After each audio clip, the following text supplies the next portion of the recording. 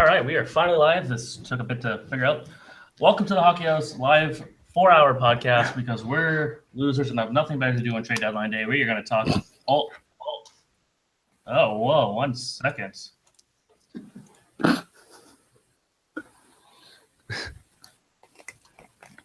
This is going on. Well. Anyways, if you guys can hear us now, we are live. Yeah, we are live with this podcast. We're having some technical issues. We are streaming on YouTube and Facebook and everywhere else. So, so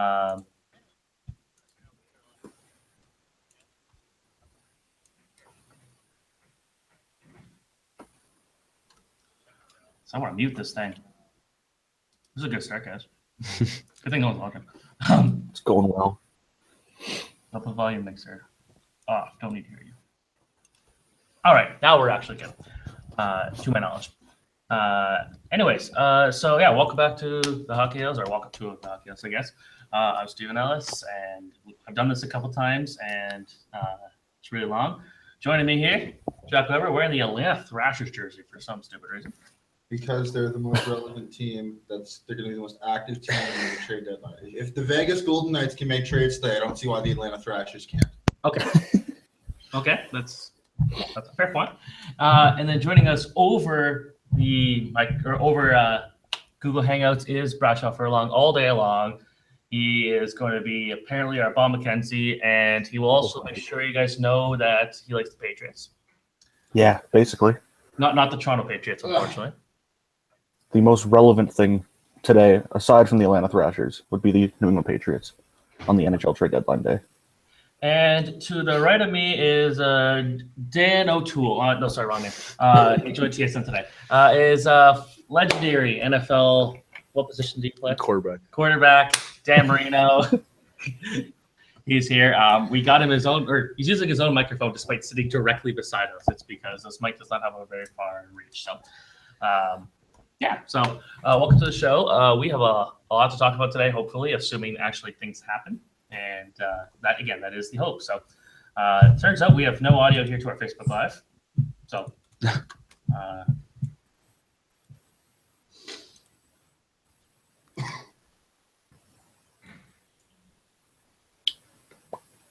we are still testing this. And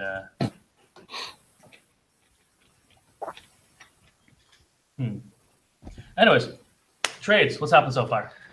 Well, we got a big trade. Nothing. Hey, not nothing. The Colorado Avalanche acquired Brendan Ranford from the Arizona Coyotes for Joe Whitney. I think you mean the San Antonio Rampage acquired.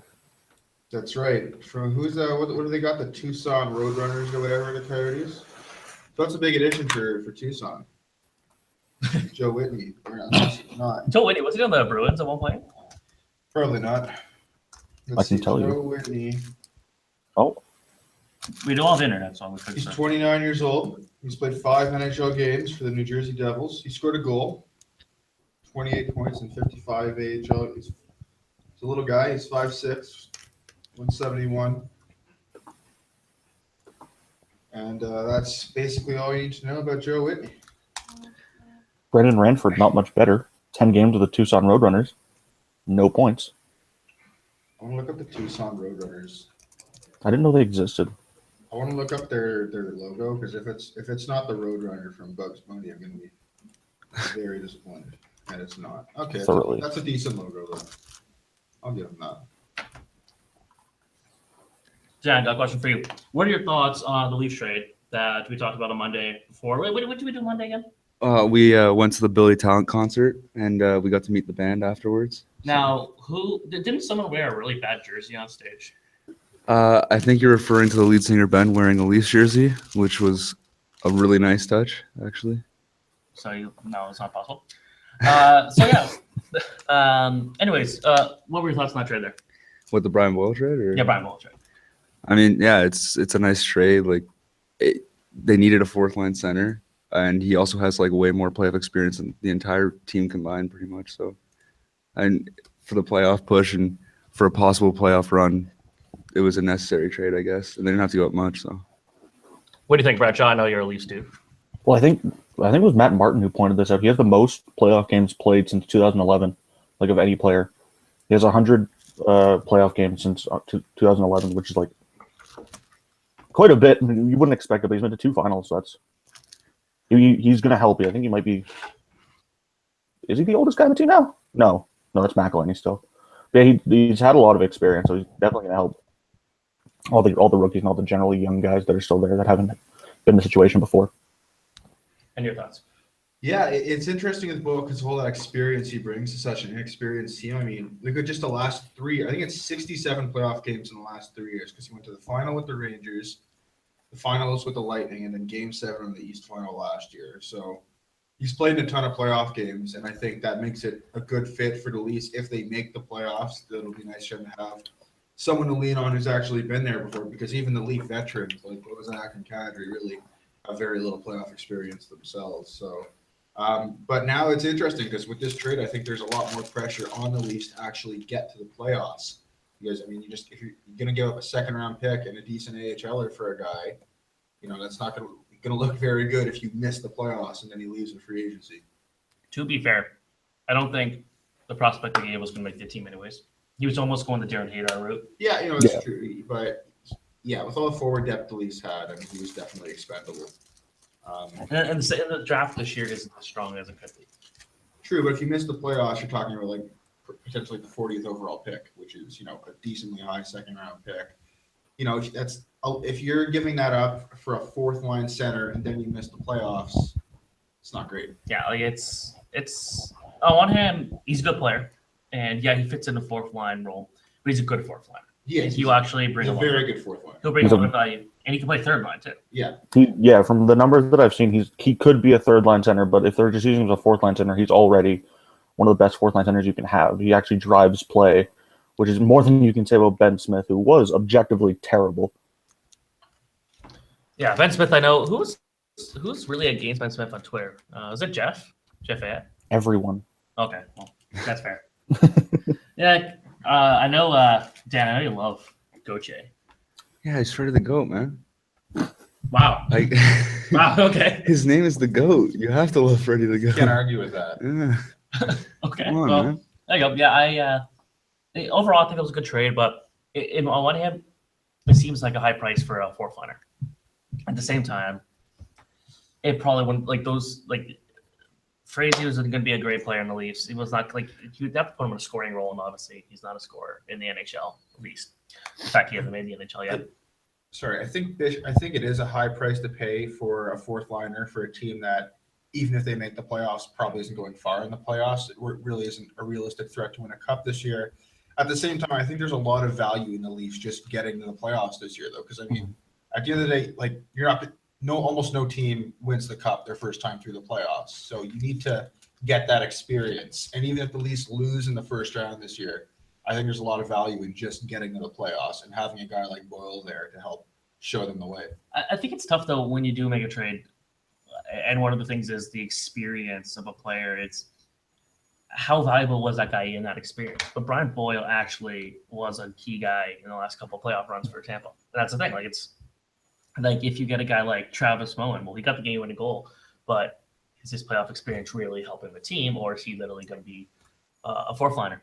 And anyway, so we're looking here. It looks like Sean Couturier has come off the ice. Yeah, I saw that. Who knows if that means anything? But anyways, we're all keeping a look at what's going on for NHL Trade Deadline Day. I'm actually not as much, but got Jackson on Twitter, got Dan on Twitter, got Bradshaw doing absolutely nothing, and yeah, I do know things. yeah. So, anyways, do you want to quickly ask what are your thoughts on Jay and Dan returning to TSN? Was that official? Yeah.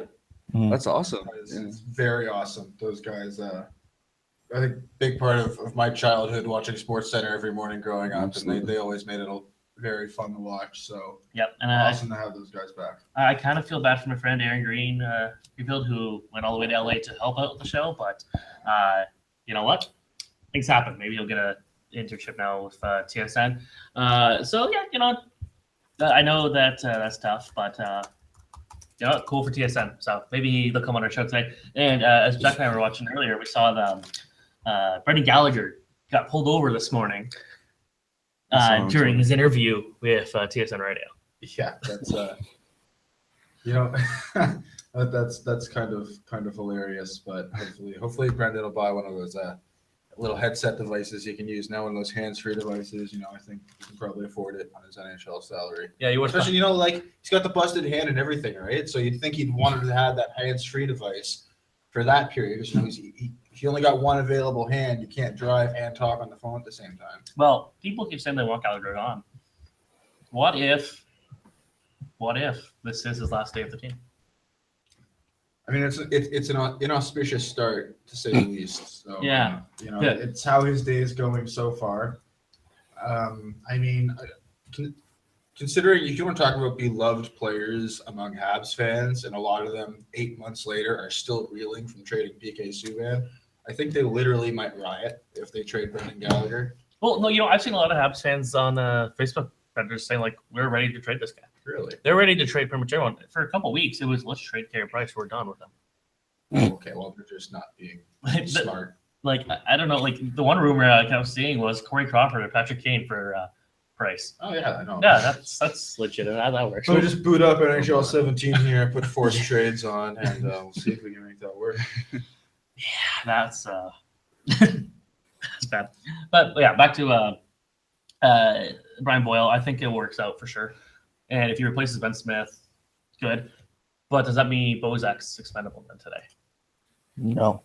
Well, the thing is, they were trying to acquire Filppula too, and Filppula blocked the trade. Yep. So, I mean, that's a lot of centers if they'd acquired both Boyle and Filppula. I mean, you got Matthews, Kadri, Bozak. Probably forgetting people if you had Boyle and Filppula in there. So, I mean, it wouldn't be shocking if they were looking to deal a guy like Bozak, I think. Yeah, like Bozak again. I want to hear your thoughts on second, Brad, and then Dan. But I would do it if the price is right. But at the same time, how much is his value right now? So he's at about 39 points this year, or 25 points. 39 points, 58 games. He's had a decent year.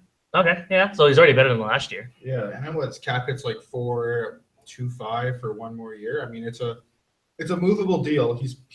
I'd argue he's earning his salary the way he's playing. I mean, he's not great, but it's not a huge salary. So he's not getting the numbers he had in BCHL. Yeah, I don't know. 128 points would be a big boost for the Leafs, but I mean, not even Matthews is doing that. So maybe we can give Tyler a break on this one. Dan, got a question for you. Is he a Leaf by the end of the day? Yeah, I think so. Like, he was talking about how they almost got Filppula in that trade. We don't know what they were gonna have to give up for him to be involved in that, right? Yeah. So it could have been that Bozak was going the other way, but now that it didn't happen, I don't see the point right now. Like, again, Brian Boyle's a free agent this offseason, so. Okay, yeah. Like, you keep him just the expectation, like, we're not gonna get Boyle back. So yeah, and maybe Boyle wants to be a part of it. Maybe the Leafs want him to be a part long term. Like, I think that acquiring him at this point, getting his experience, I think you'd almost want to keep him for at least another year. Yeah, and that's my personal opinion, because you're not going to want to keep Ben Smith around it. Sorry, guys, we've got a Bob bomb here. Okay. Bob McKenzie, by no means is it guaranteed to happen, but LA showing some interest in Jerome Iginla, and interest may be mutual. All right. So, as a Kings fan, what are your thoughts? Who doesn't like Jerome Iginla? I mean, he's not very good anymore, but I don't know how his 6 goals this season would address their scoring issues. But who doesn't like Jerome Iginla? Who was the guy that got? Was it? They replaced Mike Richards' corpse from a few years ago. But I said a couple weeks ago for DailyHub.com, I said Joe McGinley will be a very cheap acquisition, specifically for the fact that if Colorado's got respect for him and they want to move on, give him a chance to win the Stanley Cup, and just trade him cheap. Joe Sakic should be ashamed of himself if he doesn't trade Jerome McGinley today. Yeah. Oh yeah. I mean, this could be. I know he hasn't said anything, but he turns 40 in July. It's the last year of his contract. He's having a rough season. I mean, this could be it for him. I mean, if Joe Sakic is going to make Jerome McGinley finish out his career on the sad disaster that is the 2017 Colorado Avalanche, he should be ashamed of himself. If all you can get for him is a 7th-round pick, it doesn't matter. He doesn't have any value to you the rest of the season anyways. Trade him, get whatever you can for him, even if it's basically nothing. give him a chance to win a cup, open up a spot to call someone up from the AHL to play. And there's no reason for Jerome McGinley to still be an Avalanche by the end of the day. Does he have more points than Steve Ott? Yes, Steve Ott has. Would not be Steve surprised. Ott has 6 points in 42 games. Jerome McGinley has 18. He's picked it up a bit lately. Last I saw, he was at 12 points. Now he's at 18. 8 goals and 10 assists. He really picked it up when he needed it, I guess. So Yeah, just last-ditch effort to boost his trade value from a 6th to a 5th round pick. remember when 2013 he was the guy to trade for? Remember, Calgary still got basically nothing for him from Pittsburgh. Yeah, Like Calgary, if Calgary couldn't get anything for him 4 years ago, I don't think Colorado's getting anything for him today. and Colorado's going to get a first rounder and conditional ends up getting AHL more. team. Yeah, But I don't know. McGinley, I can see. I really still think Montreal will go for they'll go for either him or Yager. well, Darren Drager just tweeted here that the Habs are one of the most interested teams in Redeem Verbata. Bradshaw, what are his stats? Radon Verbata's stats? Yes.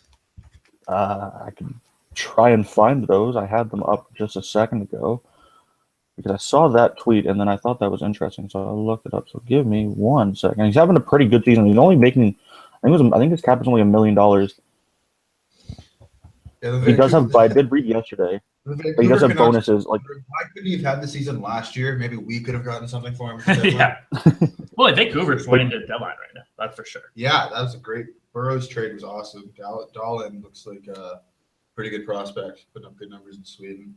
Yeah, I'm trying to get a Good Vancouver. return for Hansen. That looks good too. Yeah. Oh, that was a great deal. Because the Goodobin's really good, and I love that deal. That was a good one. But yeah, Verbata is at 47 points in 62 games, and for comparison, last year in 63 games with Vancouver, he had 27 points. So wow. he's having a considerably better season on a much worse team. Wow. So 47 points would place Verbata third in scoring on the Canadians behind. No, 47. He would be second. Radulov has 46 points. Wow. So Verbata, I mean, safe to say, would be a strong addition. I mean, they could use scoring up front. Shea Weber is their third highest scorer with 37 points. So beyond Pacioretty, Radulov, and Galchenyuk, I mean, they don't have much scoring. Gallagher has really struggled since he came back from his broken hand.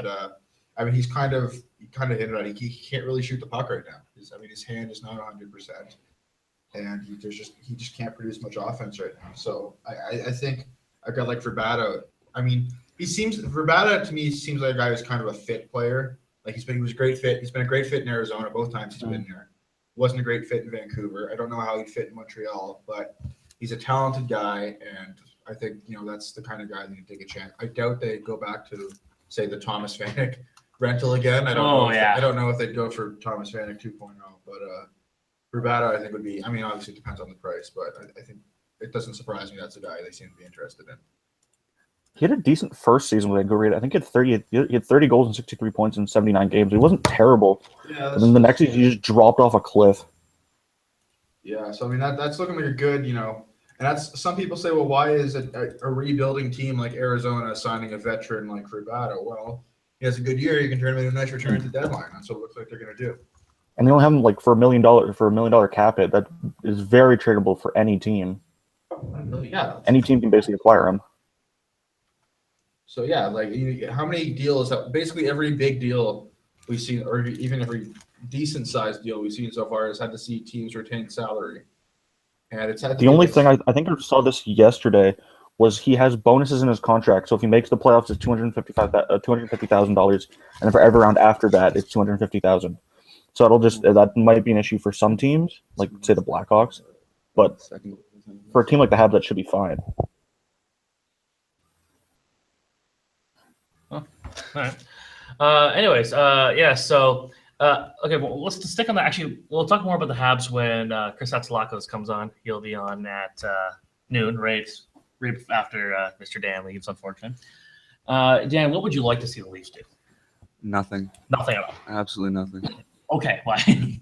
Well, they don't need to make any trades right now. They're building for the future, right? And they've been, for the most part, doing it the right way. Like he said before, they'll probably make the playoffs, but they're not really a real cup contender right now. So I don't see why they wouldn't just stay the course. So we'll look up the prospects to bring in somebody who, if they keep someone long term, like a defenseman. Like they obviously can't get Shank hurt now. The one guy I thought that Leafs should go for is a guy who actually is not playing very well and needs to change of scenery, which is Jamie Alexiak. And he's a guy who won't be expensive, and actually probably could have been involved in that. If they could have traded Frazee for him. And yeah, he's been a guy who's been a healthy scratch a bit this year. I believe he's been injured twice and suspended once. So he's been kind of all over the place this year.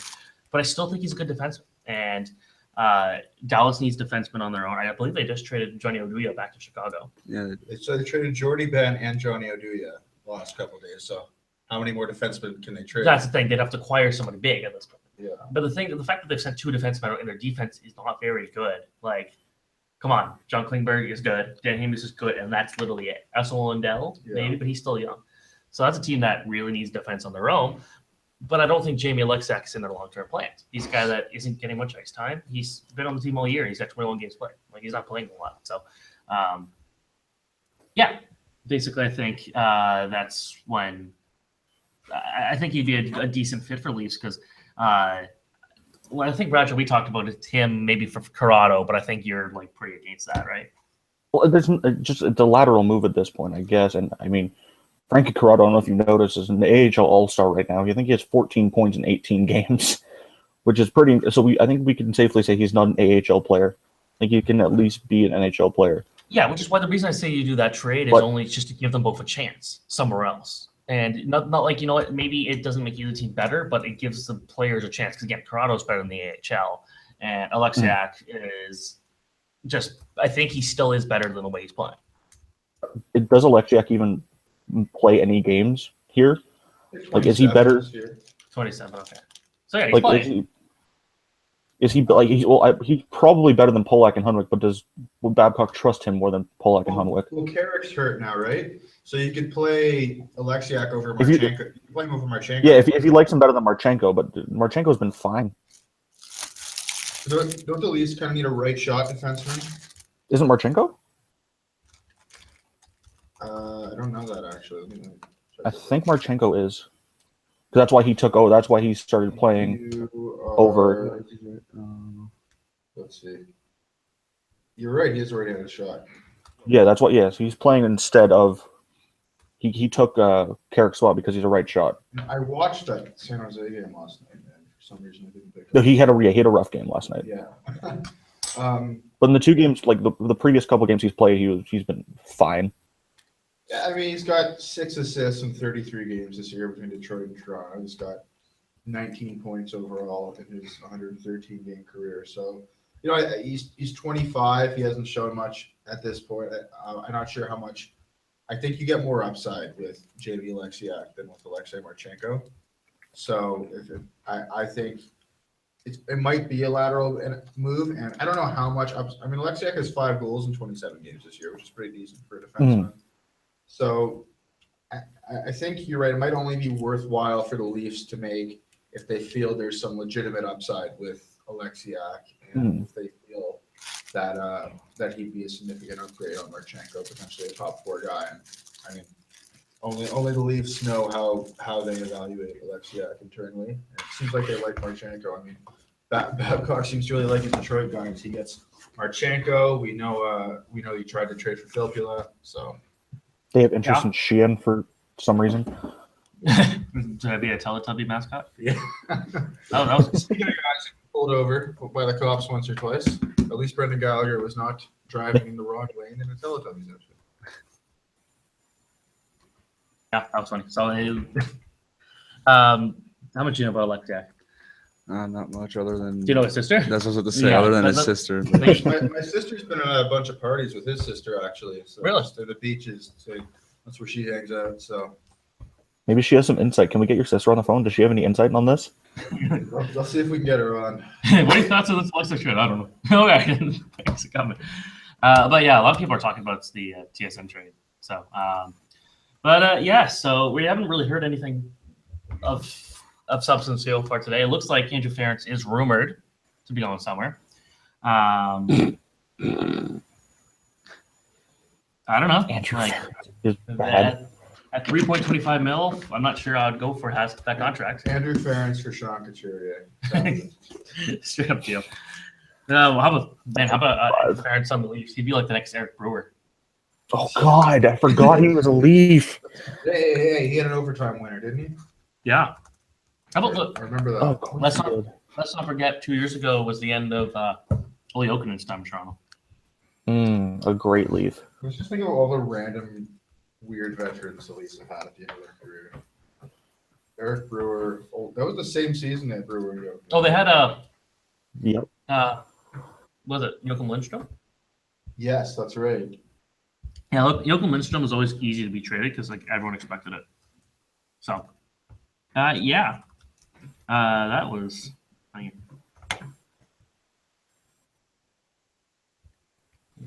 What do we have?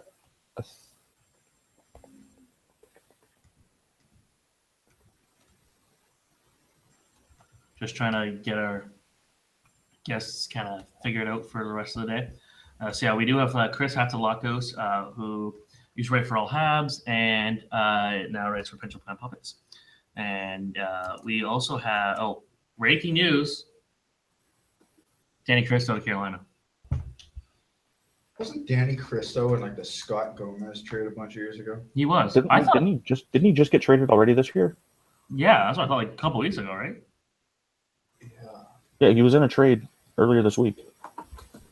Okay, maybe I'm saying this wrong, but it says Danny Cristo.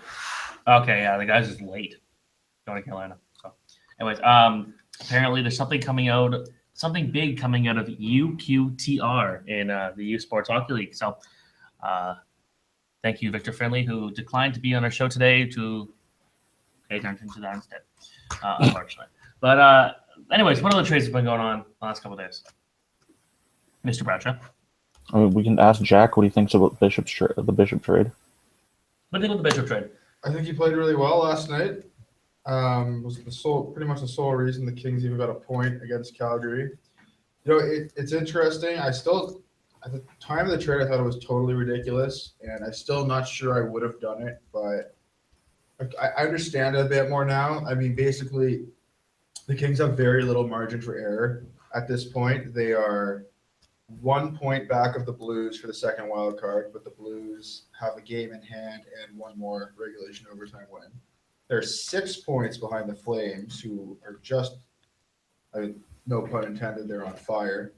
They do have a game in hand on Calgary, and 3 games left against Calgary. But the Kings, they haven't played well since the All-Star break. I think they're two wins in 8 games since the break, and they want to ease Jonathan Quick back into the lineup. They don't want to push him too hard and give him the workload he had the last couple of years, but at the same time, they really need to win hockey games. And you know, as good as job as Peter Budaj did for them this season, he'd started to look a little worn out lately. She basically started every game for them because they had zero confidence in Jeff Zatkoff. And you know, Ben Bishop. I mean, you know, as good a job as Peter Budaj did, Ben Bishop is, you know, a legitimate elite NHL goaltender. He's having a bit of a tough season, but he picked it up lately.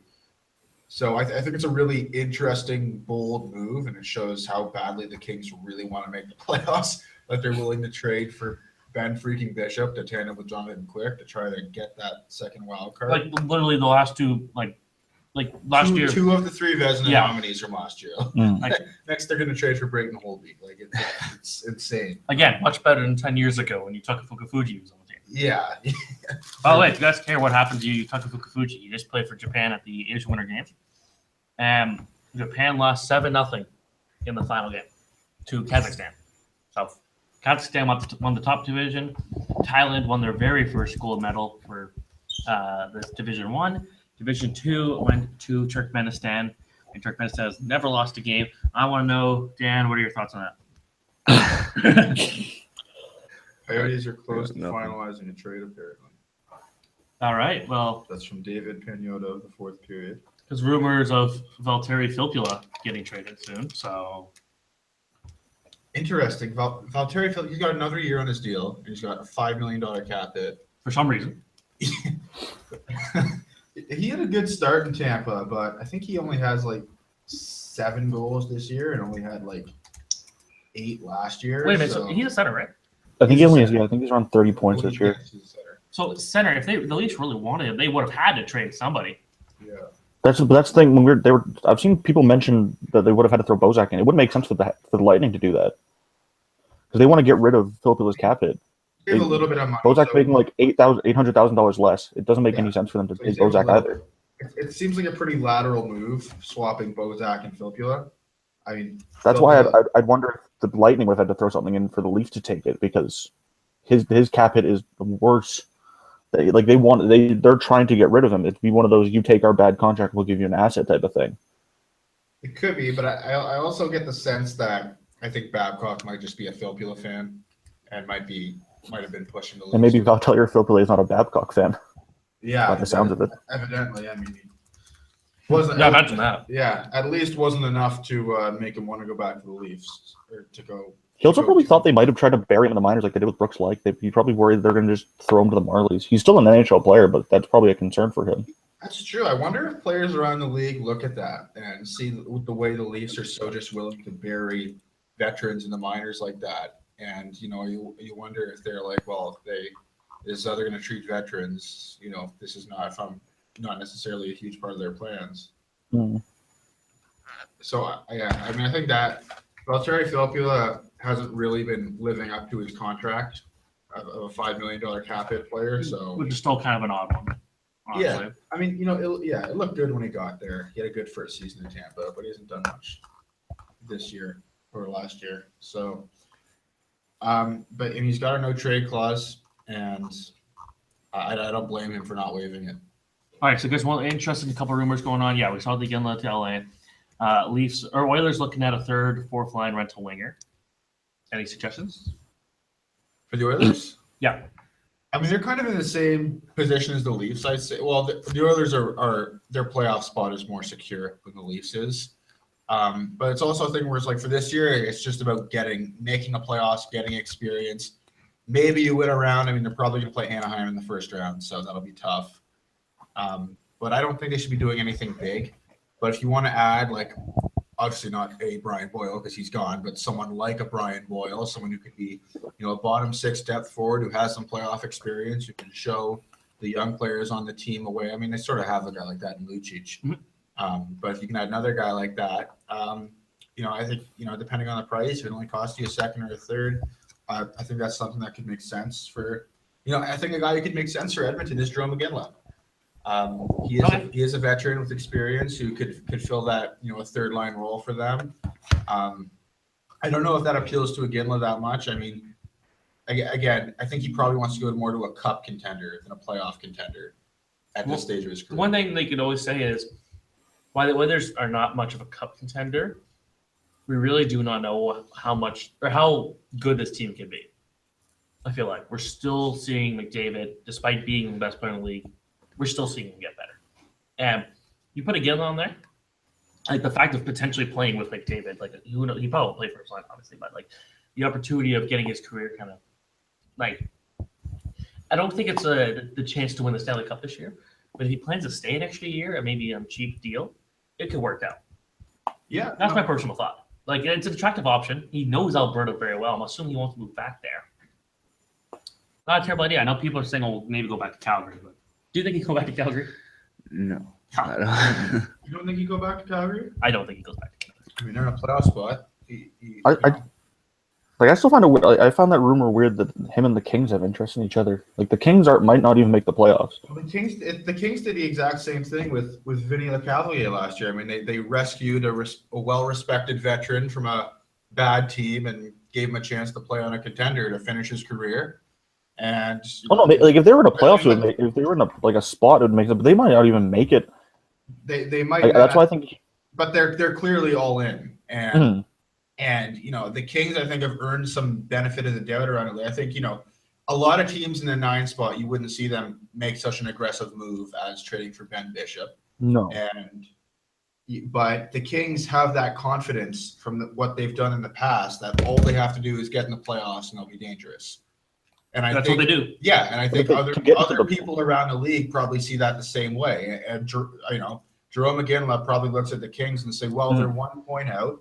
All we got to do is get in, and we'll have a shot." Plus, they have 2 amazing goalies right now. Yeah. Plus, Like- they just traded for Bishop. People noticed that. People see a Quick Bishop tandem, and I know a lot of like Jonathan Quick's a bit of a divisive figure on the internet in terms of how good he actually is. But I think he's someone who around the NHL, around players, has a very good reputation. Mhm. And I think the same thing can be said about the Kings. So, and chance to reunite with Daryl Sutter, who he had in Calgary. So I'm not shocked there's a fit there, and or if they get something done for a reasonable price, I think that's a situation I wouldn't be surprised if he does waive his no trade clause to. Well, what about Vanek to Edmonton? Vanek to Edmonton? Yeah, that's a good scoring winger, It's true. and his value is not as high as it's been in recent years. I don't know if that's exactly the guy. I mean, it depends on the price, but that's a legitimate top 6 forward. Yeah. Like, he might be too rich for them though.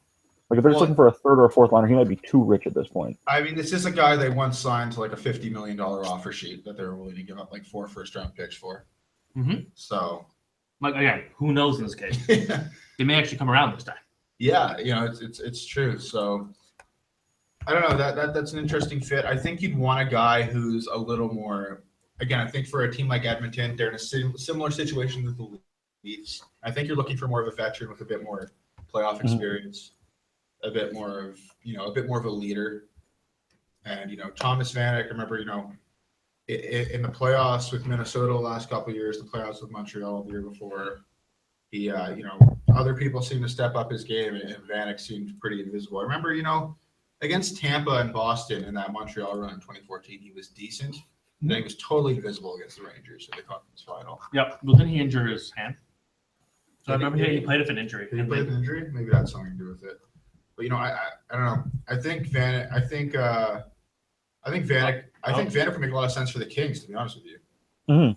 I I was gonna say I think because if they're thinking about adding someone to try and get into the playoffs, and like They just need to get scoring. in, They need scoring. you need to. I'd prefer you're the Kings fan, but if I was a Kings fan, I'd want them to get someone who could move the needle more than Jerome McGinley would. Yeah, and Ginla's a feel-good story, and Lombardi, Dean Lombardi loves getting his veterans like that. I did it with the Cavalier last year, Mhm.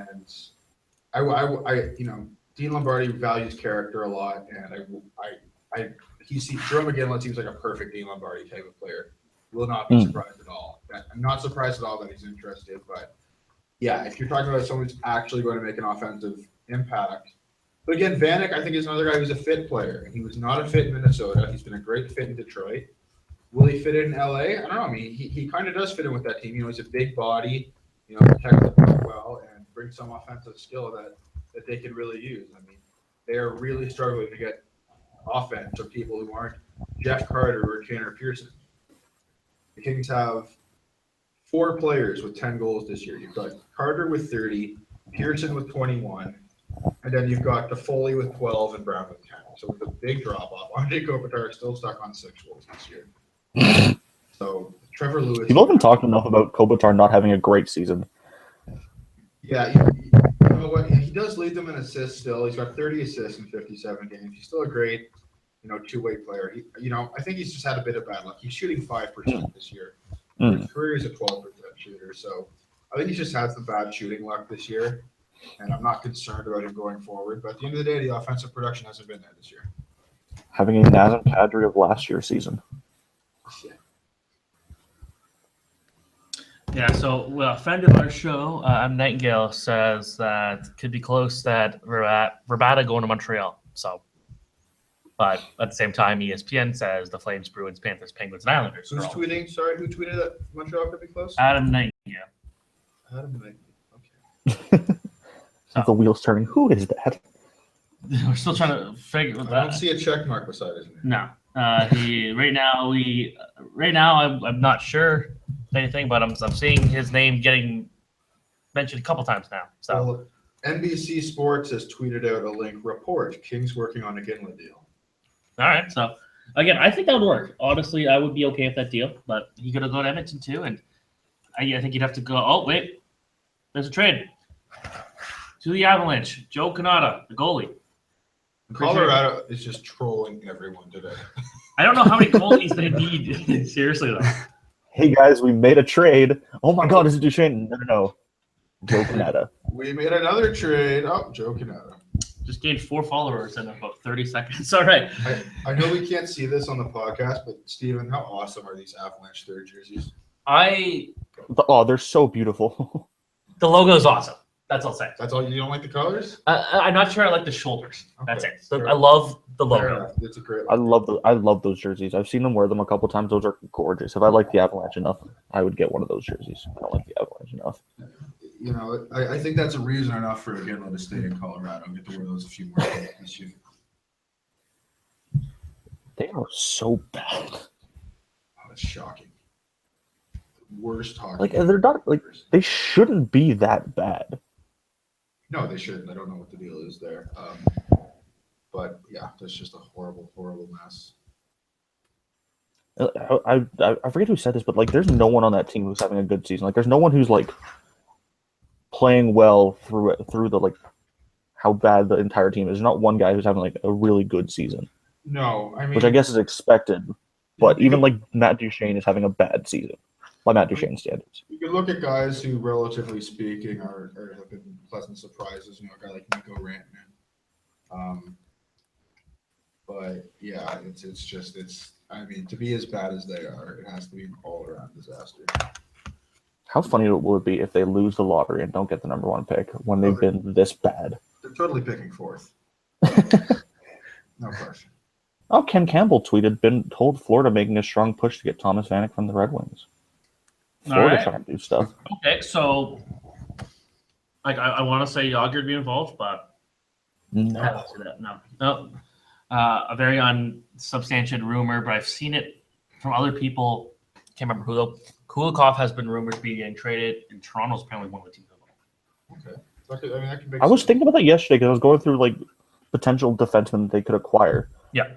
And Kulikov would make, I guess, some sense. He's not great, but he's a body, and he's probably better than Polak or Hunwick or Marchenko.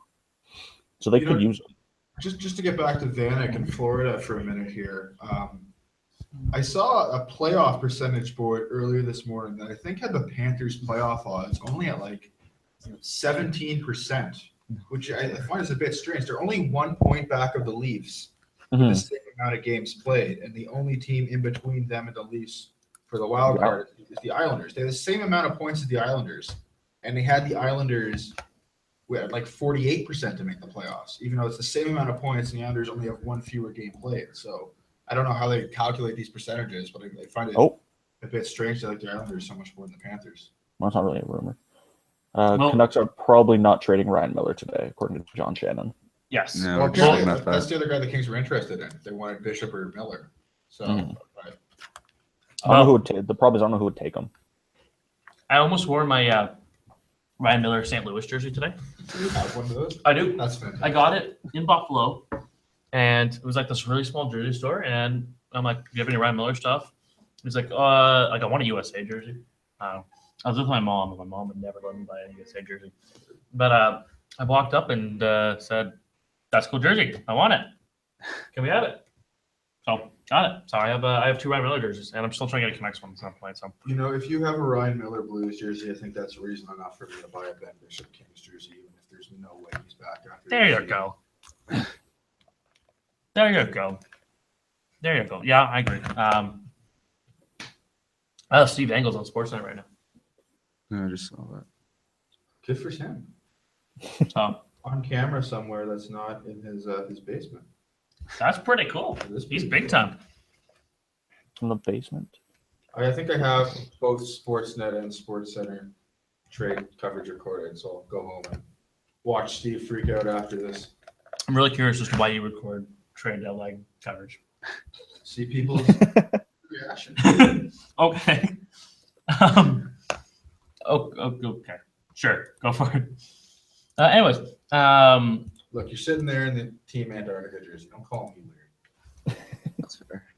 I'm not the weird one here.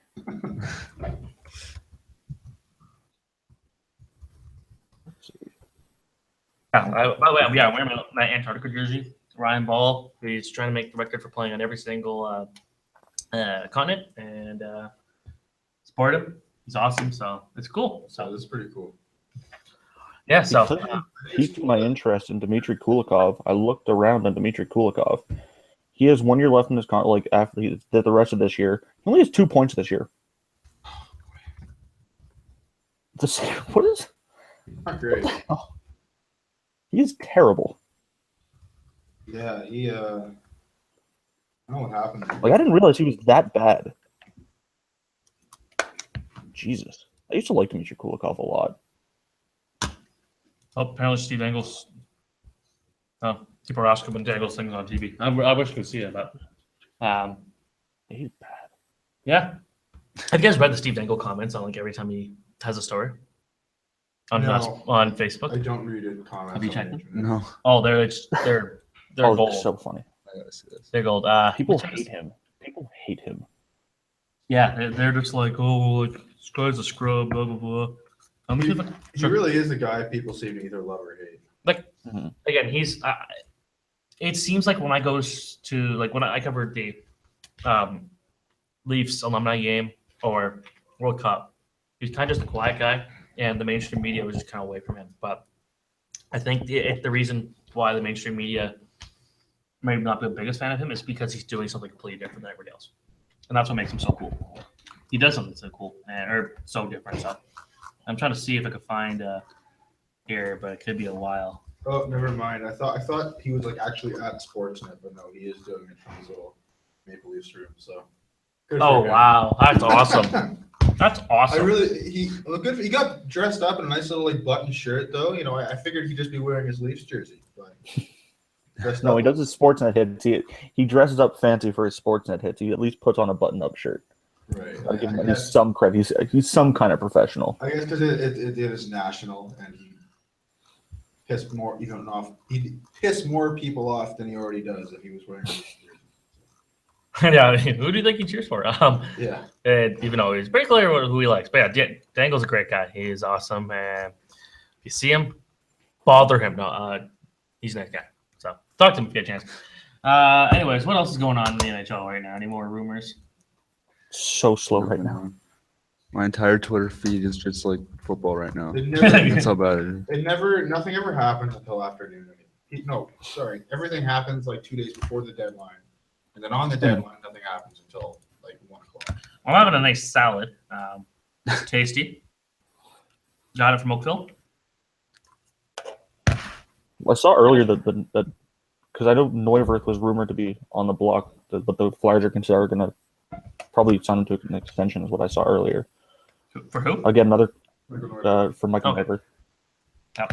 Another guy where I don't know where he would go. I So don't know who would take they're him. probably going to let Mason go. Well, Eiserman said when he was talking about the Bishop trade, LA is the only team that made an offer for Bishop. So Like, there's not a goal. There's no goalie market. I mean, the teams that need a goalie are not in the playoff race for the most. I mean, Brian Elliot Elliott's Friedman. picked it up a bit. Do we have something? Elliot Friedman said Vanek is going to Florida. Oh, For I who? wanted him.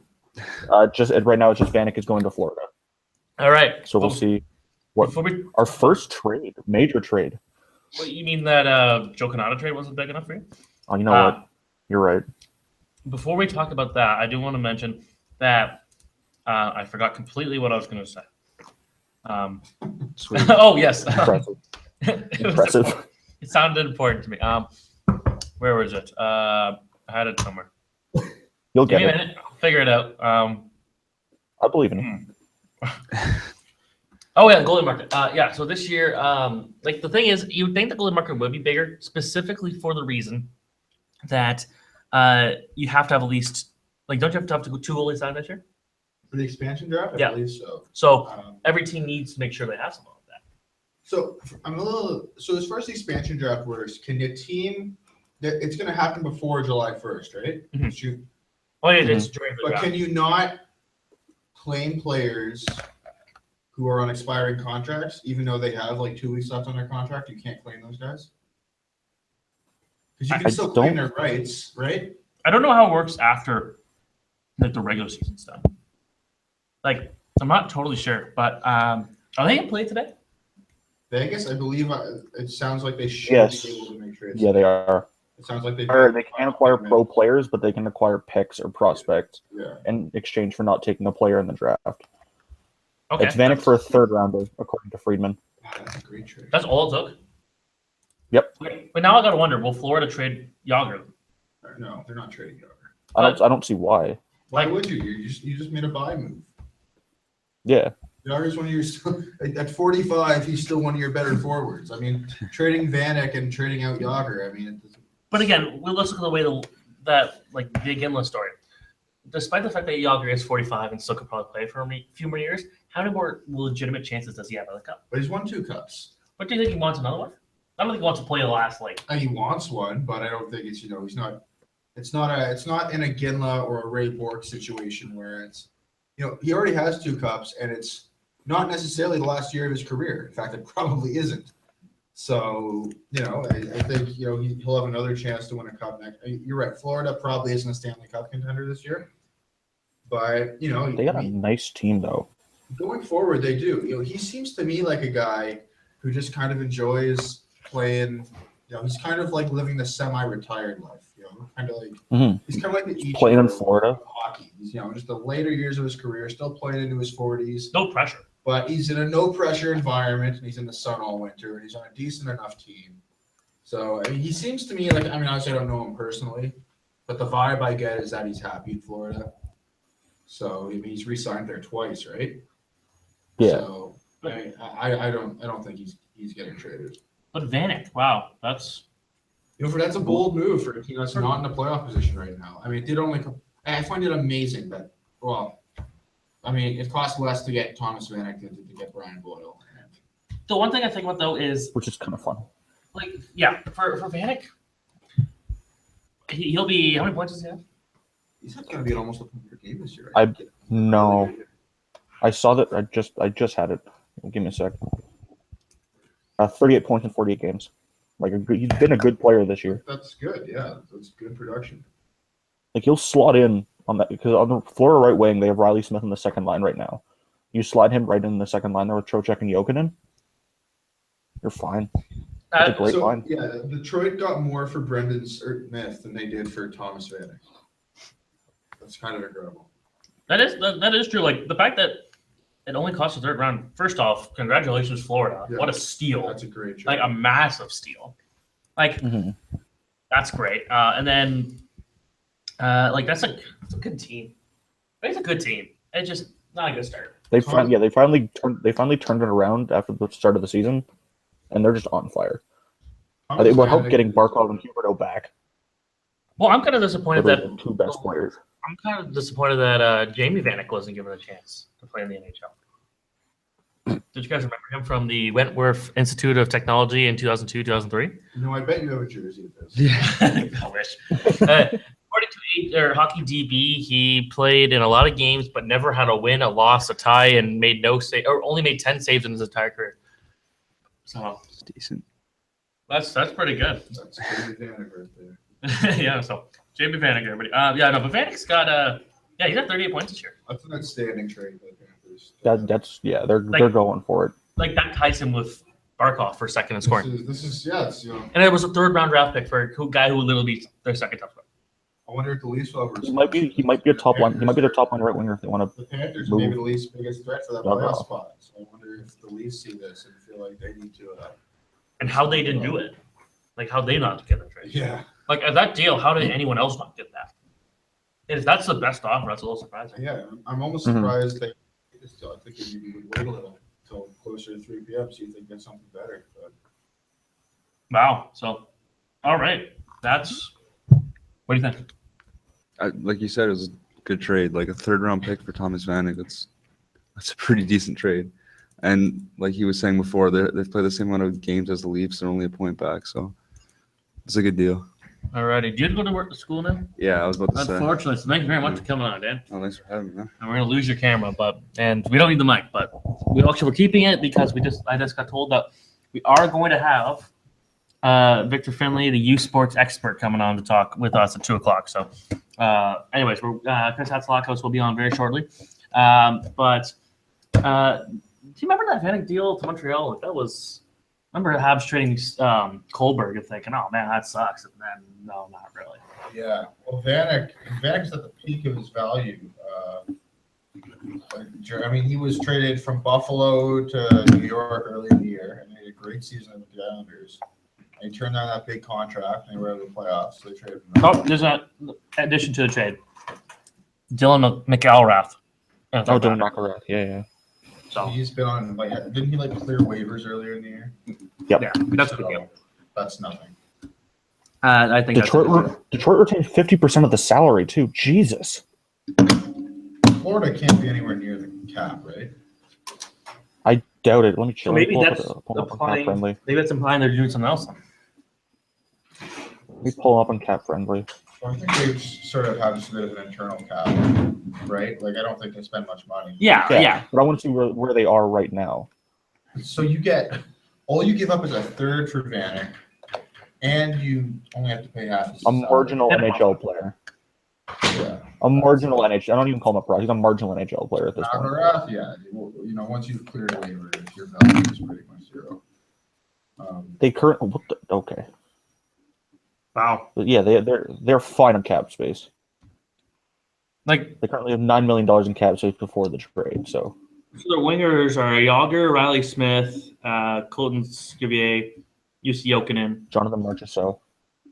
Huberto. Well, Marchessault is technically a center, but yeah, he could put one. Yeah, they have him on the wing right now. Seth Griffith. Wait, no, isn't he gone? No, he's on the Marlies now. He's a Marley. Yeah. Yeah, that's one guy off. So, all right, Vanek's been traded. Like of the guys that of the guys on the list, I went through the fourth period's top 25 players to that are available. I don't see many that are like guaranteed. I assume Vanek was gonna get traded today. Rabada's definitely going, and then Iginla would have to go. Other than that, like there's no one for sure probably going today. Oh, Joe Canada. Like that was a trade that everyone expected, right? Mhm. So, Like I'd be interested to see if Shane Doan wants to leave. well, look, okay, he's a guy that I feel like if getting traded could be expensive, and I feel like that'd be a terrible idea. I don't know why though. He's not good. I know, but the rumors have been that he is expensive. So, It makes oh god, he's so frustrating. Did you guys see like his thing after Hansel got traded? for who? Yeah, Like, I he find didn't- it so strange that with all Shane Doan has put up with in like 20 years in Arizona, that trading Martin Hansel was the final straw for him. Yeah, I get that he's been with him for some time now, but you've been here for so long. You know the deal. You know that they're bad. You know they're going to start trading guys to get better, to get assets. And you know, it's not even about understanding. Yeah, it's not even about understanding the way Arizona works. It's you're 29th in the NHL league. You're not close to a playoff spot. Hansel's a pending UFA. Like that is a prime going to get traded guy, especially for a guy who's a big-bodied center. That's a guy who has value. I forget who said it last year because I remember Dome came up last year in trade conversations, and there was the rumor that he didn't want to leave, like he wasn't going to waive his no trade clause to leave the Coyotes. One, that's just hurting the Coyotes. You're like harming them in the future. They get assets back. Two, they do not want to win. I You have a chance to be a playoff team. I get that he wants to stay there, but like at the same time, they're not going anywhere. Don't you want to have a chance to play in the playoffs? Yeah, and that's the thing I guess Shane Doan has to decide is, what's more important? Is it loyalty to the Coyotes and spending his whole career with that team? Or does he want to take a shot at the cup before it ends? Because he's really had very little opportunity. I think in his whole career, he's been out of the first round of playoffs once. And most times he hasn't been to the playoffs. And he's been there for 20 years, and they've given him nothing. He's been there 20 years, and he has 55 playoff games. Yeah. Like, don't you want to go somewhere where you can experience the playoffs, deeper than 16 games? Evidently, some guys' comfort is more important. And, I guess for him, he's someone who he's happy in Arizona. He likes it there. He wants to be loyal to the team. And I understand all that. I just, it's a little weird to me that them trading Martin Hansel upset him so much. Mm-hmm. Yeah, that is an odd one. But Oh, someone from ESPN. The New York Islanders are talking with teams with Josh Hosan. which could be interesting because they just called him up, didn't they? Like today, like they called him up yesterday and sent him back down, and I think today again they called him back up. So he could be interesting. He's having a good AHL season. Yeah, he's an interesting guy. I mean, he's everyone, is people kind of question his character a bit. I mean, he had this sleeping in thing in training camp, and his value dropped at the draft because people seem not sure about him. But he's got skill, so it's interesting. I mean, he hasn't played an NHL game yet. So, and you think that they could probably use him? Like if he's actually he's having a good AHL season, you want to give him a shot in the NHL, see what you have before even like. And if you're gonna trade him, you didn't even get to find out what he was as an NHL player. I guess they must really not like him as a person. Detroit now has 4 third-round picks this year. Holy crap! They had Toronto's for Babcock, the Rangers for Smith, the Blackhawks for Yurko, and the Panthers for Vanek. I think they have like 10. They got the same return. They got the same return on, generally the same return on Yurko that did on Vanek. Huh. Yeah, it's that's I get that Yurko's younger, but Vanek's also a better player. And there's been all sorts of talk that Detroit wants to keep Vanek and potentially re-sign him in the summer. Yeah, there were conversations about that. So, I think that's something they had to weigh here is how much do they want Vanek back? Obviously, he's been a good fit there. How much does trading him hurt their chances of re-signing him in the summer? Because, right now, I mean, I believe Vanek said he was open to staying in Detroit. And why not? He's been a good fit there after he wasn't with Minnesota. And so, he's got good feelings about Detroit right now, even though the team hasn't had a good season.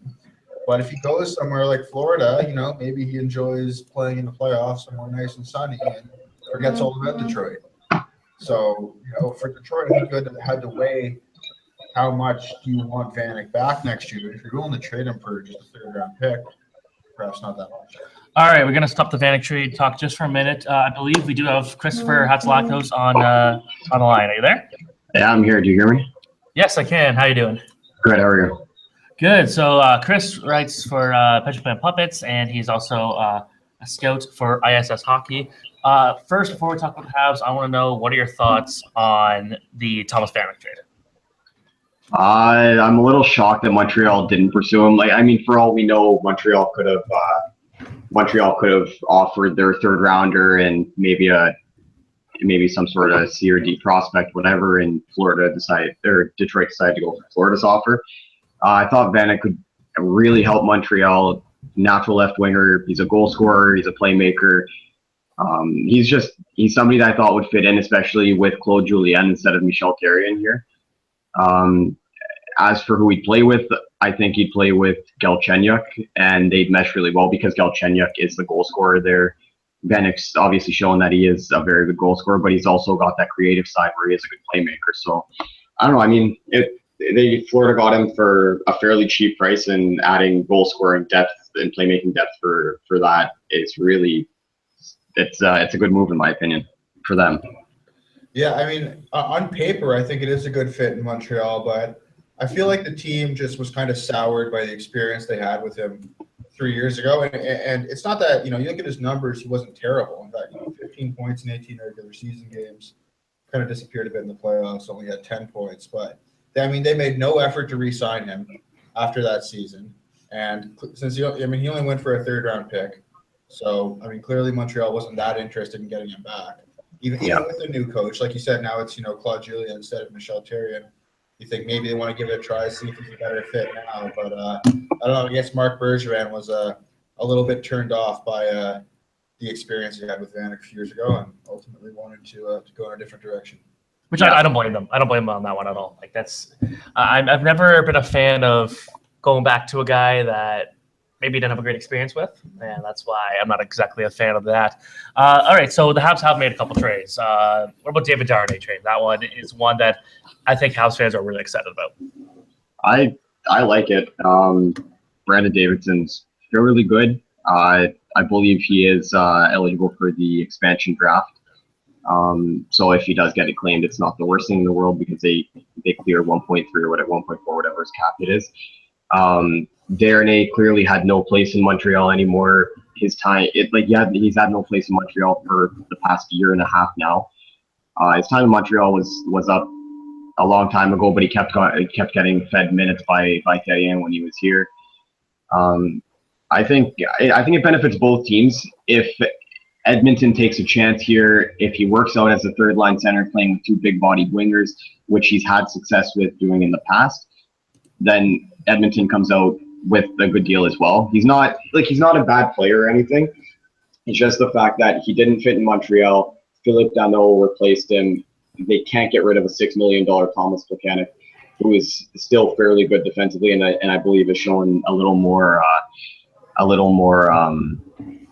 under Julien here, right? So I mean, I think it benefits both teams, and you never know. This may open up something for Montreal to trade one of their other left-handed defensemen, either Emlyn or Beaulieu, and potentially pursue something bigger. So I think it's actually a fairly decent trade for both teams and could work out well for both. I think that's a good deal. I like the fact that it looks like Montreal could do something with the defense. And Brendan Davidson's a good player. I've seen him play a couple times, and he's a safe pick. And David Darnay just wasn't working there, so I think that deal works. So, and I think that's the most interesting part about the deal is there's something else up now because you just got Jordy Ben, you just acquired Nikita Nesterov a little while ago. Now you're adding Brandon Davidson to the mix as well. So you've got 8 defensemen on your roster now. Those 3 guys, Amelin, Petrie, Beaulieu, Marco, whoever. So now it's like, okay, is something else cooking here? And I think that's Brandon Davidson, with all due respect, he's a fine player. Nothing too exciting. Nothing that's really going to do anything. So I think that's the most interesting aspect of this trade is does this lead to something else? Yeah. Well, I can see it happening. I mean, Bergevin manages very often to pull a deal at a left field. I wouldn't really be surprised if he goes after one of the big fish, which is Landeskog or Duchesne. I can completely see it happening, and I wouldn't be surprised if say Beaulieu is part of that. I can say that according to Andy Strickland from St. Louis, Rene Bourque has been rumored to be going to Calgary and Montreal. No. Wow. Why? No. I don't see a value in that unless the Bravada potential deal is falling. Rene Bourque isn't even like a fallback plan. Talking about the fact that you think the Habs would be soured on Vanek because of their experience with him. Why would they have any interest in reuniting with Rene Bourque? A guy who's literally got 13 points this year, and that's the best he's had since 2013, 2014 when he was on Montreal. He had 16. And he also, Andy Strickland just said that some talk of Montreal having interest in Shane Doan. Again, I've heard that a little bit. I can see that. If you guys want to hear waiver news, everybody has been claimed except for Joseph Cramarosa from the Anaheim Ducks. He has 10 points, and that is good. So, Simon Semberg from the WHF says that it seems like he's okay with the deal of the Vanek deal. Going back to that one quickly, because he doesn't believe in second turns. Look at Shane Corson, Ryder, Brisebois, Schneider. I do kind of have to agree with that one, but he does say the Howie Morenz trade in 1936 didn't work out for the team. I don't have enough analysis I don't know enough about hockey in 1936, so I can't give you an answer. I was in my prime back then. I don't remember know that like the back of my hand. Yeah, unfortunately, Hong Kong wasn't playing hockey, so I had no reason to pay attention. But what else has Montreal done recently, and what do you want them to do? Personally, I'd be interested to see if they'd actually really pursue Duchesne. I feel like that's a perfect fit. He'd fit like a glove in Julien's system. Montreal needs a top 6 centerman, and Duchesne is money in the faceoff circle. The one thing I did want to say, though, is the fact that Montreal can't really afford to give up Mikhail Sergachev now, and that may be a sticking point for the Avs. And I mean, for every reason it should be, because Sergachev's got all the makings of a potential top pairing defenseman.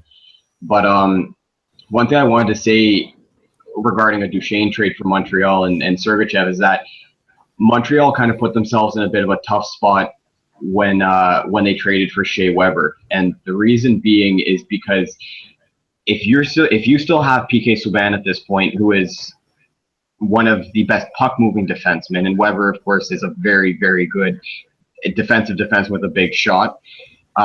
You can afford to move Sergachev because A, PK's younger, B, he's your puck moving guy, so you don't need to have a puck moving defenseman to play alongside him. They may not work together. But with Weber and Montreal's lack of depth on the left side, keeping Sergachev might be in their best interest because he is likely the figure that's going to keep Weber effective until he's in his late 30s. So that was just one thing I wanted to say on that. But again, Duchesne is would probably be the best fit in Montreal. That's kind of who I want to see them pursue. I can imagine the package is going to be huge. And somebody asked me on Twitter the other day what I'd give up for Duchesne, and I said any package of futures not named Mikhail Sergachev. So if they can manage to pull it off, I probably put them up there with Washington and Pittsburgh, and that has a reason to do with how Carey Price is playing as well. If he regains form as to how he was 2 years ago, and Montreal upgrades their biggest position of need and potentially a left winger, then they may very well sneak out of the East. Yeah, I think, Duchesne is the home run for Montreal if they get that today. And I mean, that's shooting for the stars, and I think that's probably going to take a package. I think it's going to have to be headlined by either Boyo or Sergachev, and then you're throwing in a first-round pick, maybe another prospect. It's going to be a big deal. If at the end of the day, Bergevin decides he can't quite stomach what Colorado's asking for, then, I think going back to a guy like Verbata makes a lot of sense. And someone people aren't really talking about much is Patrick Sharp. And he seems like a guy who's very likely to be dealt. I mean, Dallas is clearly in selling mode. They're clearly giving up. Sharp's a pending free agent. He's had a bit of a rough year. He's had some injuries, just 15 points in 35 games. But, just a year ago, he had 55 points. He's got 3 Stanley Cup rings. He has so much playoff experience with Chicago. I'm a little surprised there's not a little more talk around Patrick Sharp. There's one thing about his injury. I was going to say, I saw earlier today that he's unlikely to get traded because he's been hurt. Like, his health isn't good enough. Is he hurt right now? And he might be, but okay. I remember, I forget where I read it. I'll see if I can find it again. I'll check someone it. mentioned that. Someone checked. I knew he was hurt earlier, but I thought he'd returned. I didn't know he was still dealing with something. Yeah. I think I found the tweet. Give me a second.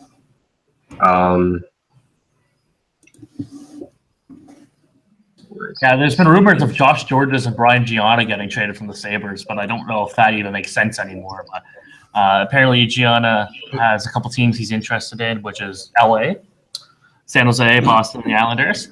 And then there's Georges, who, again, I don't know how much trade value he's got at almost $4 million, 32 years old, and just not playing great. So, well, Gianta is at 13 goals, 29 points this year. I mean, he's not. But he's on a $4.25 million deal. Yeah, so Buffalo would have to eat salary if a team like the Kings were going to get him. As for Sharp, sorry, Renaud Lavoie was who tweeted that his health isn't good enough for him to be traded today. Okay, well, that's too bad for Dallas and for Patrick Sharp, and also for everyone because it makes the trade deadline a little more boring. Yeah. Okay. I don't think there's a chance Josh Georges gets. If he has a year left in his contract too, at almost $4 million. Year on that? I know Gianta's a pending free agent. Yeah, But Georges has one more is year after this at 3.9. So I don't see any way Georges gets traded. No, that's one of those trades where it'd be to a team who has a lot of cap space, and they'd have to give up an asset as well. So if Buffalo trades Brian Gianta, are they clearing the way for Jack Eichel to be the next captain, or is it Ryan O'Reilly? I'd have to assume it's Jack Eichel. Yeah, you want to go with Eichel. Yeah. Yeah, you'd want to go with Eichel because he's the he's their star, and O'Reilly again, he's had off-ice issues. Small, not a lot, but yeah, do make Evander Kane your captain. Evander Kane. Speaking of the Sabres, John Vogel on Twitter goes, one Sabres name to keep an eye on aside from UFA's Tyler Ennis. He's on the Sabres fourth line. He's a 3-time 20-goal scorer who can help some teams. His cap hit is give me a second. I'm just checking it out. Yeah, like the one thing you got to be Or careful. something, I think. Yeah, the thing, 4.6, and he has 2 years after this. You know, a few days ago at the NBA trade deadline, the Los Angeles Lakers acquired the basketball Tyler Ennis, and the LA Kings tweeted out, "Welcome to LA, Tyler Ennis," with a picture of the hockey playing Tyler Ennis. And I hadn't heard that basketball Tyler Ennis had been traded, so I kind of freaked out for a minute. But then they did put a hashtag Lake Show after it. So, I mean, I didn't see that till I already kind of freaked out a bit. But I can't. the Kings, as they like to do, were trolling people on Twitter a bit. But I can't see Ennis going anywhere. If he has 2 years so left good after for this, a while, but he's really fallen off the last couple of years. I mean, I know he's had a ton of injuries. He's had a ton of injuries. Last year he had 11 points in 23 games. This year it's 9 and 32. Yeah, that's too bad. At 4.6, that's another one where you have to give up an asset to get him off your team at this point. I mean, those really bad Sabres teams they had for a couple of years, Ennis was like really the only bright spot. And okay, he's 27. Jesus.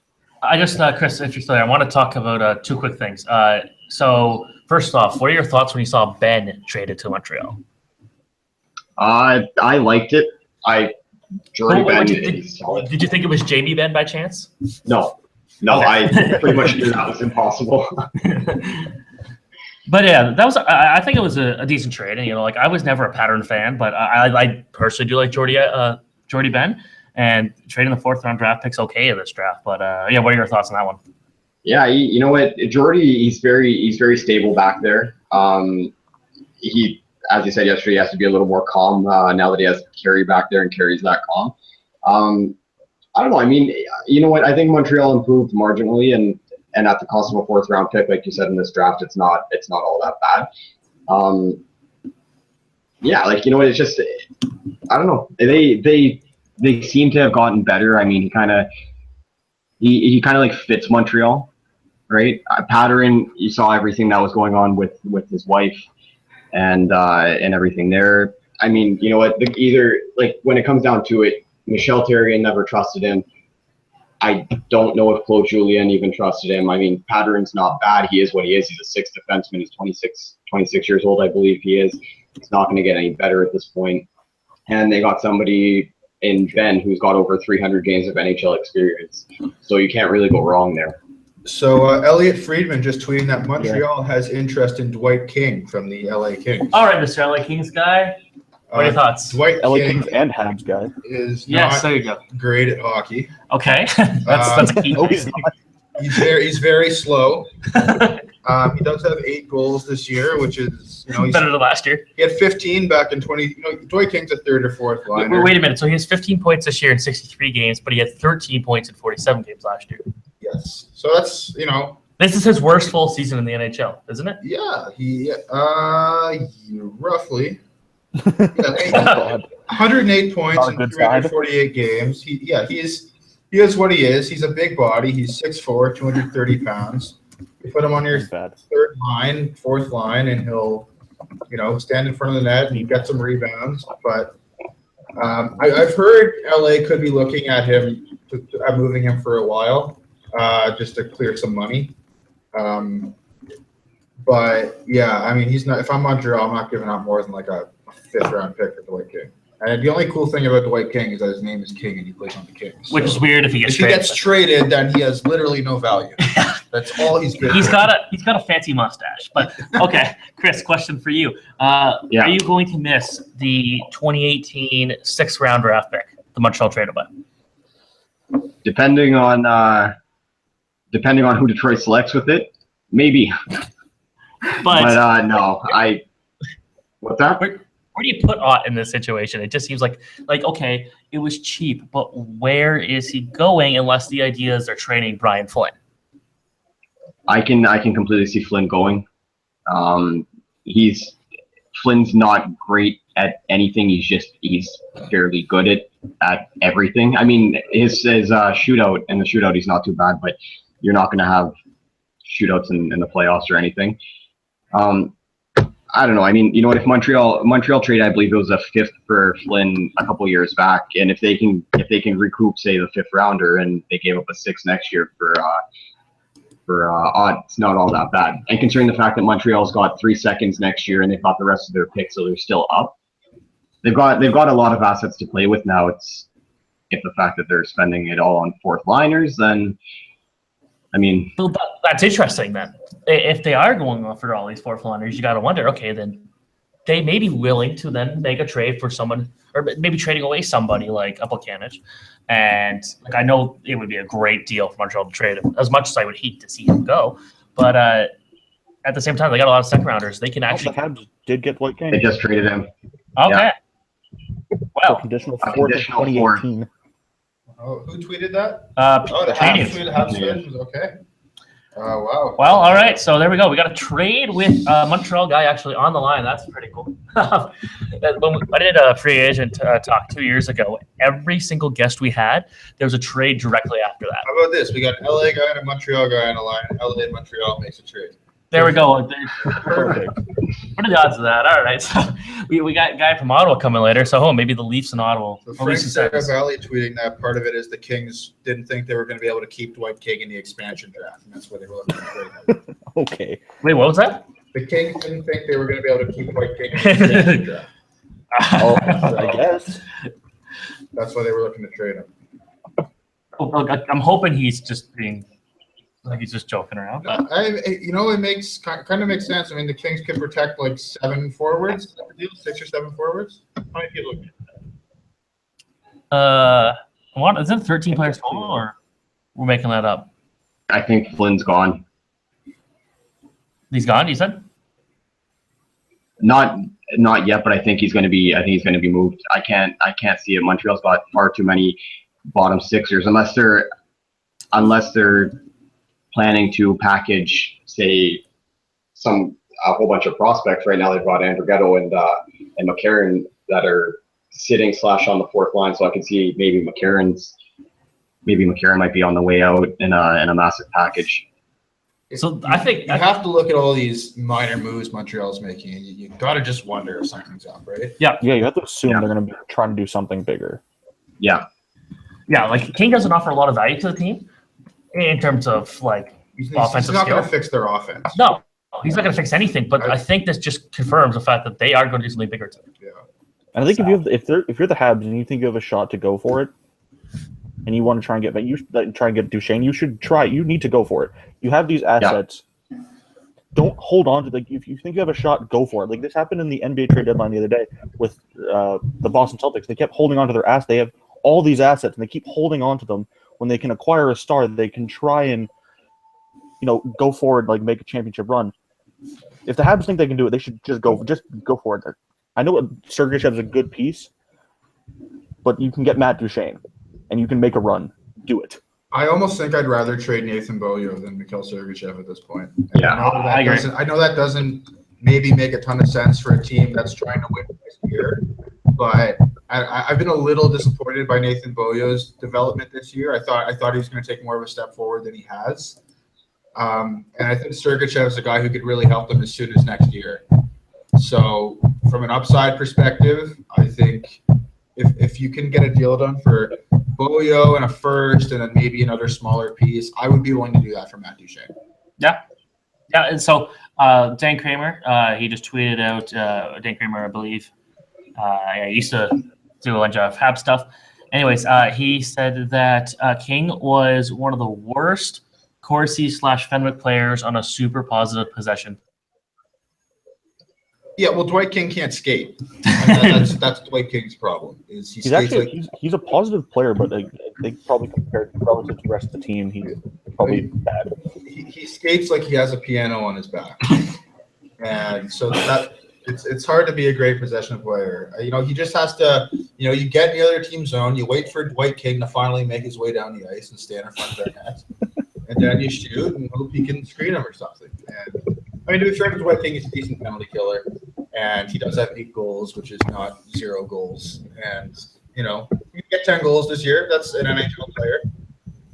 Yeah. So it kind of sucks that Dan Marino had to leave the show today, but he just because George St. Pierre will return to fight in 2017 against Michael Bisping at a new arena called TBD.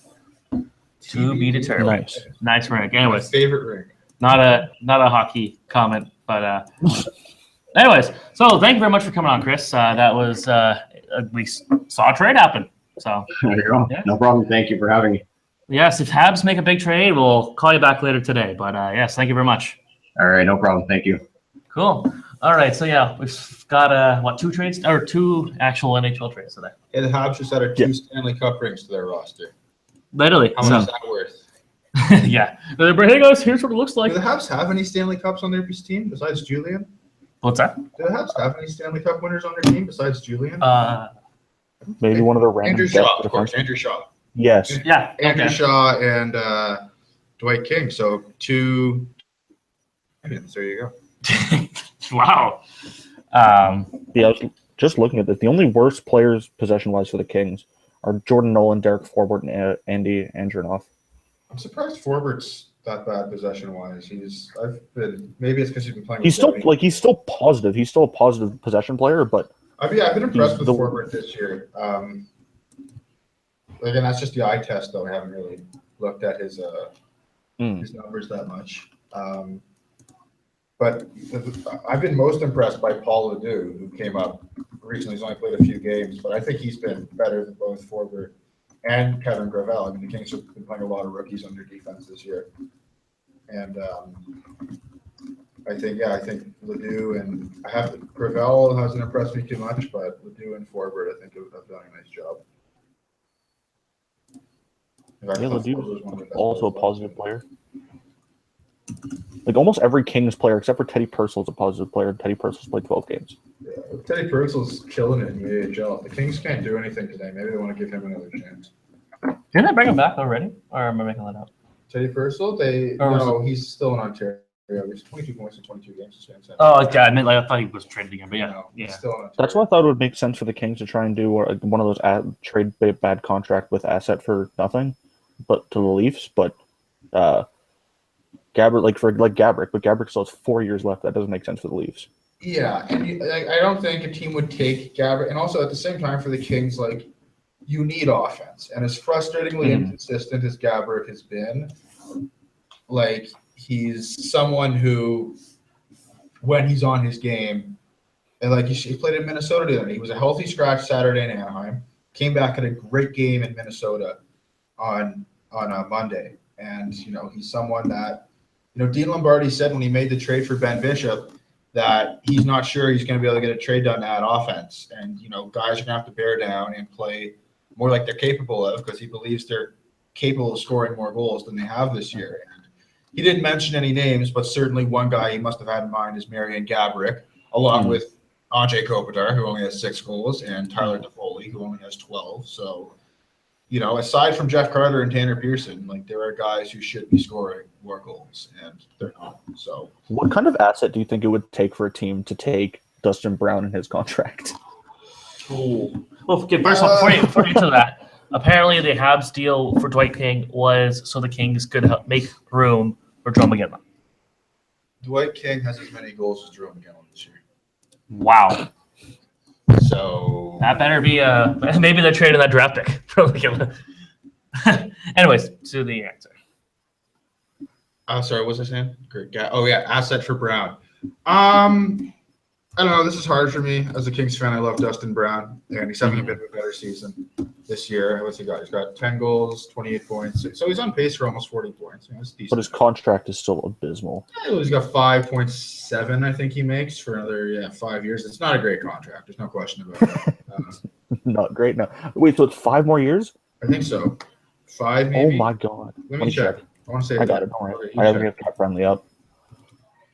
But, Dustin Brown hasn't scored. He's already has as many points as he did last year. He had 27 the 2 before. He's definitely having a better season than he did last year. Yeah, 5 more seasons at 5.875. Yeah. It's been a long that's time since he was actually awful. good. He was good in the lockout shortened year. That was the last time he had a great playoff run. The first time to win the cup. 20 points in 20 games. He was good with Zurich. He was great with Zurich. 13 points in 16 games. I think Zurich misses. Oh, Renaud Lavoie said that the 4th round pick becomes a 3rd round pick if Dwight King signs with the Habs. I think just for Montreal's sake, they shouldn't sign him. Yeah, no, just don't.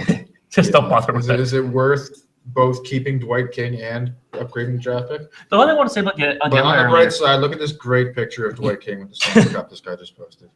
That's great. You can do that again. I think my favorite thing about Renaud Lavoie is following him is when he first tweets out the French and everyone's scrambling to translate it, and like 2 minutes later he'll tweet out the English after everyone already figured out the French. Yeah. Yeah. Or when he tweets out waivers, it really looks like he's screaming. He's really excited that Marc-Andre Bergeron was not claimed. So, I mean, I am. yeah. As a So Cleveland Monsters fan, I have to be pretty excited about that. Cleveland Monsters. Really? I think that's what they're called. I think that's what they changed their name Yeah, to. they changed it from Lake Erie to Cleveland. Yeah. Well, you say Yeah. you're a fan of it? No, I said if I was a Cleveland Oh. Monsters fan. Oh, my How God. should I just the bandwagons all the Cleveland teams? Of Yeah. course. I'm looking at my Lindor jersey right now. And my Nylander jersey. You'll get punched today. I remember when the elite prospects. I swear they used to have a thing like a trade chart right on the front page. They got rid of that. Mm.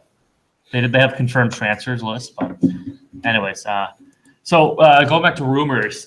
So we've seen a couple of trades already happen today. The one that would be a little interesting is James Wisniewski coming back. He's playing with the Chicago Wolves, and rumors are he can't come back to the NHL. Some teams want him. Now, I can't remember. Is he on an NHL deal or an AHL deal? Wisniewski? Yeah. I think He's always been an interesting player. I remember I was interested in him for the Leafs in the offseason. Well, like Montreal Because had if I remember yeah. correctly, he was a positive possession player last season, or he has been in the past. Maybe not specifically last season. But I know he has had some good seasons. So he is on an AHL deal with the Chicago Wolves, and he's got 4 points in 5 games. So, like, he's still playing well offensively. And He's not played at all. Like, has he? Like, where's he been all season? So, okay, so he started he was on the KHL. He played with Admiral Vladistrom. Right. He went to the KHL. Then went to the Spangler Cup and was one of Logano's best players. Actually made it to the finals, lost to Canada. He had 6 points in 4 games. They also had 16 penalty minutes. This guy does take a lot of penalties, and he's got 12 penalty minutes in 5 AHL games. So I still think he's a good player, and if you can get him for cheap, because I'm assuming, like since he is not he's not property to an AHL team, he can be signed. He's signed cheap. Not a bad idea. He's 33 years old. Like he's got a lot of experience. I mean, it's hardly a. He's not a flashy. It's hardly an inspiring addition for any team that ends up with James Wisniewski. Like, put it this way, he's been a good player for the last couple of years, or like not great, but he's been like a decent offensive guy. He's like a Marc-Andre Bergeron guy. He just kind of slot in cheap. But like the thing is, I'm looking at his awards. So he made it to the Spangler Cup All-Star team this year, and literally did not win a single award since his OHL season in 2004. He was a terrific addition for the Habs in 2011 when we got him from your Islanders. Oh, He hasn't played any meaningful. He's 30 points in the last games.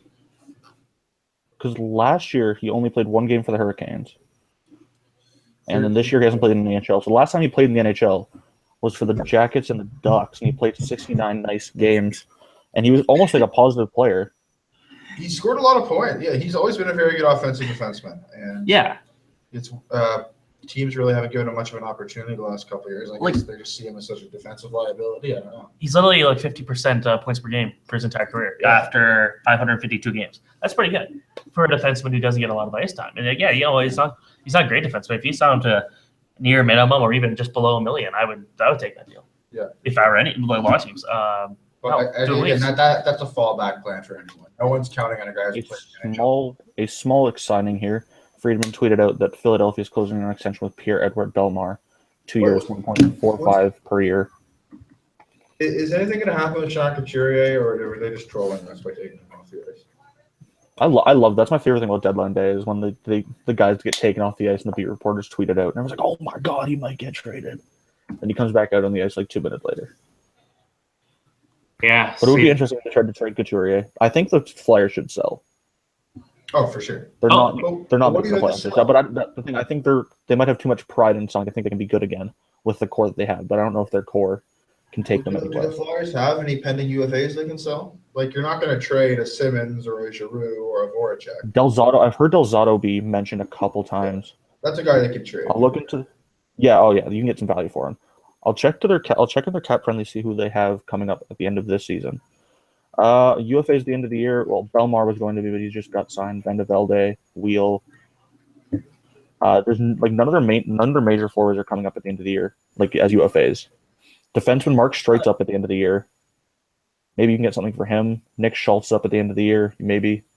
Delzado's really the only one. I don't think anything big. And their goalies. Philadelphia. No, that's something they'd wait for the summer to do, I think. There may be a potential trade here, or in terms of Ottawa could be looking for somebody. Now, Chris Neal is out for weeks with quotation marks, so who knows how long that is. Well, I think that's why they. I wonder if they could have been interested in Blake Cade, someone who could fill like a fourth line role for them. Like, they could still trade him. True. Like, he doesn't have to go very far between the two teams. Yeah. We'll get to Montreal, but somebody was saying here, Mark Lazarus, Blackhawks guy, he was saying that about the Johnny Oduya trade yesterday. He said Crawford found out about the Oduya trade from his brother. Marcus Kruger was told before it was official, and then Trevor Van Riemsdyk got a notification from the NHL app. So I like what Max Pacioretty said about the David Darnay trade the other night. They said they found out on the bench in the middle of the game. He's like, Radulov apparently knew somehow and was telling people. okay. I think Radulov has powers. I don't know. I guess Radulov's probably just checking his phone in between shifts. Or whatever, but I've always found it interesting to hear how players find out about trades like that aren't in the trade. DeMar DeRozan was talking. He said most players just find out from Twitter like everybody else. Yeah. How weird is that going to be? Telling them. Like, you just go on Twitter, just like, go check out what's going on in the news. Teammates get traded. My roommates got traded. Oh, I got traded. Well, Jamie Benn was saying he and Jordy lived together in Dallas, and they were just sitting on the couch watching TV, and Jordy gets a call and told he's traded. Now, Jamie's like, well, now I don't have a brother or a roommate. That's going to be like the worst television phone call ever. Yeah. So, looks like someone was trying to kick us out for a minute, but we actually have this room until 3 o'clock. We're broadcasting live from Ryerson's Rogers Communications Center, and Bradshaw is not. I'm in Waterloo, Ontario. He is. If you guys want a bit of an update on our guest list for the today, Jacob Stoller, who was supposed to be on for 12:30, is now going on at 1:30, and Mike Nellis, an Ottawa Senators guy, will be on at 1 o'clock. And that's all we've got confirmed as of now, except for Victor Finley, who I believe is going to finish the show with us. So we will have a couple more guys. But at the same time, if a big trade happens, we will call more people. The problem is there's been nothing, and I don't know anyone from Florida, so I can't really call anyone up from Florida. But you mean to tell me we can't call anyone with Pierre-Edouard Bellemare? So what's going on with him? He signed an extension for 2 years with I Philadelphia. think you heard you just didn't care because it's Pierre-Edouard Bellemare. I don't even know how to spell it. I think he spells his name where I'm just gonna let's see. It's like the Mark Edward classic spelling. Yeah, I'm just gonna hockey DB search Belmont instead. 62 games this year. He's legitimately French. Like he's actually from France. That's always been interesting. He was probably, I want to say, one of Europe's most deadly players of the World Cup. He's a 31-year-old forward who has 6 points in 62 games this year. So that sounds to me like someone I'd like to lock up for sure. Oh, of course. You have to. If you have the chance to lock up Pierre-Edouard Bellemare, you have to take it. So, yeah, how many points did he get at the World Cup? Was it like Ron almost Hextall comes from the Dean Lombardi School of Managing. He was an assistant in LA for several years. And Dean Lombardi's the same guy who assigned Kyle Clifford to a 5-year contract and Jordan Nolan to a 3-year contract. So lock up your replaceable fourth liners. Why not? See, I do like Bellemare when he plays for France, but that's about it. And even then, he gets a ton of minutes. Not a great NHL player. He's like, I guess, a replacement level NHL player. Yeah, like he's actually I got it wrong. Bellemare's not the guy who gets a lot of penalties. That's Roussel who gets a lot of penalties. But yeah, Bellemare is again, who knows why that deal happened. Having a long discussion about Pierre-Edouard Bellemare on trade deadline day. No, right now us. Yeah, okay, yeah. If you guys care, and I guess probably don't care about plus minus, but he's minus 13. He's a negative Corsi player. He's a negative. Compare that to the rest of the Flyers. Wait, over his career. Oh, true. He's minus 2 this year, which isn't horrible because the Flyers are minus 26 as a team. He's a negative possession player, but I can check relative to the team though. He probably is middle of the road on that team. curious Yeah. to see how bad they are possession-wise. Yeah, he's got 6. I'm curious what their depth chart looks like. I think everyone's kind of at the point to realize plus minus can be a misleading stat, but the only way it can be even somewhat tell you anything is if you compare it to players on his team, because obviously worse players on a good team are going to Oh a yeah. lot better. You always, if that stat only works when you compare player to player on the same team. Yeah. You can't say, McDavid's got better plus minus than Crosby. Clearly, McDavid's 50 trillion times better. Well, that's not exactly how it works. Yeah. In the OHL, like half the teams have horrible plus minus, like minus 30 is not uncommon. So that's when you know the team's bad. Yeah, Belmore's their fourth line center. And if they trade, again, Couturier came off practice early, isn't injured. He's a center. Let's go. I want to see something big, something unexpected. Dale Weiss is going to KHL, and he's getting traded for Alex Petrovic's left soccer shoe. There's a good trade. Yeah, right now it's kind of a lull. There's really nothing going on. So, Man, you guys are just so greedy. That Dwight King trade barely even satisfied you. oh, wait a minute. Somebody on Fan 590 today said Roman Polak has been the least best defenseman the last 3 weeks. As someone who has not Of watched, course they have. yeah, I have not watched a lot of Leafs recently, but I could probably guess that's not true.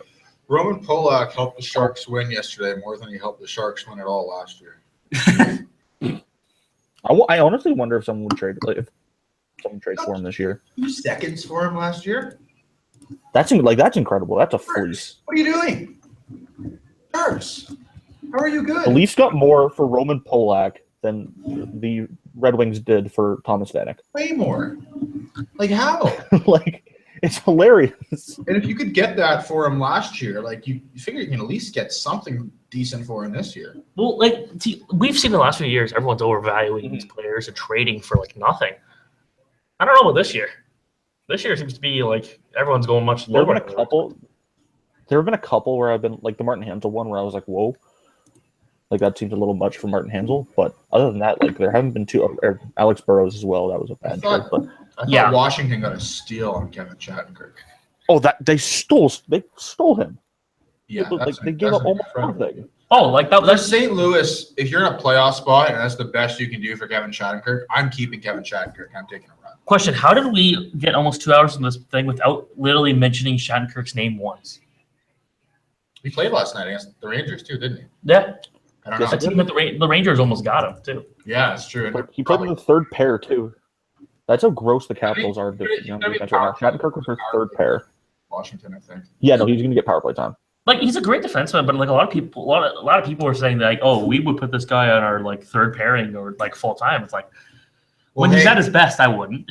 As Steve Simmons said, Okay, Kevin Shattenkirk is not Bobby Orr. Bobby Orr. Thanks. I didn't know. He is. Okay. I'm a little confused by this tweet by Steve Simmons here, saying that there's 10 provinces in Canada. He's like boring Sean Monahan. I was just tweeting obvious facts. The best for that is is not. There are 10 provinces in Canada. the best Twitter account for that is Magic Johnson's. My God, Magic Johnson is the worst. The best Twitter account. Bruins apparently going after Kulikov. The Sabres have to give something up to take him for someone to take him. He's really bad. Not necessarily. Well, maybe not. Maybe because of UFA. Maybe not. They traded Mark Pysyk for him in the summer last year. Yeah, he's not good. He's an NHL player. He's not. He doesn't have an owner's contract. He's you won't get much for him, but I don't think you have to pay someone to take him from you. They do have, but the Sabres. I didn't realize how bad some of those contracts were on the Sabres. They have some bad deals. I think Tyler Ennis is being the worst. Georges or Ennis? I don't want to give up on Tyler Ennis yet. I feel like if he can stay healthy, he's young enough that he could still bounce back. He's 27 though. And how much better would that young Sabres core look if Tyler Ennis was still good? I mean, of course. finally figuring it out. When they signed it, it was a fine contract. It's just gotten worse over time. Yeah, and I'd still like to see what he can do if he's healthy next year. God, 4.33 for Dmitry Kulikov. My goodness. But again, that's a contract when it was signed that people thought was fine. I'm assuming people thought was probably okay. Yeah. I wonder what he gets in free agency. Not that. All right. Well, so yeah, we aren't seeing a whole lot of action, and we're gonna see everything at 3:00. And unfortunately, that's the time we're getting kicked out of this room. But we're gonna try to stick here anyways. They can't get us out. Where- They Do you want me can't. to list off some of the guys that I put on a list from the fourth period? Like, you guys think he'll get traded today? Sure. There's one more rumor I saw. Looking for it. Where is it? Oh yeah, we have no update on Duchesne. So, anyways. Nice. Update. There you go. So the number one player that the fourth period had was Thomas Vanek. He's gone. He just got traded. Then there's Duchesne and Landeskog. I think Duchesne's more likely than Landeskog. I don't think either are getting moved today. No, probably not. But if someone wants to pay, if someone blinks and pays up for him, I guess Duchesne's probably more likely than Landeskog. Then you have Verbata. Verbata's probably going, almost certainly. And the Coyotes are going to get a good return on Radim Verbata. Well, Valtteri Philip will be interesting. you know what I wonder? If all the Red Wings could get for Vanek was a third, can the Coyotes get much more than that for Verbata? Maybe, because I was just thinking that everyone talks about how a trade will set the market. You never really see consistent value going either way, though. There's never really like what Martin Handel went for like a first and a second and a fourth, or something along those lines, and then Kevin Shattenkirk went for the same thing. But they're not really comparable Yeah, players. because one's a forward or one's a center and one's a defenseman. But here you've got two scoring wingers Yeah, that are both expiring, pending UFAs, and Vanek. So I think Vanek going for a third does sort of it might. set the Yeah. price for Verbata a bit. And Verbata has some more points this year. Maybe he's worth a little more. But I mean, why would you give up significantly more as a team No. looking for scoring? Why would you give up significantly more Mhm. for Radim Verbata if Thomas Vanek could have been had for a third-round pick? But I would still. Oh, here we go. Yep, I think Steven's going to say the same thing. Pending a trade call, so nothing official. But I'm told the LA Kings and Colorado Avalanche are finding there's going to Jerome McGinley trade. Freaking go, Jerome. Before we talk about that, since we haven't mentioned it before, I just want to say a quick story from Cam Connor, from former Montreal Canadiens, played a long time ago. He said he was playing for the Oilers on the road in Montreal. He had his equipment on, right about to go onto the ice to practice, when it was announced on the radio in the locker room that I was traded. He gets traded right before he's about to practice to the team, literally in the change room over. Huh. Wow. Okay.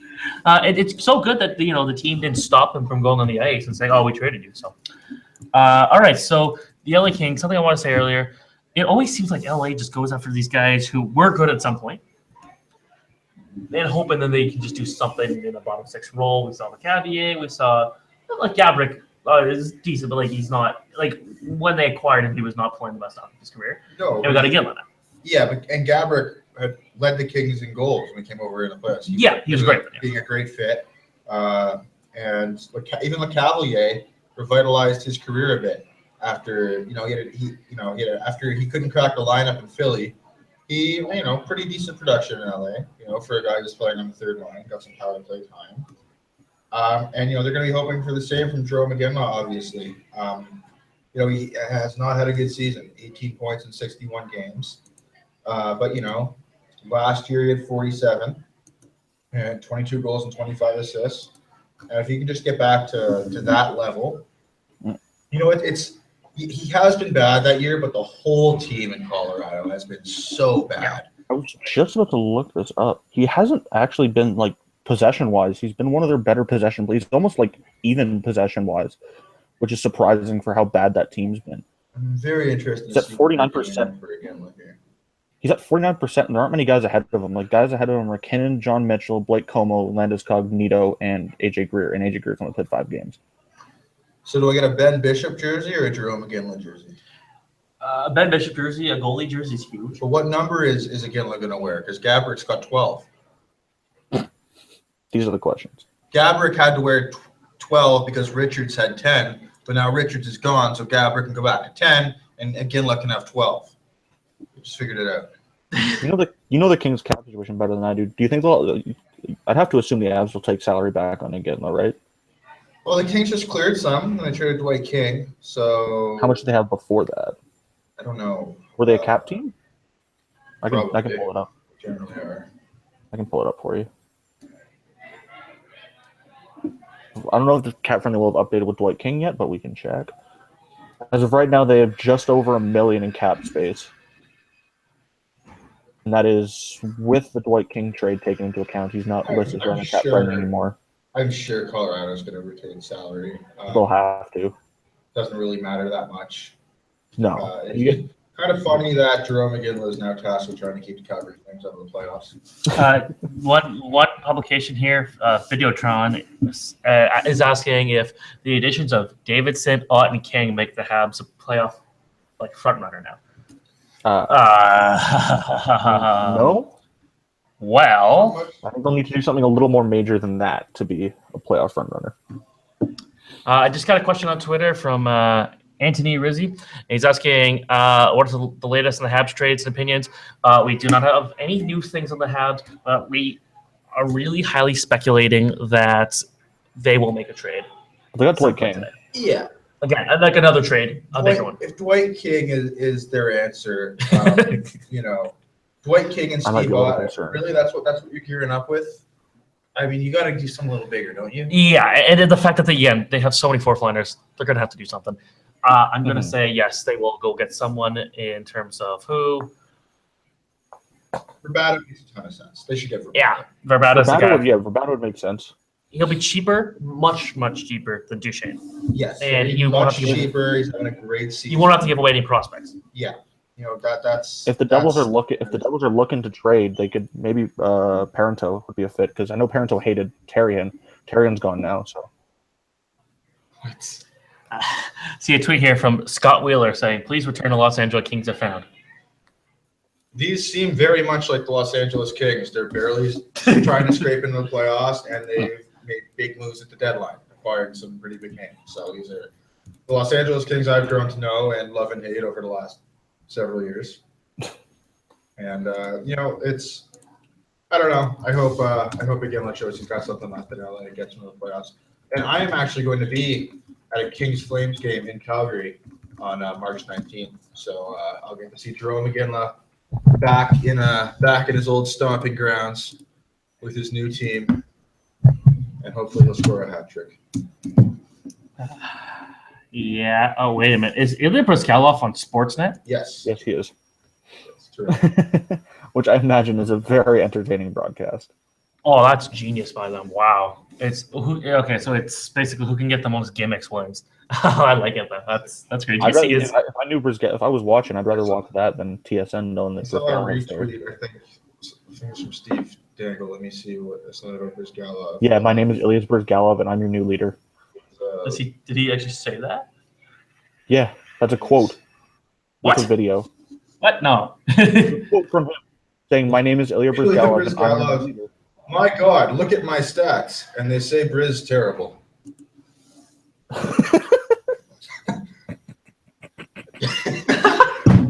Oh God, I gotta see this. He's so entertaining. I guess this is why Jack records the trade deadline shows. Yeah, I want to go home and watch Ilya Bryzgalov. Why are you here? You can go do that now. Oh God. He's great. Oh jeez. Yeah. If this is Gillen's last chance at the Kings, then wow. Last chance to win. It'll be sad if the Kings miss the playoffs now. It'll be very sad. Now I kind of want the Kings to make the playoffs just for Jerome McGinley. Sad last year when the Kings got eliminated before the Flyers, and we saw Vinny LeCavalier basically crying when they lost to the Sharks. Yeah. 5. That was the end of his career. Yeah, you not root for the Kings. But hey, at least Vinny got to retire with the last couple 5 cups. When does anything good ever happen to the Kings? Root for the Kings. No, I know. Such a downtrodden fan base. Yeah, for sure. Have to deal with players like Anze Kopitar, Drew Doughty. Just horrible. Why would you want to deal with those guys? Still waiting on a return for Jerome McGinley. That's the thing where that's I don't know. So like I hope he has his great work moment. But again, like, didn't everyone say that LA could not win it in 2012? Yes. And what did they do? They did won. the thing. They did this thing where they won the game. They did this stuff. So that works. All right, so we got coming up soon, Mike Nellis, who works for the Ottawa 67s. He will be coming on at 1 o'clock. And I originally told him 1:30. That was my mistake. But yeah, it'll be 1 o'clock he'll be on, so about 5 minutes. Will we see a trade beforehand? Well, you know what? Like, we saw a trade literally just minutes before Chris came on. So we're seeing the same thing in this case, too. That's pretty cool. So anyways, still kind of waiting on something to happen. We talked about Shane Dunn. We talked about Filppula. I don't even want to talk much about Landeskog for the fact that I think he's not going anywhere. Jordan Eberle. It'll be a conditional draft pick going to Colorado, according to Darren Dreger.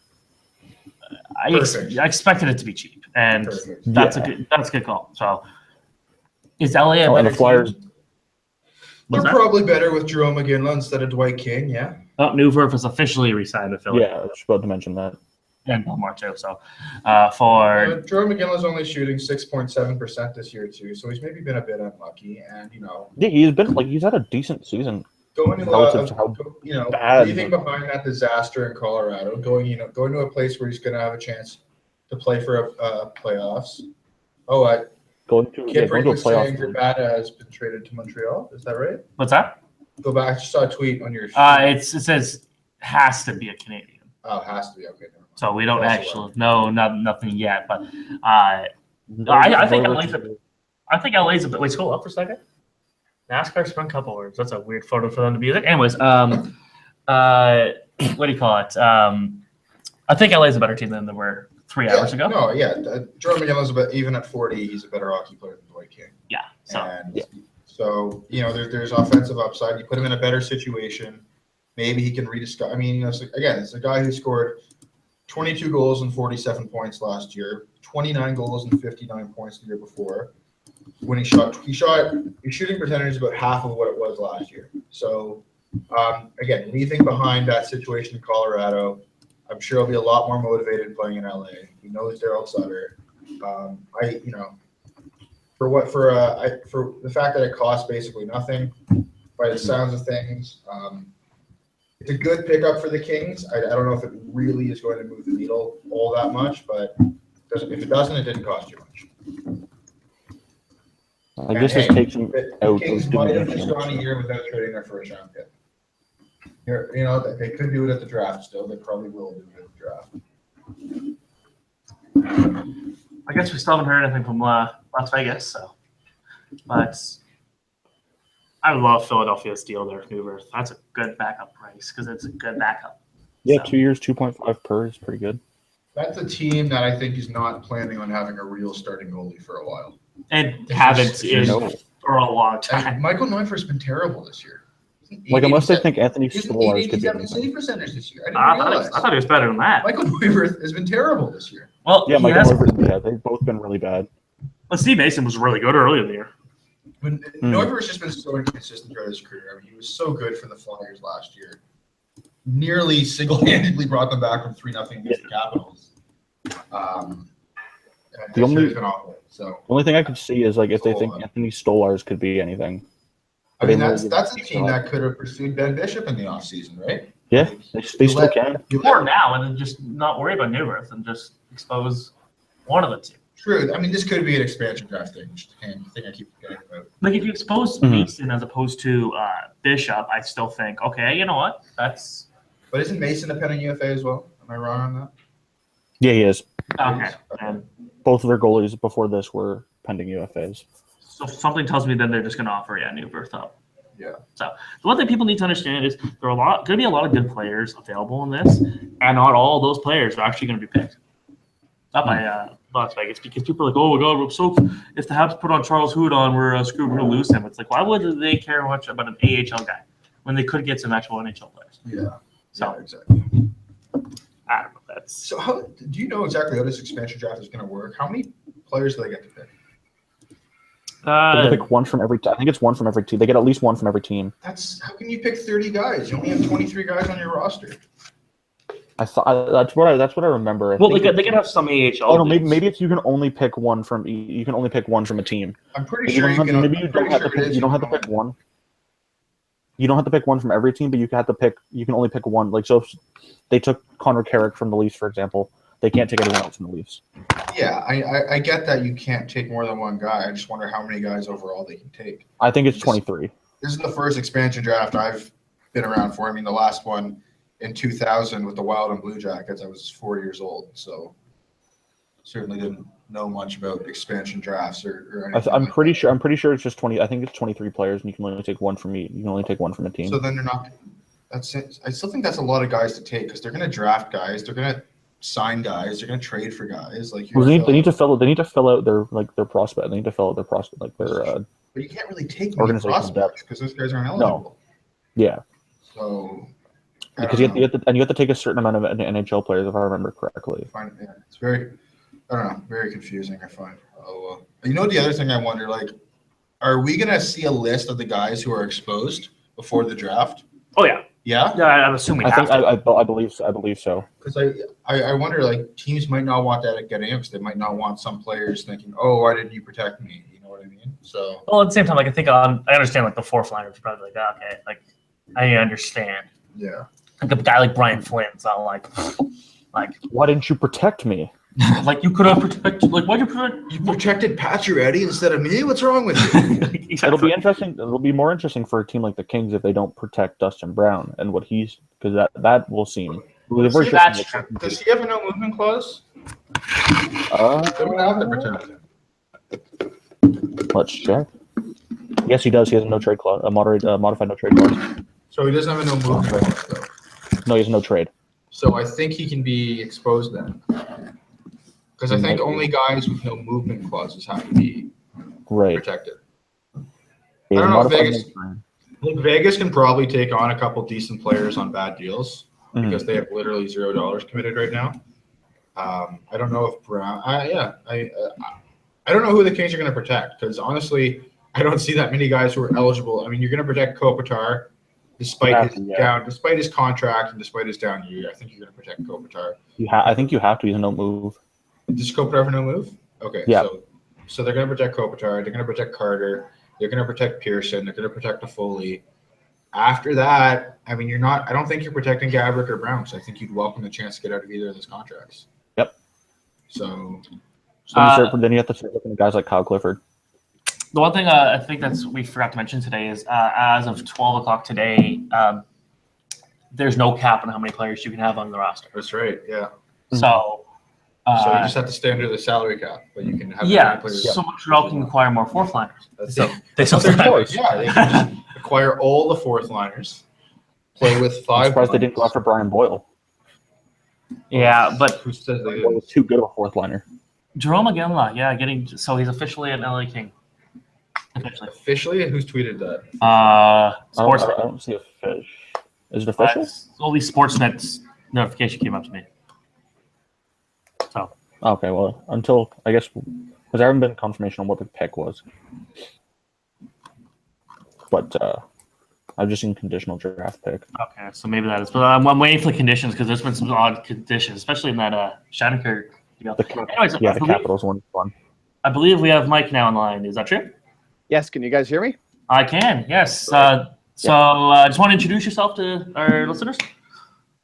Yeah, I'm Mike Nellis. I'm a journalism student in Ottawa, and I work for the Ottawa 67s, which is an OHL team here, and I'm frequenting the Ottawa Senators trade talks and the news as well, just trying to keep up to date, and hopefully I can bring some kind of quote-unquote expert's opinion here.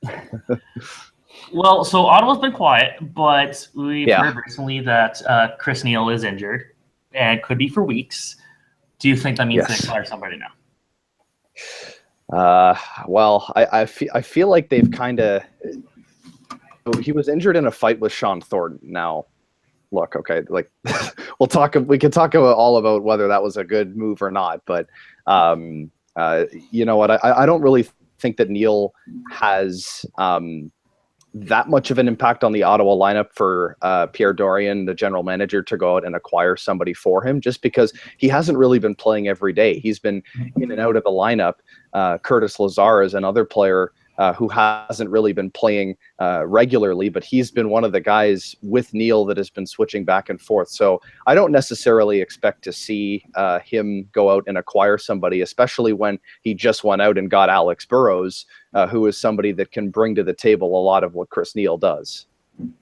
Yeah, that's the thing. Like going to Lazar, actually, that's a guy that I wanted to talk to at some point. Lazar not playing like he should be. I believe he's still in the AHL, right? He's up right now, but he's in the press box mostly. He's not been playing.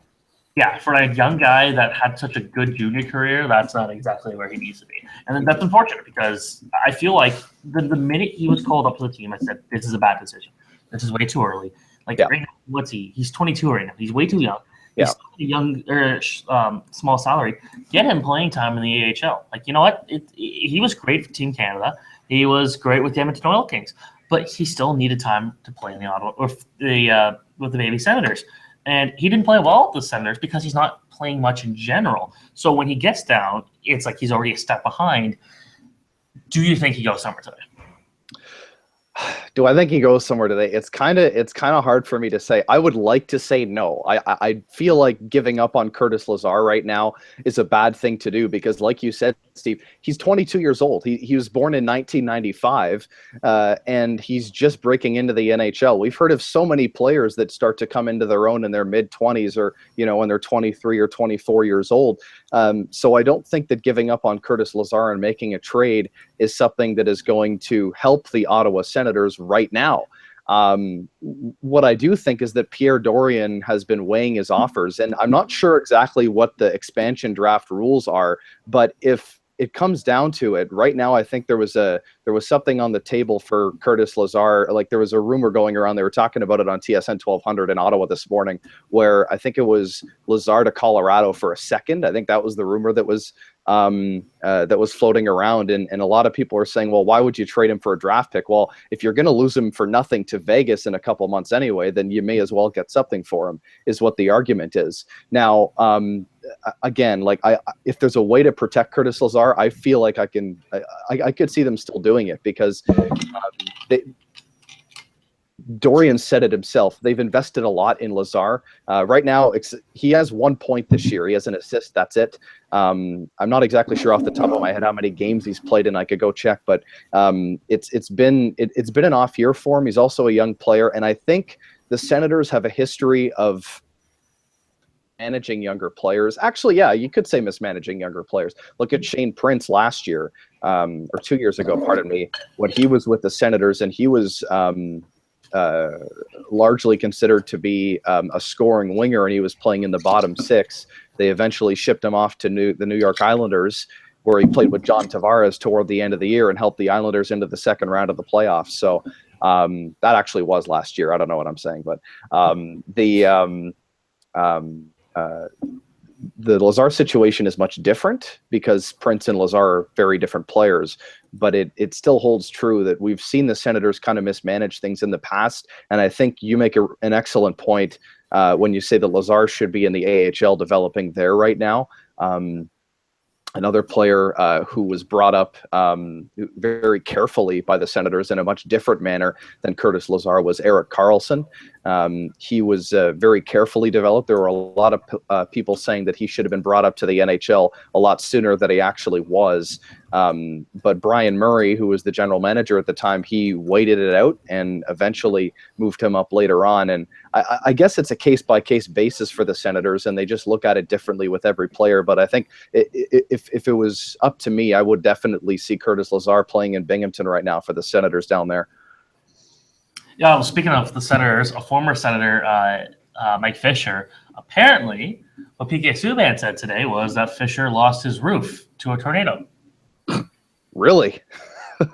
Jesus. So I feel bad for Fisher and Carrie Underwood there. Yeah.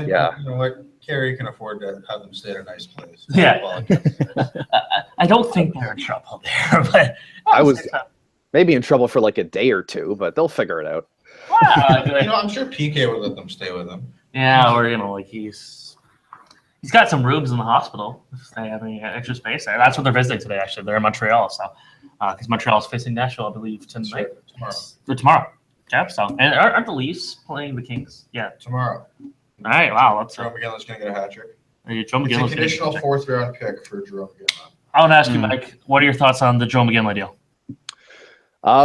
Expected. I love seeing Jerome McGinley and Daryl Sutter reunited in Los Angeles. Last time I had checked, I don't know if the trade call's gone through, but Pierre LeBrun had said, hold off on that, guys, because there's been no trade call yet. But I don't know. That was like 20 minutes ago. Everything changes in such quick succession here. So I do think that for the Kings, well, we see them swap out a King, Dwight King, and bring in Jerome McGinley. You'd think that McGinley will probably, like, I'm not familiar with what their plan for him is, but maybe slot him in that bottom 6 or maybe a top 6 role in the second line. But again, I think that's a depth acquisition for the Los Angeles Kings, in my opinion, right now, and is going to help them try to get back into the playoffs. The only thing that I'm kind of surprised by is that yesterday, who was it? It was Dreger. It was Darren Dreger on TSN 1200 said that he would be surprised if Jerome McGinley didn't go to a contending team. And right now the Kings, I don't think they're a contending team. I don't think they're gonna, unless, who knows, maybe they'll pull what they did a couple years ago when they won the cup out of the 8th seed. But right now it just doesn't seem like a team that is contending. So for that reason, I'm kind of surprised to see him go there. But at the same time, I'm not, because of the head coach. Yeah, I would agree with that. I don't think LA is a Stanley Cup contender. I think they're a playoff contender, and I think because of the way they've snuck into the playoffs, winning it as the 8th seed in 2012, winning it as the 6th seed in the West in 2014, I think the Kings just kind of feel like, oh, we can just get in and win. But I don't think this year's Kings team is as good as the 2012 team or the 2014 team. And, unless getting traded to LA is going to turn Jerome McGinley back into what he was, when he was a 30-goal scorer with Boston 3 years ago. I think he's more of a depth add than someone who's really going to move the needle for LA. And, I think I agree that McGinley would have been a bit of a better situation and maybe send him to a really strong team like maybe a San Jose, where he could have been sort of a more depth player, more of a complementary team that's already pretty complete and have a great chance to win a cup. I think LA really is going to be counting on him more to rediscover his offensive touch. That, but also if you think about how, like we talked about this before, with their goaltending situation being the best it's been all year, Black will look really good. They could still turn around. I want to bring it back to Ottawa. So the Sens just made a trade a couple days ago, and for Alex Burrows. And I had my heart skip a beat there for a second when he said they just made a trade. Craig Anderson has quit hockey. The trade with they traded away prospect Jonathan Dahlin, who just won the Golden Cage as the best junior player in the Allsvenskan Swedish League, and which he should be in the SHL, honestly. But also, So, what are your thoughts on the Burrows deal? Mixed, honestly. I haven't seen. I honestly, I didn't react the same way that Sen's Twitter did, and the same way that most of the fan base did, which is, oh my God, what the hell? Because of the fact that you're trading what lots of people consider a top asset to the Canucks in exchange for Burrows, who's 35, turning 36 years old. So a lot of people are upset about that. Personally, I kind of like it for the reason that it just tells me that the Senators are serious about going for it. But just because you're going for it doesn't mean you can trade away your top assets at the same time. Now, that being said, a lot of people freaked out the last time not the last time, but one of the last times the Senators traded what was considered to be one of their top assets. That was David Rundblad. They traded him to Arizona for Kyle Turris. And it was a similar situation where everybody was saying, what the hell is everybody doing? How can you make this trade? turns out Kyle Turris is a #1 center, and David Rundblad, who knows where he is. So it's really hard to tell right now where people are going to end up. Pierre Dorion and the Senators. Now, of course, he's going to say this, but he said that the Senators weren't too high on Jonathan Dallin, and they didn't think that that he had the ability to make an impact at the NHL level as they did with other prospects. Dallin is ranked 6th on the Senators' depth chart in terms of prospects. So he is in the top 10, but he's not necessarily right at the top. So I think that if you're going to deal a prospect and try to make a run at a Stanley Cup, Dallin is the kind of guy that you would see leave, and that's exactly what happened. Burrows, you know what? I'll tell you, he is on the downswing, but he brings a lot, and I think a lot of people like to discount the spunk that he brings to the lineup because they just don't like him very much. Now, that being said, he's lost a lot of his speed and he's lost a lot of his point production ability. So this is going to be what you would expect to see Burrows play in the bottom 6 for the majority of the time. Although today in practice for the Senators this morning, Burrows was playing on a line with Kyle Turris and Mike Hoffman. So who really knows where he's going to end up. But as of right now, I think, despite the lines this morning showing him on the first line, I think we can expect to see him play in the bottom 6 for Ottawa. And it's another acquisition for the Senators that has solidified their bottom 6. It looks really good compared to what it did last year. It's a little old. Chris Kelly is down there as well as the 4th line center. And of course, they added Tommy Wingels earlier this year in a trade. So they're kind of solidifying it and trying to become more of a deep team as they gear up for a playoff run. The only thing, though, Steve, that I'm not really sure about when it comes to Pierre Dorion is I've listened to 2 of his conference calls with the press for the last 2 days. And he said that his team's goal is to make the playoffs. And I'm thinking, well, you're already in the playoffs and you're making these acquisitions to get your team better right now. So is your goal to win a Stanley Cup or is it not? So that was the only thing that I was kind of wondering about. But as far as my opinion goes, I think I'm a little bit more in the middle than the majority of Sens fans are. Or which is just complete. They were apoplectic, to pull a word out of Pierre Maguire's vocabulary. Yep.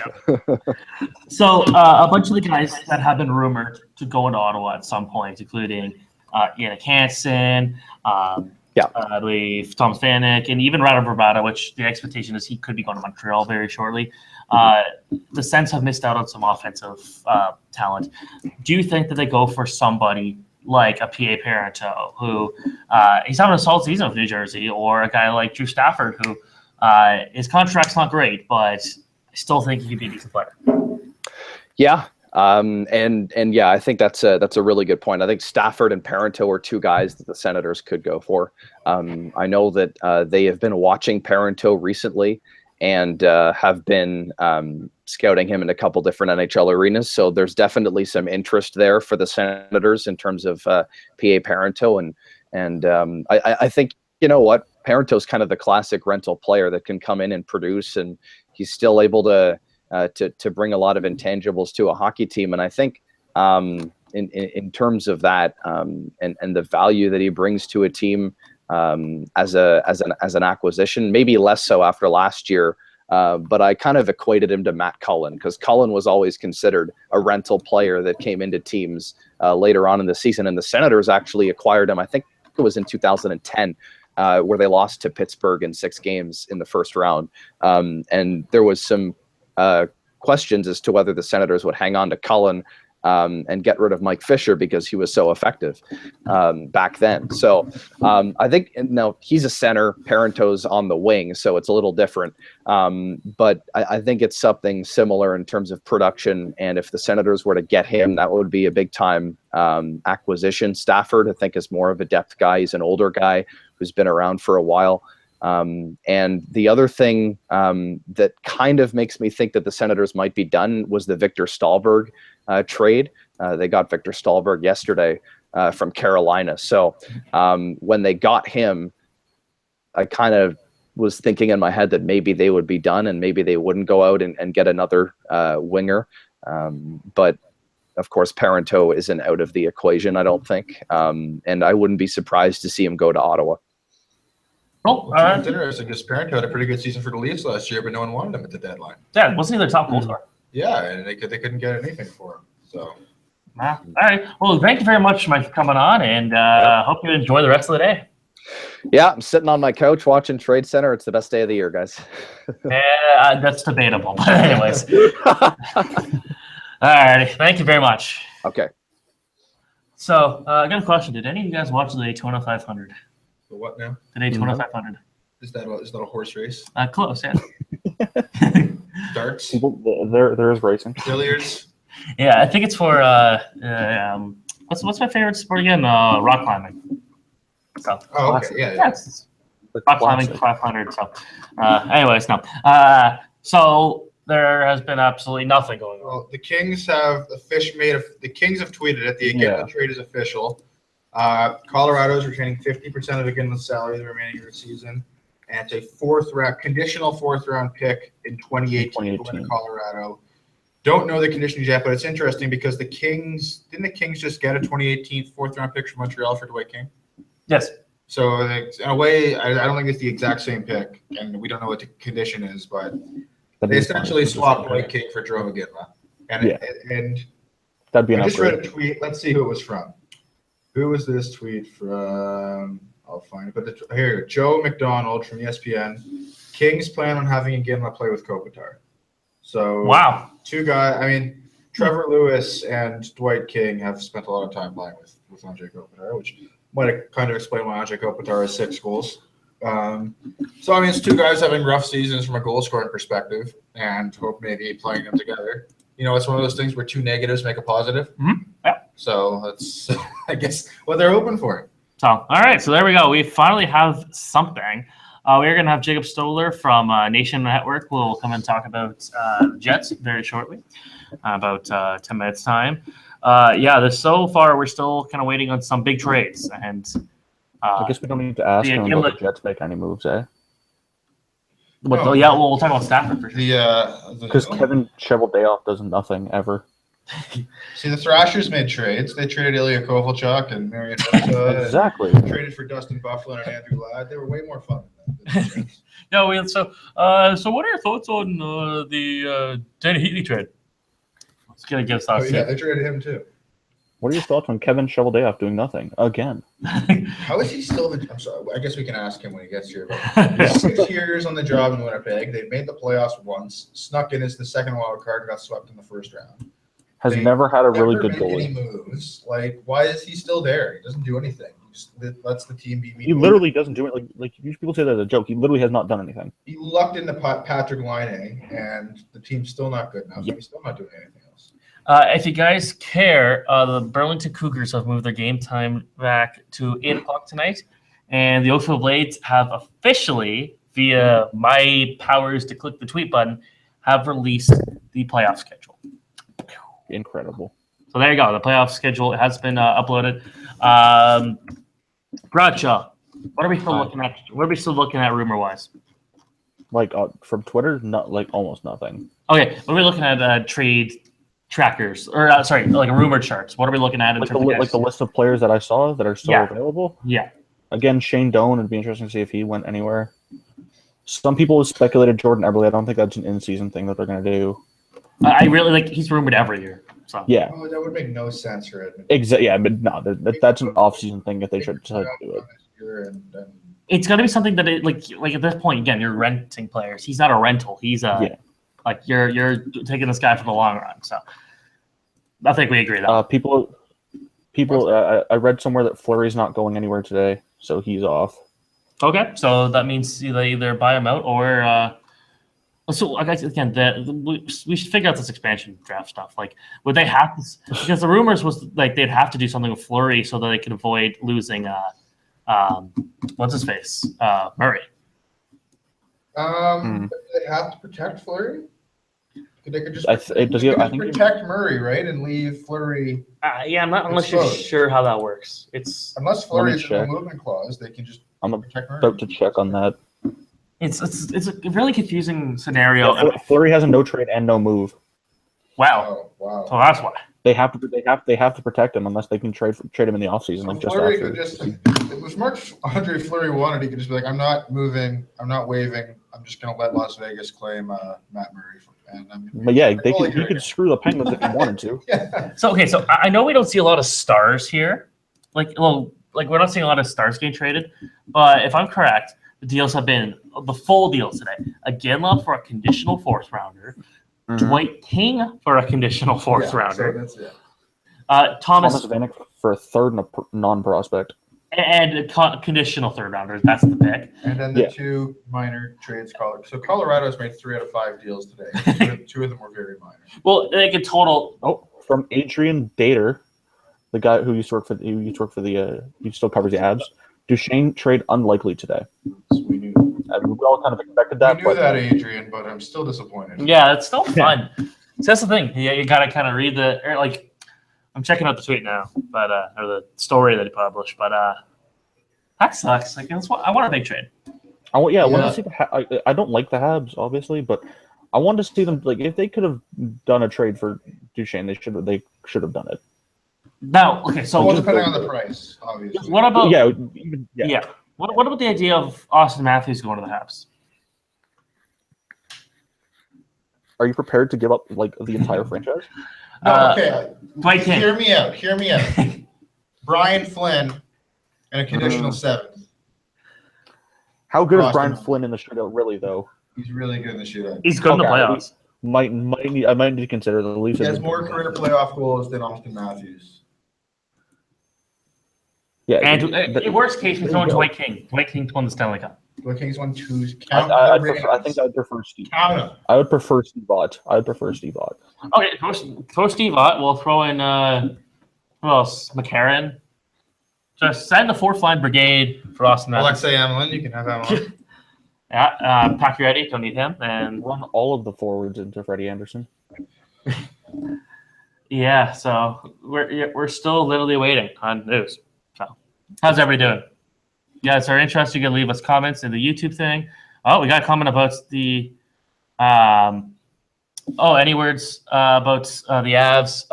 Yeah, they're just doing minor deals. That's about it. No Duchesne. We have a trade proposal, Bradshaw, in the comments here. So Galchenyuk, Sergachev, and a first-round pick for Matthews.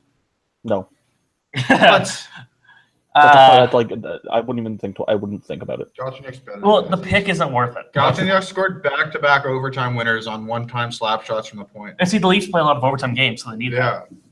Yeah. So here's an interesting tweet from Iginla did an interview on TSN. He says he hasn't decided on his future beyond this season. Yeah. 50-50 whether he's going to keep playing, and is looking forward to a long playoff run. LA, of course, they have to make it first. They're 1 point back of St. Louis, and St. Louis has a game in hand. But St. Louis has lost 4 in a row. They just traded Kevin Shattenkirk, and the Kings start a 7-game homestand against the Leafs tomorrow. So time to pull out their big boy pants and win some hockey games. All right. I'm not sure how he thinks they're going to go that far, but wow. But I think it's just that reputation the Kings have built on. Everyone's like, well, Wow, wait, so the trade could be for nothing. is that right? Yeah. If conditions aren't met, playoff related, or he doesn't re-sign the 4th-round pick. The pick disappears. So if they don't re-sign again, they don't give up anything. Wow. No. That's outstanding. Yeah, so they don't make the playoffs. They literally just had him free for 20 games. Okay, that works. They were free Jerome again for 20 games. He can help some UFA. Congratulations. He can help some other UFAs on the team if they're at trade value. If he Well, the Kings did a trade like this in 2010. They acquired Frederick Modine from the Columbus Blue Jackets. Oh, I remember Trade this. deadline. What a trade that For was. a conditional 7th-round pick. The condition was if the Kings didn't win the Stanley Cup, Columbus didn't get the 7th-round pick. The Kings lost in the first round to Vancouver, but I believe Modine actually had a pretty good playoff run. Let me look up his stats. the one thing to say about Modine is the Leafs have never won a playoff series since they traded Frederick Modine. No, wait, is that correct? So Frederick Modine, Stanley Cup. That's it. Stanley Cup. Yeah. That's correct. Frederick Modine came over to the Kings in 2010, scored 3 goals and 2 assists in 20 playoff games, but then in 6 playoff games against Vancouver, had 3 goals and 1 assist, and they got him for literally nothing. Yeah, That's he not had bad. one less point in 14 less regular season games. Yeah, it's They're clutch playoff performer. And then he went to the greatest hockey team of all time the next season and scored 7 goals for them. Yeah, he played for the Calgary Flames. That's right. Didn't score a goal. Did not score. He played 4 games. I don't remember him honestly at all on either of those 2 teams. I thought he retired after. Well, pretty much did. he did play with Tamira IK, so that's Frederick Modine. Whoever thought we would have done we would have talked about Frederick Modine on the show. So We're covering all the random NHL players today. yeah, Chris Terry has been named CHL or CCM AHL Player of the Month, and he was even called up to the NHL on that point, I believe. So Wow. yeah, so Incredible. oh, so the Rangers guy named James Cerny says a couple of things to keep an eye on for the Rangers. Jesper Fast is injured. Grabner is injured. Zibanejad is out up until Tuesday, I believe, or no, out on Tuesday. Dan Girardi out for 2 weeks. Kevin Klein still out, and Brendan Smith just got here. And they just sent down Pavel Buchnevich yesterday. So maybe they make another deal. Who knows? Again, the rumors are quite limited at this moment. Yeah, there's nothing going on heavy yet.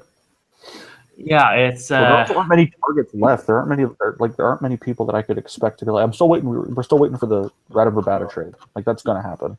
Jerome McGinley, what a classy guy. He's not going to ask Marion Gabbert to take his number. no. Oh, what He wore a number what a 12 nice guy. everywhere in his career. Yeah, well, no, he wore 21, I think, with Where he wore with the Penguins. He was 12 with the Penguins. but he wore 21, I think, when he started. What was he with the Bruins? 12. Was he 12? So he's been 12 everywhere. Yeah, but it been 12 except for the start of his career. Flames rookie. Let me see. Okay, so some other potential trade options is a guy like Travis Hamonic has been rumored to go to Colorado. The only thing with that is I don't know if because the Islanders have made their resurgence and near the playoffs. I don't know if he gets traded anymore. If they were still near the bottom, I think that'd be a legitimate option. But they're almost a playoff team. A rumor I've heard a bit. It was originally to Montreal, now it's more to Toronto, and it's Alec Martinez. Oh, Mr. yeah. Alec Martinez fan, what would you know? Well, if scoring a Stanley Cup winning overtime goal, it doesn't give you a permanent no movement clause. I don't know what does. To get Alec Martinez, the Leafs would probably. Alec Martinez and Jake Muzzin, interesting. It started playing together in the second half, and they've both been terrible. Martinez is a good offensive defenseman. He has 29 points in 63 games this year, 7 goals and 22 assists. He had 31 points in 78 From games last a year. Tampa Bay Lightning beat writer. I've never know how to pronounce his last name. It's Eric Erlinson. Yeah. Yeah. Things sound as they are heating up for the Tampa Bay Lightning. Could be a bit of a surprise, but as the saying goes, nothing guaranteed.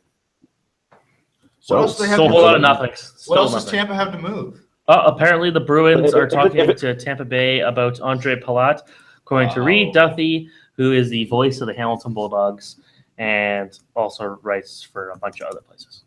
Why would Tampa Bay trade Andre Palat to a division rival?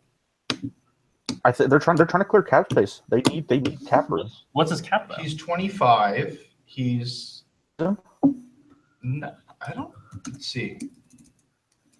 Because I know because Tyler Johnson's someone they've talked about moving because he's up after the season. They don't know if they can pay him. He's an RFA after this year. He's got a Yeah, 30.3 him and Palat, they're not million. sure. Or Palat and Johnson, they're not sure if they can pay them.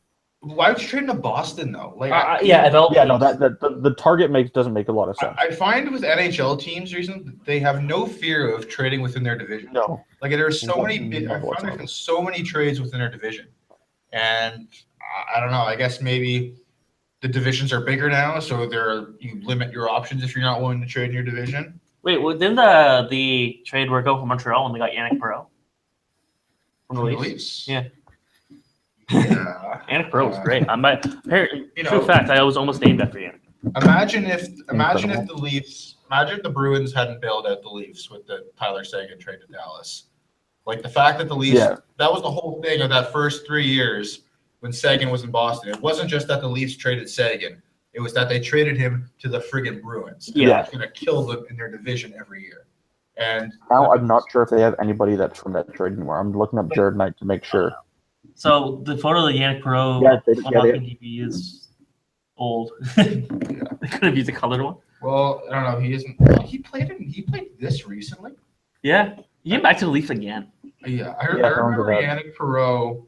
So it was playing Leafs, like- Kings, Leafs, Habs, Preds, Coyotes, Leafs, or Blackhawks. I remember Yannick Perreault playing NHL 2000 on my computer. He came to your house and played it? Yeah. No, I remember him being like the superstar on the Leafs. Yeah, He still is. he's a good player. Oh, apparently the Devils have traded Kyle Quincy to the KHL in return for Kyle Kovalchuk. Yeah. Totally. Darren Dreger. Where's Boog McKenzie? Smart ins. Oh, has anyone checked on Smart Insider Man at all today? Here's something we should do. What's Hockey Insider doing these days? I'll look up Smart Insider Man.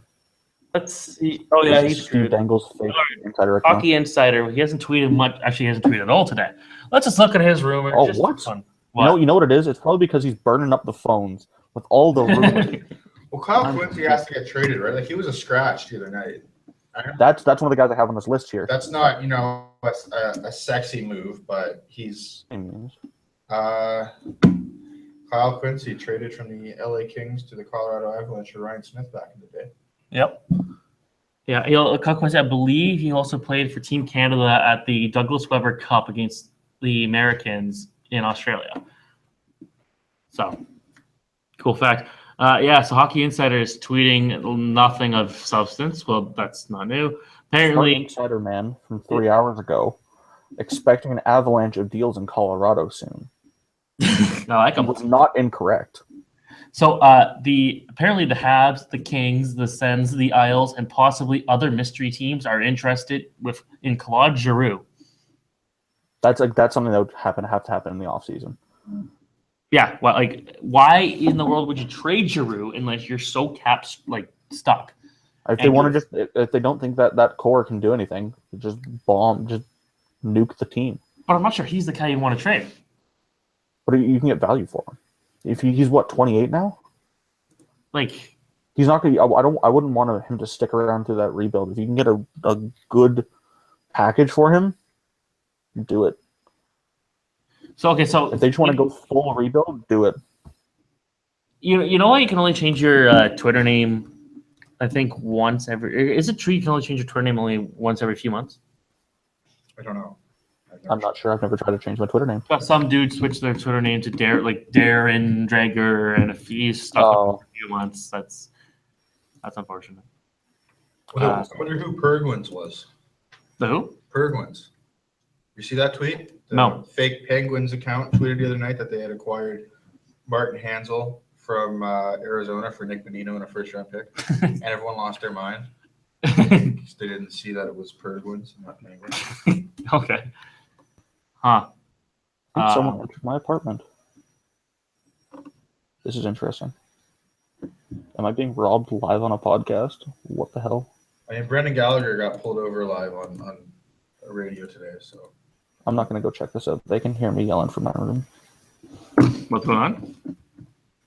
I think someone's in my apartment. I'm not sure who it is. Some guy's breaking in. Yeah, it's probably nothing. My door's locked. My room door's locked. It's fine. Yeah, good thing we're recording this so that if someone breaks in, we have it on camera. I'll turn the laptop around really quick. All right, so Let's see who else. I could see Del Zotto going today. He makes almost $4 million though. Jesus Christ. bro. Oh, minor league Del deal. Zotto. Mike McKenna, Oh, right. Mike McKenna, who literally just broke I think got 200 wins in the AHL, traded for Adam Wilcox, goalie to goalie deal. McKenna is a Lightning again, and Wilcox is a Panther. So Dennis Bernstein of the fourth period says league source with knowledge of a Ginla deal and says condition unattainable. So it's some ridiculous condition that's not going to be met, and so the Kings got Jerome Ginla for nothing. Awesome. Okay. Gotta love NHL trades where you get players for nothing. So, guys, we've got a big deal. Yeah, that Wilcox trade. What do you guys think of that? Well, I've heard of Mike McKenna. Doesn't he catch with his right hand? Yeah, and he's a huge racing fan. Okay. So he loves the 500. Oh, you said he's a racing fan. Isn't that horse racing? Yeah, he actually is a huge soccer fan too. Yes. One moment, guys. Okay. Shout out to Cam Connor, whose story we told, and he is just liked our tweet. So, anyways, wow, TSN's debating if McDavid or Matthews is better. For God's sake. It's McDavid, by the way. Sorry, fans. Yeah, that's an easy one. That's no question. But okay, if you actually want to be serious with like goalie trade, I like both those goalies, but that means Gudlevskis is going to get a lot more time in the AHL. Or did he just get Isn't he the guy who was terrible against Montreal in the playoffs? Christos Gudlevskis or whatever. Well, he was the guy who was really good for Latvia against Canada. He was the guy who sucked against Montreal in the playoffs. When Montreal swept Tampa in the first round, remember that? Bishop got hurt right before. Why did they play Gudlevskis? Because Vasilevsky wasn't playing good. So they just tried something different. And the last time Gudlevskis played was pretty good, actually. So he's a decent goalie, but I'm not sure how well that's going to last. But there you go. So Wilcox is in Florida, and Tampa's got McKenna, which is good. That's a smart idea because you now got an experienced guy. I think they had to make an experienced goalie deal because Wilcox is still young once the NHL trade happened. So what are your thoughts on Wilcox's great left hand? What hand does he catch with? Left. That's boring. He's a normal You goalie. see, Mike McKenna is more fun because he catches with his right hand. What's that? Doesn't Mike McKenna catch with his right hand? He does, So he's more fun. but he also likes metal. He what? I know he likes Slayer. Yeah. I was not being robbed. What's that? Bradshaw. Yes. So apparently, Jeff O'Neill is getting into a heated argument with Ray Ferraro right now, saying that Austin Matthews is better than Connor McDavid. I think he said that yesterday on Twitter that he wouldn't They trade wouldn't anyone trade him for a for single Austin player Matthews. in the league, and every sane person was like Connor McDavid. Yeah, you know, That might be the only player. but Jeff O'Neill doesn't even try to hide his Leafs bias. So No, he does not. Which is funny because it must have killed him when he had to knock the Leafs out of the playoffs with the Hurricanes in 2002. and then he came back and then never did anything and went back to game one. Yeah. So Must have just broke his heart. here's a question we got from Jan. Will a team offer sheet Druin? Obviously can't do it now, but free agent frenzy if he's not traded. What do you think? No one ever offer sheets anyone. That's what I agree. Yeah. It's like very rare. Shea Weber, didn't he get an offer sheet? Yes, that's the contract he has now because he signed it with the Flyers, and the Philadelphia Flyers really screwed over the Nashville Predators. And the Habs. And yeah, One moment again. and I think that's you risk ruining relationships with GMs when you offer sheet teams. So you never know. Maybe the league's a little less exciting without Paul Holmgren. It's true. But I don't know. I think Druin and Tampa, obviously, it's amazing the way they patched things up. That was such a bad situation. I'm really curious what happened. Yeah, I think they'll resign him, but that's the thing is, they didn't figure out cap space. They had to trade Bishop. They might trade someone like Palat or Johnson, but I think that's all designed to make room for Jonathan Druin. I think they've identified as going to be part of their long-term core. Panic deal is now official. That long. He's already done an interview. Yeah, it's going to do the trade call and the trade call that's available. So we're going to overanalyze those Wilcox from McKenna. Okay. Oh God. So, by the way, I saw Wilcox play last week for the whatever the team's called. Syracuse Crunch did not play very well. So, anyways, he's got 18-9-2 record this year, a .895 save percentage, so he's not good, and a 2.87 goals against, and 4 penalty minutes. Incredible. And what is EN? That's inspiring. What is? Empty net. Well, if it is, that means. Yeah, Yeah, maybe. Okay, maybe, yeah. But I don't know why that's goalies.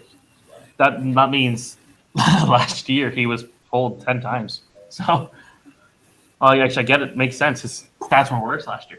Not a great player. McKenna is actually a decent AHL goalie. Please, GMs, give us something else to talk about. Anything. Is there any other trades we haven't talked about yet? We've talked about them all today, but So it sounds like the condition on this Iginla deal is the Kings have to win the cup and re-sign him. so okay. So they basically knew that they're getting nothing for it. It's, it's interesting that's a fourth is the condition. It's a fourth or nothing. You think that it would be here's something interesting. The Leafs have sent Nikita Soshnikov. Oh, yeah. It's mostly for AHL playoff eligibility. It's so a good play there. He'll be back. Yeah, That's they'll bring him back up. The Leafs are preparing for when they're not in the NHL playoffs. Yes. So can they call him up, or does he have to stay there now? I'm sure the rosters are I read that he has to be on the roster by 3 p.m. and then after that they Call can him bring right him back back up. Okay. Yeah. So can they send Matthews down to the AHL? Yeah, They should do that. I don't see why They can't. No, they can. Because he played in Europe, right? He doesn't have a junior team. Yeah, so he has to go anywhere. He'd have to go to the AHL. But why? He's dominating. No, the yeah, of NHL. course. That makes no sense. No, It makes no sense. Do it so that when the Leafs get eliminated after 4 games, then he's got somewhere to play. That'd be so funny. He can go play for USA at the World Cup. Yeah. Okay, yeah, like they never bring a serious team to that tournament, so why not? He did. Yeah. Well, I mean, he played for them last year, like before he even got drafted. Yeah, he played a pre-tournament game for them the year before that. So, you guys looking forward to that tournament? Of course you are. All right. It's almost like he's pretty good. It's not as good as Connor McDavid, Jeff O'Neill. He's the only player I think I'd trade Matthews straight up for. I will say, and obviously Austin Matthews is great, but what I was seeing on Twitter after he scored that goal against the Sharks last night, I thought he must have just scored the goal of the year, and it was just a pretty standard goal. Like, come on, calm down. You remember someone? It was like, what a pass by Josh Levo, and I was like, oh, I must have missed it, and I just saw him pass it from the wing to the slot, and I'm like, oh. I saw this play that I guess by Josh Levo's standards, that's a great pass. Well, there's certain GIF makers that go out there and say, "This is amazing, go see it," and just like a nice it wasn't even that; it was a guy for the Hockey News, and I was like, whoa. Let's just settle down. As good as Austin Matthews is, people do make I have a huge deal of every little thing he does at this point, which is kind of annoying. I saw a tweet a little while ago. TJ Brody made a crazy assist for a Flames game. He perfect centering pass as he was falling down the corner, and someone tweeted if Austin Matthews did this, there'd be a 30 for 30 about it. And it's probably true. Everything he does is getting a little, and this is why a lot of people don't like the Leafs, but Leaf fans have Austin Matthews. So we've always been kind of smug, but now we just have a reason for it. Yeah. We haven't really had a reason in the last couple of years. Now we do. Sportsnet just showed Duchesne and Landeskog getting on the Avalanche team bus for practice in Ottawa. Why are the Avalanche even I don't think they're. at this point? There's really no need. Yeah. Someone's just Just tell them to show up to the rink if they want to on game day, and if not, we'll still pay you. It doesn't really matter. Yeah. I kind of wish we could see how Bruce Gallup's doing. They're abysmal. Can we call Briz? Get him on the show for the last hour? Trade Justin Fontaine for Taylor Beck. Former Leaf Taylor Beck. Justin Fontaine, I want to say, played for the Wild. But Never played a game. Okay, so there's 2 deals now. So one, Justin Fontaine goes to Oilers, not great player, and Taylor Beck to the Rangers. We'll see. And apparently, Jeff O'Neill is officially a clown. So yes, that is his new job. His Leaf bias, unfortunately.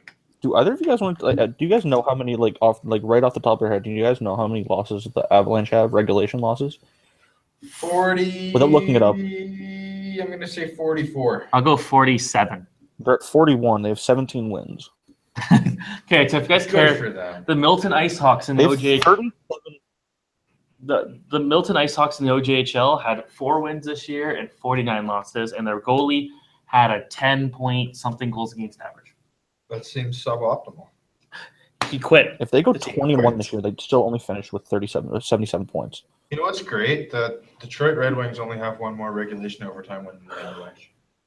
Really? The Red Wings are last in the division, despite being 7-0 in shootouts.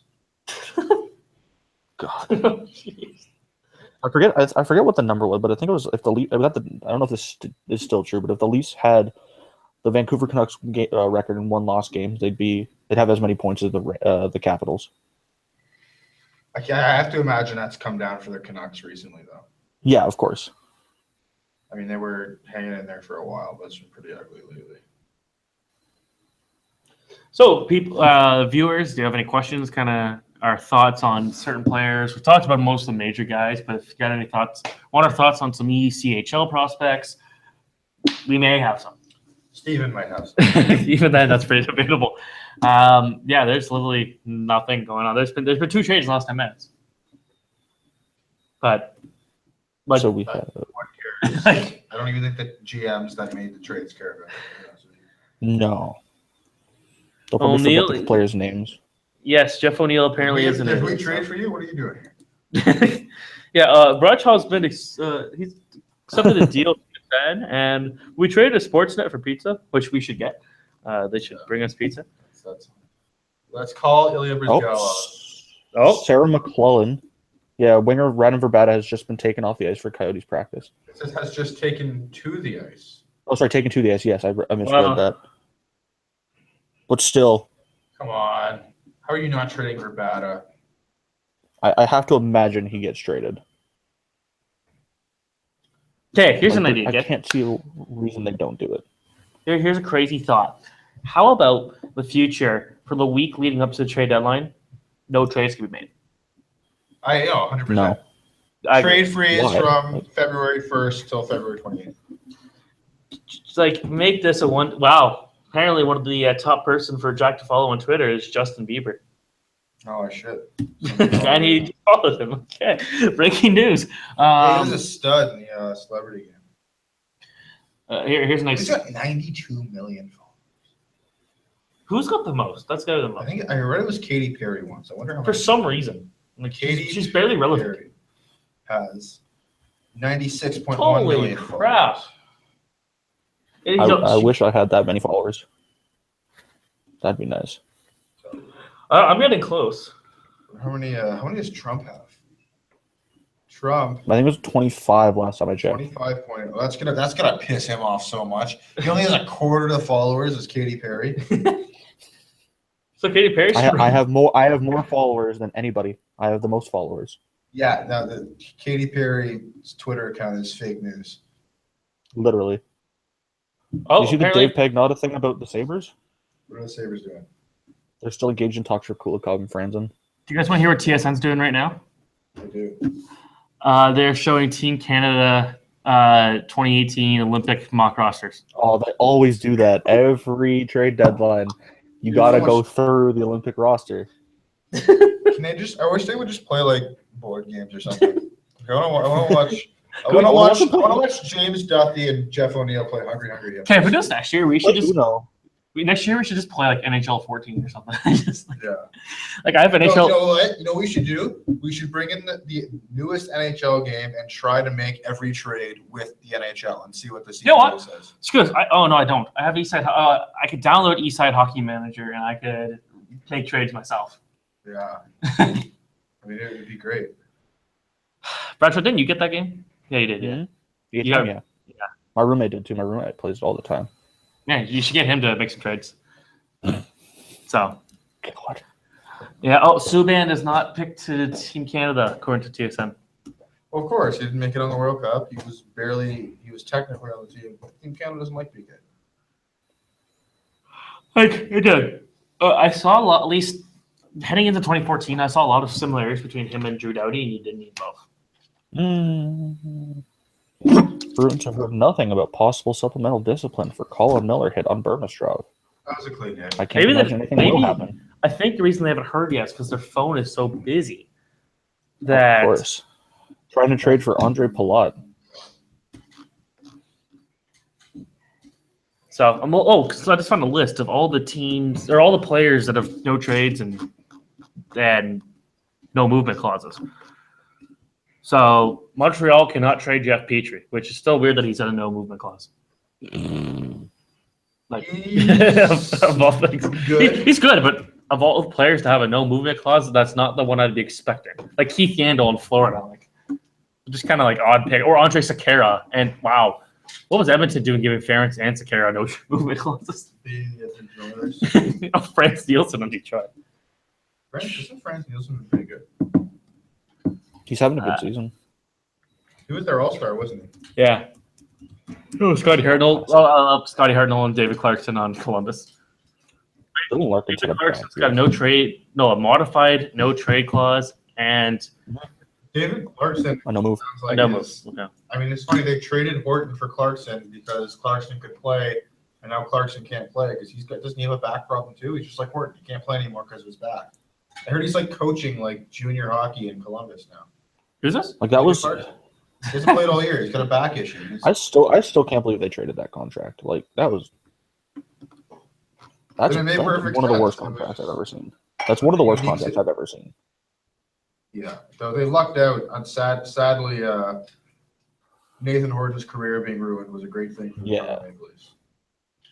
That's a sad statement. No, it's sad, but unfortunately, it was It's true. yeah. It's unfortunately He was a And, good you know, player. the Leafs took advantage of it because it's a business and they got to do what they got to do. Isn't it kind of odd that Ovechkin doesn't have a no movement clause? Yes, a bit. Are the but Capitals planning to leave him exposed in the expansion draft? Is that what you're telling me? Are you breaking news? It's kind of strange that he has 10 teams available. Like when he said the he's only a contract, modified. Yeah. He's a modified. no trade. So does that mean he can accept 10 teams or block 10 teams? It just says What is Evgeny Malkin? so. Yeah, so no. There's a difference between no trade and trade. So he can't say he says no to 10 teams. Okay. But does Evgeny Malkin have another trade clause? Malkin's on the no movement He's a full no movement. with He Crosby. has a full no move. 'Cause I I read Evgeny Malkin apparently would only be willing to accept a trade to either the Habs or the Rangers. There's the only other two teams he want to play for. Apparently those Everyone wants to. Rangers are are, like, those are like the two teams everyone from Russia wants to play for. Apparently, The Rangers are always in on everyone. That's like, it's so weird. they're going to sign Shattenkirk. Yeah, it's a matter of time. Yeah. The Jimmy VC thing. He basically only the Rangers were inexplicably involved. They're in on everything.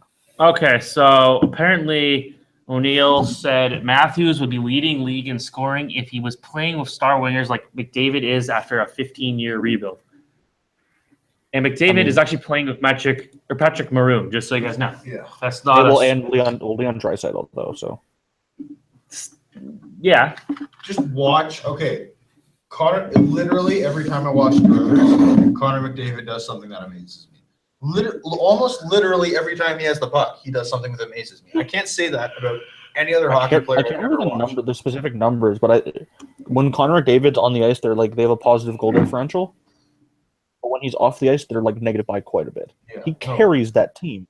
Yeah, McDavid is ridiculous.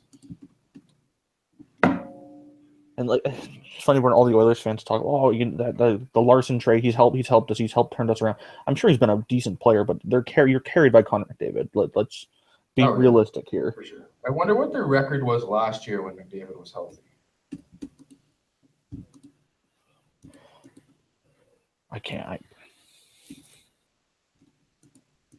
God, there's just nothing going on. I got a lot of football news, no hockey news on trade deadline day. We got an hour till the deadline. So, unfortunately, our guests are not showing up. So, we're waiting on Victor It's Finley to just save our us. life. So, All right, so let's go through the trades again. Let's see what's happened. let's overanalyze everything now. Overanalyze. No, we haven't actually overanalyzed the first two minor league deals, so we must do that. Well, Taylor Beck deal. We haven't talked about that one much. Taylor Beck, that didn't actually happen. See, it's not on here. Okay, so it's fake news. Fake news. Some fake news. The Habs are going to do something, right? Like, you have to think. You can't just trade for Steve Ott and Dwight King and call it. People keep saying Vibrato take it off the ice. No, it was taken off, put on the ice. Yeah, I don't know why Sarah McClellan tweeted that. Non-update. Like for the Habs, the most likely thing would probably be Verbatim at this point. Like, it would just make the most sense. I don't know. I think he does make the most sense. Ooh. Maybe they're packaging all those depth defensemen for a big trade. Kevin Weeks tweets that he's told P.A. Parento and Kyle Quincy are not on the team bus to the airport for the Devils' flight to Washington. So both those Oh, guys. right. We might have something soon. Could be a fun hour here. Yeah. Debatable. Kevin Weeks breaking news. He broke Steve Ott last night, too. He was the first guy to say that's requiring Steve Ott. You see, I should have put him on this list. God damn. I need to have Kevin Weeks on here. So, okay, so What happened to all those Mike Commodore trades that he thought that he was tweeting out? Mike Commodore is a troll. See, he has sources, guys. Come on. He is smart insider. Okay, here's something interesting. With an hour left, Mike McCarron has not been sent down to the AHL. You know what that means, I right? guess They're going to trade him because they don't want him to be eligible for the. They don't want. Yeah, they don't want him to be eligible for the AHL. That's surprising. Because the Habs are counting like on the McCarron. final themselves. They're counting on McCarron to win the Conn Smythe. Here's a question: when they call the guy up, like, or when they send him down to the list, okay, just go into a different room. You're technically in the AHL. Come back in like 20 minutes. You're back in the round. Yeah, I heard what's his face Soshnikov is not leaving LA, even though he's been sent to the Marlies. Yeah, they don't. They doesn't need to. It's just a paper transaction. It's a paper transaction. Yeah. The Leafs do that all the time. All right. So yeah, the fact that they don't want to go to the AHL is kind of thing. Like we're waiting for something to explode, and the big deal will be like It'll be Radom Verbata for like a fourth. Yeah, it'd be like Verbata for like McCarron and like his Jeff hamburger. O'Neill, why are you guys attacking me right now? Because you're being stupid. Because you are a dumb. He You are tweeted a that out. singular dumb. No, it's apparently he said that TSN tweeted that quote from him. Apparently, this is the clip of him defending. Let's hear this. What a nonsense person. Austin, we have not talked a lot of Austin Matthews today for TSN. Oh, it's good. David for TSN. Oh, you tweeted last night that you wouldn't trade any player in the league for Austin Matthews, including Connor McDavid. Explain your thinking, and then we'll let the rest of the guys have at your. Well, I had to throw in including Connor McDavid because everyone in Edmonton tweeted me telling me to shut off my Twitter, quit my job, and Really? run for the hills. So I had to say yes. Can you hear this? Connor McDavid. The right He's shot? 19 years old. Yeah. You're one of a rebuild, and he's got 31 goals.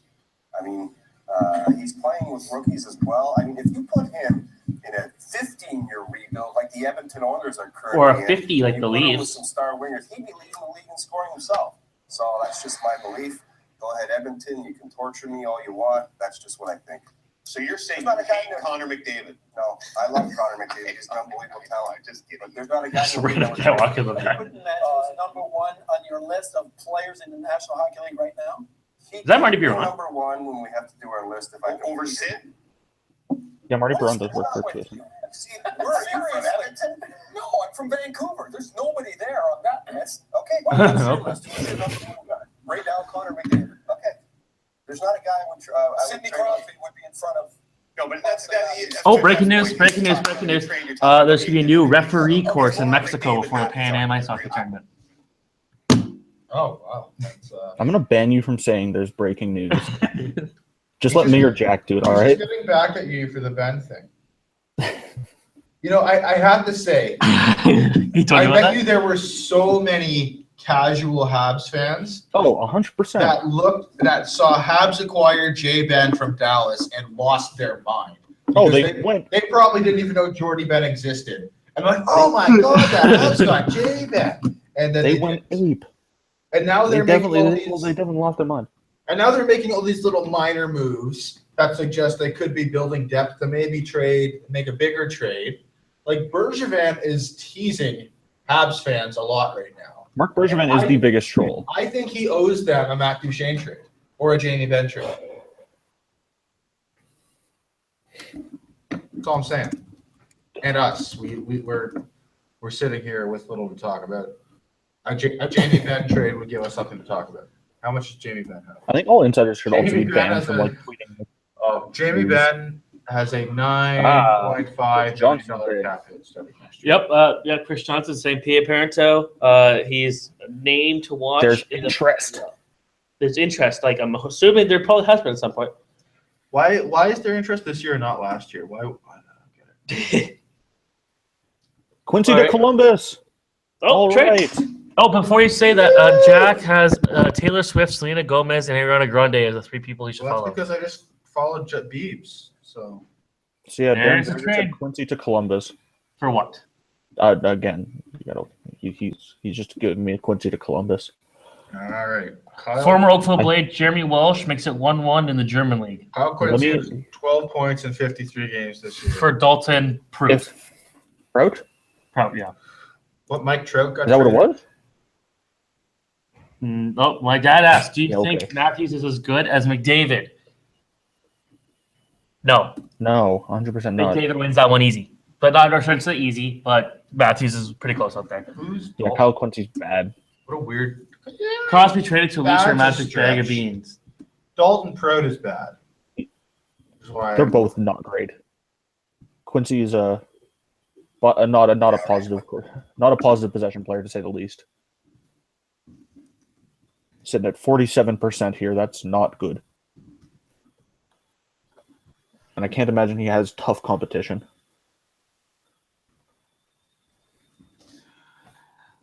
Oh, weird. Dalton Prout is okay. I guess that explains why Bergeron got called up to the Blue Jackets. Yeah, Did they call him up or did they So, send They called him, yeah, he cleared waivers. but So. they just acquired another defenseman. They just traded a defenseman for a defenseman, Yeah. and Okay. so I don't know. This is not a fun trade. Already bored. Next trade. We're waiting for like this huge trade, but it's not going to happen. Yeah. Like all this stuff is going to happen between 3 and 4. Yeah. And we're not going to have this. we'll be on. Oh, Habs. They've traded. They got Andreas Martinson for Sven Andegrig. Oh, they traded. What the hell? Sveni. All right. I like Andrew. What's Gaddard. Who's this man's name? What's this guy's name again? Martinson? Andreas Martinson. Has he played? Oh, what the hell? All right. I have a photo of him playing on the Avalanche, so he had to play for the team. That's another Let me do my Google. troll trade by the Avalanche. Andreas Martinson, 26 years old, left wing, 7 points. In Oh, I 55 cannot games wait this year. Man's possession numbers. Oh my god. I remember him for the World Championships. So he's minus 10 this year. Trash. I like me some Sven Andrighetto, so I don't like this trade. Apparently, according to Elite Prospects, Elite Prospects says Martinson is a large, tough forward with a good shot, enjoys the physical part of the game. Yeah, actually was pretty decent for the Habs or Norway at the World Championships. I do remember that. And Bradshaw's left. His possession numbers are, as you can imagine, bad. Colorado S. Martinson's? 43%. That's probably the best on the Avalanche. But where's he ranked? Oh god. On all Colorado? Yeah. Let me check. Because I remember they had only 3 or 4 positive guys, and they were barely above 50. So let's see what they have. The entire team. He's 6'3", 220. All of Colorado. Wasn't Andrew Ghetto a decent prospect? At one point, for sure. They cleared waivers earlier this year. Yeah. He is currently second last, and that's second last to Gabriel Bork, who played 6 games. So he's the worst possession player on the team. Wow. Carl Soderberg is second worst if we're going by qualified players. Remember when he was good Carl Soderberg, yeah. for a minute? So another Habs trade. They just keep doing small stuff. Oh, we just got a guy. So yeah, I'm quoting Bradshaw here as saying, according to BShaw27, Andreas Martinson was the worst full-time possession player on the Avalanche. Is that what you? A full timer? Bam. He was the worst. Yeah, he was the worst. He was the worst full-time possession player. Like the Habs aren't giving up much. Soderberg was They're not. They're not doing anything that matters. That's another fourth liner. Yeah. Like, this is actually kind of getting comical. So Literally, I bet they have. traded for I bet they have something done. They're just holding it off till the end just to troll everybody. They're gonna end up trading for Are they Nathan- trading Are they trading all of their current fourth line? Are they trading Flynn? You mean and both of their Mitchell fourth and- Yeah, they have so many. I don't get it. This is insane. Like, okay, so all right, so Quincy's off the list now. Okay, Quincy's done. Parento is going to be traded by the looks of things. So this will be like, so we still have Parento and Is that it? Verbata, like of like guys I assume are going. Yeah. Other than Well- that, there's like Kulikov. Are the Leafs And- not going to do nothing? If they don't get like, unless they can find a defenseman that they think is worth giving up something for, I doubt it. Like I see them like pull if they like came out of nowhere and pulled off some like really good trade.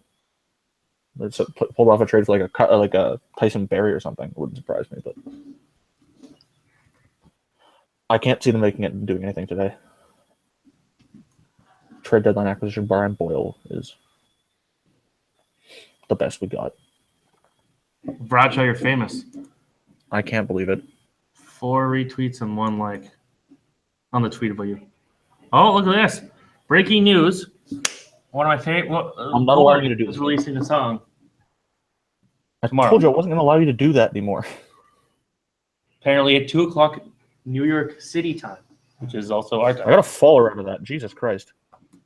So I don't even know what to say at this point. So, Mike Commodore says, folks, my sources are telling me Mr. Sakic is demanding a king's ransom. He's confusing Duchesne with Gretzky. Insider. You know, I think it was funny how wasn't it Eugene Melnick who came out and was like, "Boy, did you hear the asking price for Duchesne? Like, it's crazy." And the reported price was what, like Shabbat, White, and a first-round pick or whatever. Yeah, it was like I don't Shabbat or think that's White. that insane. No, it's like- not. Like, It was the first Okay. CC and then one of those two. Do it. if you're Take that. yeah, like Matt Duchesne should not be easy to acquire. He's a first-line center. He's 26. He has 2 years left on his contract. It's like I think it's a reasonable $6.5 million cap hit. He's really good. And if Colorado is only considering trading him because of the mess they're in, they kind of have to do something pretty drastic. But they can't just trade Matt Duchesne for the sake of trading Matt Duchesne. Yeah. It's not going to get him anywhere. They have, No, to, it they has have to to be hit a done. home run. Yep. They got to get a massive return for Matt Duchesne. Otherwise, there's no point. They shouldn't trade Duchesne unless it, like, yeah, like, I don't think they should trade him at all. He's the future of the team still. You know, the thing Or is, current. he only has 2 years left on his deal, and the Avs are such a mess. Like, they have to consider realistically, can they get back to contention within the next 2 years? And if not, then maybe now is the time to trade Duchesne, because chances are his value is only going to get lower as he gets closer to free agency. Okay, so just so the stat that Bradshaw posted about or mentioned, so it's getting a lot of retweets, but it's everyone's laughing at this trade. Yeah, because I don't know why Everyone's they. mad at the needed to- Habs because they're just doing all this pointless shit. They're just trolling them. Like, hey, we acquired a Colorado forward, Yeah, exactly. Andreas Martinson. Hey, the Habs and Avalanche made a trade. Hey, we acquired Ben from Dallas, Jordy Ben. In my opinion, the Kings should bring back Oscar Moeller from Sweden. Communism. Yeah, so some people are just saying that it's like, yeah, someone's like, oh, the reason it's a depth move. yeah. So there we go. We overanalyzed a trade for 2 prospects. Let's Oh, not. hey, you know, I should say this. Martinson's actually a Andreas full-time. Martinson a prospect. Yeah, he is a full-time player. Not justify him with that. He is a full-time player. That is correct. And also bad, and is 26. Yeah. So, it's breaking this one. NHL's email its member clubs to let them know Golden Knights have now official standing and are able to complete transactions. They got less than an hour to do it. With 45 minutes, this better be good. Right, Vegas, go, go, go. You're getting like a flood of tweets, just like the Vegas Golden Knights have acquired this, so they can't take this. I guess there was one interesting when we were talking to the Senators guy. I can't remember his name now off the top of my head. The Flyers signed Neuvirth so they could leave him exposed in the draft. Thought that was kind of funny. Bradshaw, they're gonna- Bradshaw, check your Twitter direct messages, or sorry, Twitter notifications. apps. Some person Some person asked who you are. I am fake news. I don't know. Oh, that's rude. Come on, man. That's that. Come on, man. That was Bishan. Why should I even give a shit? Here, post a link to the stat just so he sees it. Just tell him ask him who the hell I don't. I'm not doing. I don't have to justify this to him. Screw this guy. Whose mess is this? Who is this guy? He doesn't use his own name. Who are you? You can have Absolutely. even your Twitter account. Come on, man. Absolutely junk. That's I gotta tell you guys, I ran on about 3 hours of sleep last night. I slept from about 4:45 until 7:45, and this trade deadline is not doing much to keep me awake. yeah, I haven't slept well the last couple days, so. Let's check out Ariana Grande's Twitter. I need to read You're my who to follow. She's kind of hot. on my wall. So right beside me. still waiting. Patrick Sharp, we know he's not getting traded. Matt Pro, how about him? He's signed long term. Why would I trade him? Also, he plays for the Jets. Have we not figured they're not trade? They will not trade ever. Oh, good. No. I'm a millennial and a Corsi nerd. According to that same guy. A classic. 21. At 21, I'm not a millennial. You are a generation something that isn't a millennial. You're the one after the millennial. Aren't you a millennial? So this man is fake news. No, like 96 is the one after millennial. Well, you have to be born in 97? You have to be born in 97 to qualify as millennial? 95. Oh, so we're too young to be millennial. Yeah, we're too young to be millennials. Oh, okay. Andreas Martinson and Dwight King can't skate. That's a good thing. And they can't. They are not. They don't. They can't and they So this is kind of a concerning fourth line for Montreal. Steve Ott can't skate. Like we literally have a team of guys who can't. The Habs have a fourth line of players. Yeah, who I can't don't understand any of this. Sven Andrighetto could skate at least. So I don't know. I don't understand. All I know is there's 40 minutes, and everyone's gonna be really mad at Mark Bergeron if he doesn't do anything.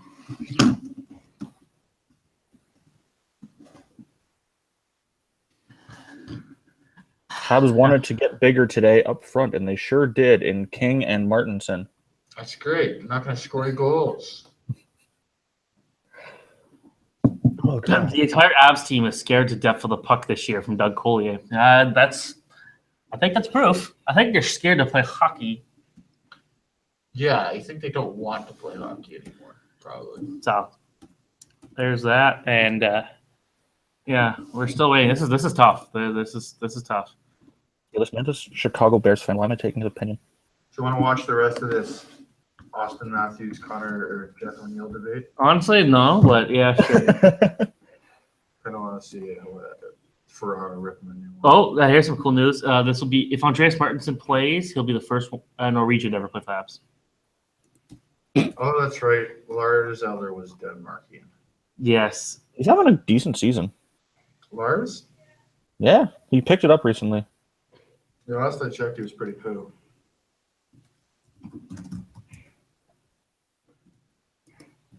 So latest news in this conversation with absolutely junk.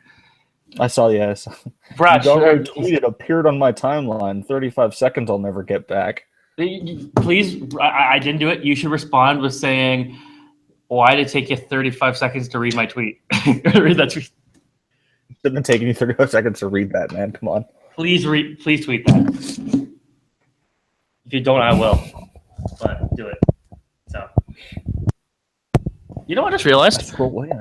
This mic that we were using for Dan in the first hour actually was never on. I heard him. Yeah, but you probably heard from our mic. That's why it was quiet. Are you sure you didn't turn it off? God damn it, John Shannon! Don't do this to me. So I quickly skimmed the John Shannon tweet that said Maple Leafs, and then I saw Kopitar, and I was like, whoa, and then it was just Joe McGinley is expected to play on Thursday against the Maple Leafs. Okay. Expected to score on Kopitar. I was like, oh, damn it. Of course. John Shannon is fake news.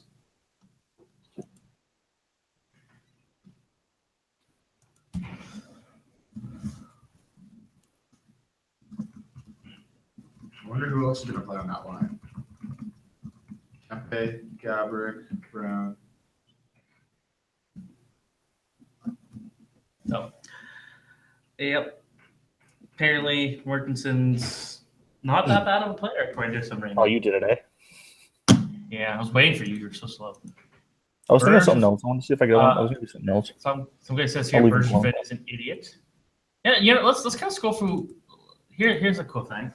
Who wants to scroll through HF boards and No, don't you dare! Do not do this to me. I hate HF boards. Never been HF boards, actually. I'll be right back. You guys talk, and hopefully all the trades happen. All right. Wow, what exciting trade is going to happen before Steve gets What can we discuss now? Absolutely nothing. Well, there's not a whole lot to discuss. I wonder what kind of. I wonder what kind of prospect Vegas could get for doing something for not taking a player. Who's the I can't least imagine best- anything who's the worthwhile. least best prospect? Least best prospect? Yeah. I guess it'd be like Adam Brooks or like Travis Dermott, like Bracco. But I don't think they'd have to go like their best prospect for them not to take Martin Morinson. Both of our teams are like neither of the Leafs or Kings have any like interesting.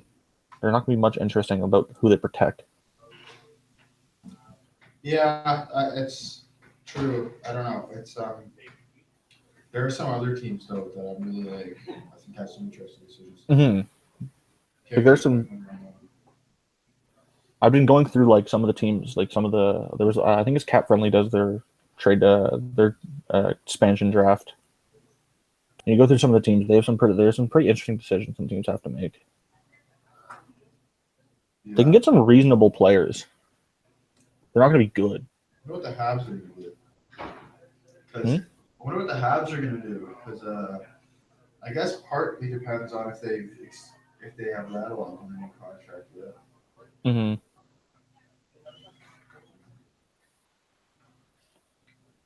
I can't imagine like. Yeah, like it's still interesting to see what Pittsburgh's going to do with Murray and Fleury. They're gonna have to trade Fleury. Yeah, like unless they try and ask him to waive his no trade clause or no move, so he can be exposed. Which I think that's kind of a rude thing to ask for somebody who's done such a good job for your organization. What if they trade him to Philly just for fun? That'd be hilarious. That'd be really fun. Philly fans would be so mad. Pittsburgh fans would be so mad. Yeah, I don't think Philly fans will be mad. They welcomed Yager. That's true. Like they had some time to like let that wash off them. Let the Penguins smell wash off Yager. It's true. Though he was a better player. Not like Russian vodka when he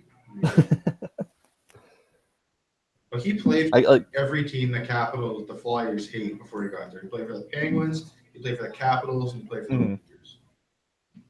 Yeah, they and they're still like, you're fine. Yeah, exactly. All it took was a Russian stint to wash it all away. I wonder where he'd be in career points if he didn't go to Russia. Second. Yeah, probably. Yeah, I mean he's second now, but he's like 1,000 behind Gretzky. I forget what the era adjusted numbers are. He has 2,000 though, for sure. He definitely. Yeah.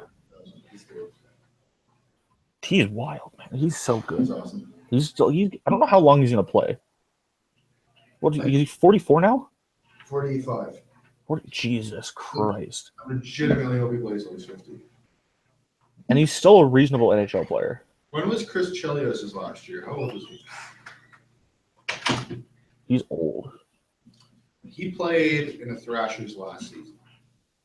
Did he actually? Jesus. Yeah. Spent most of that year their AHL team have gotten a few games with the Thrashers. I should get Chris Chelios on this Thrashers jersey. I forgot to play that. Bradshaw, do you know Chris Kunitz played for the Thrashers? I did. Did he? Wow. Look up his hockey DB. How many Thrashers jerseys do you own? One. Oh, Just one. Come on. I own one. Not enough. Get a Toby Enstrom Toby Thrashers jersey. played like 4 years with the Thrashers. It's amazing how many players the Jets still have that play for the Thrashers. It's because Cheveldayoff does nothing. I know. He doesn't do anything. It doesn't even include what's his face, Jim Slater, who just recently left. Yeah, but you've got Havlicek, Enstrom, Bufflin, Stewart, Wheeler, Little, Thorburn. Probably that's like 7 off the top of my head that played for the Thrashers. This is their 6th year in Winnipeg. Like, do you remember the article that I think it was the Leafs Nation did, or maybe it was one of the Canucks blogs that did this for the Canucks as well, where they had they did the fake thing with how they had a potato run the team instead of the GM, where they couldn't re-sign anyone or do any trades. Yeah. That's what Kevin Cheveldayoff is. He's a potato. He doesn't make any trades. He just resigns. He either will resign or let go of the guys he has. Yeah, it's He is the potato from that experiment, and he's running a mediocre NHL team. very boring. More boring than trade deadline. Like his voice it doesn't inspire. It's very just deep and monotone. He's so. The only trade he made was because Evander came to the Forces. Yeah. And that was a reasonable trade, I guess. They got Tyler Myers out of it. It was fine. Yeah, Myers and Stafford for Goshen. Evander Kane's pretty good, having a pretty good. I think he's at 22 goals now. Yeah, but they had I think he scored last night. Having a very good season.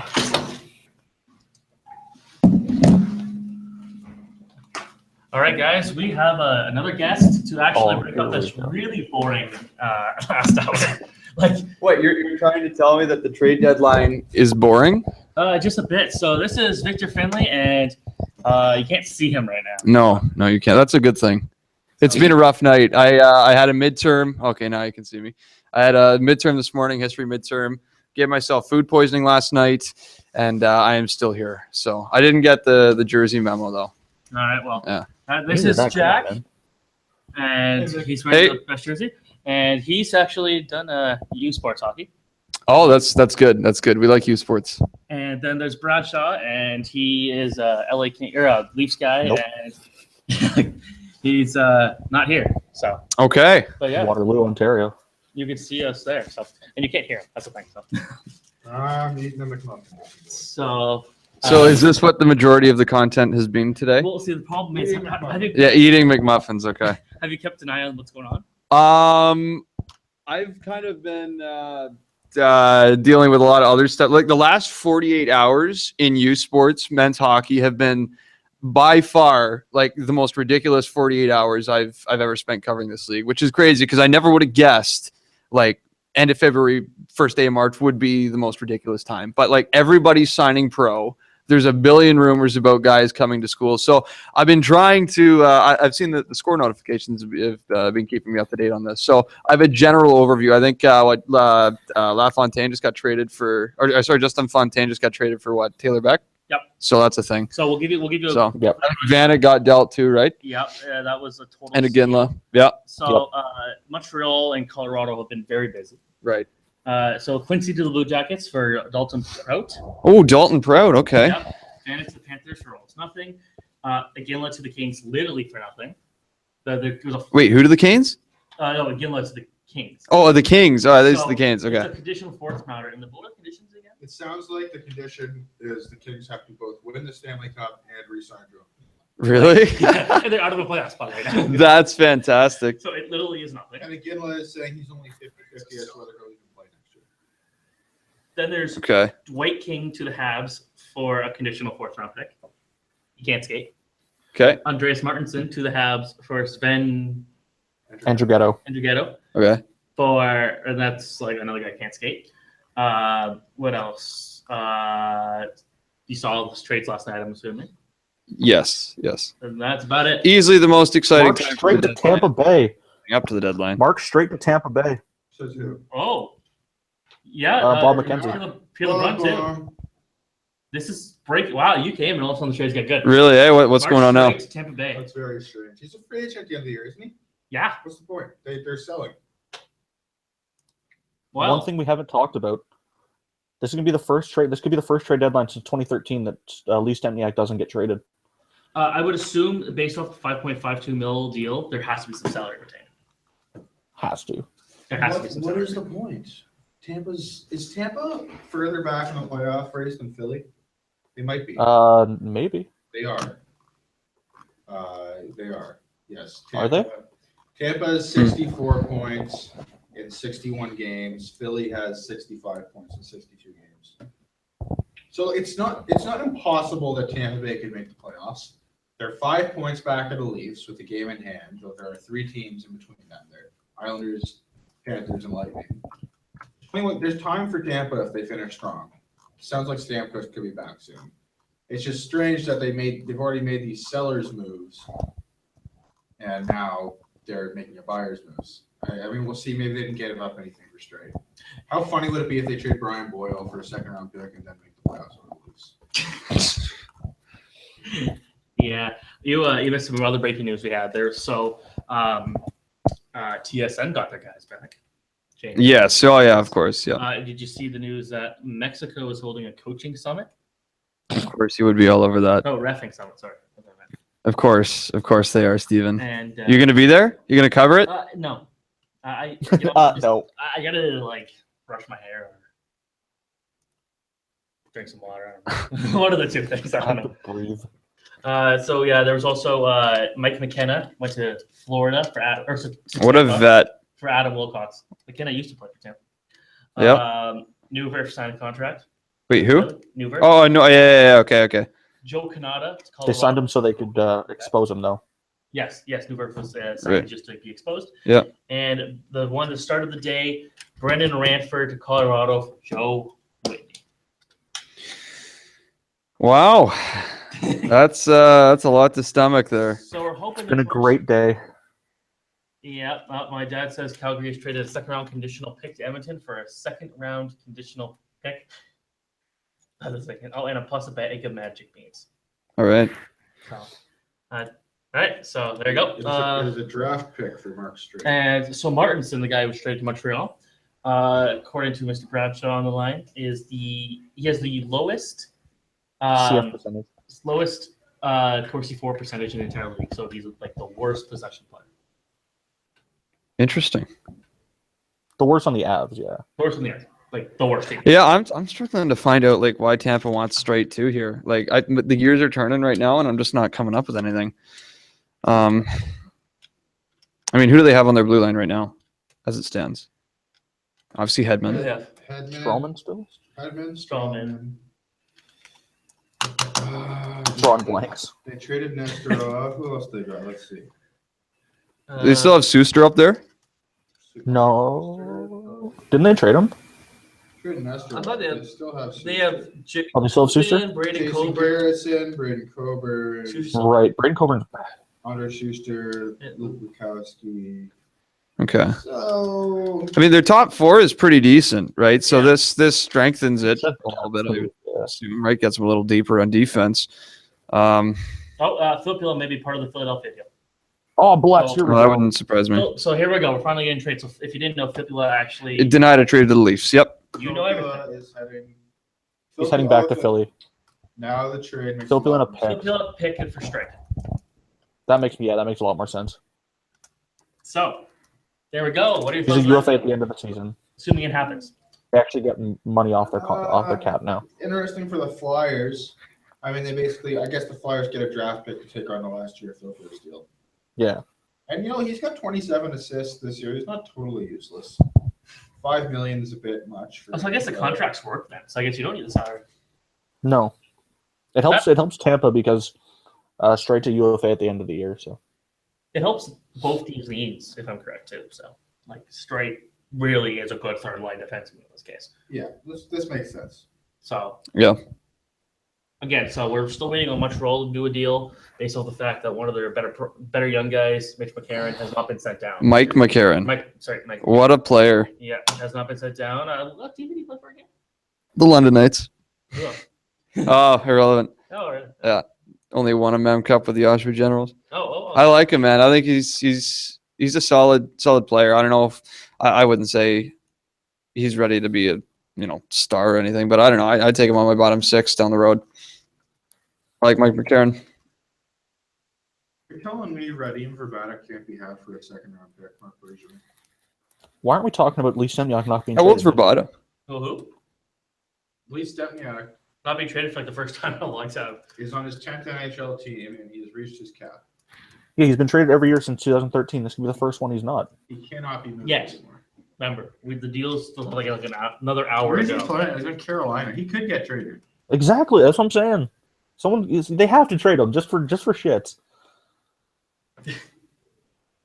Like just for funsies, why not? Yeah. So Vegas Golden Knights, we still haven't heard anything about if they're going to make any deals.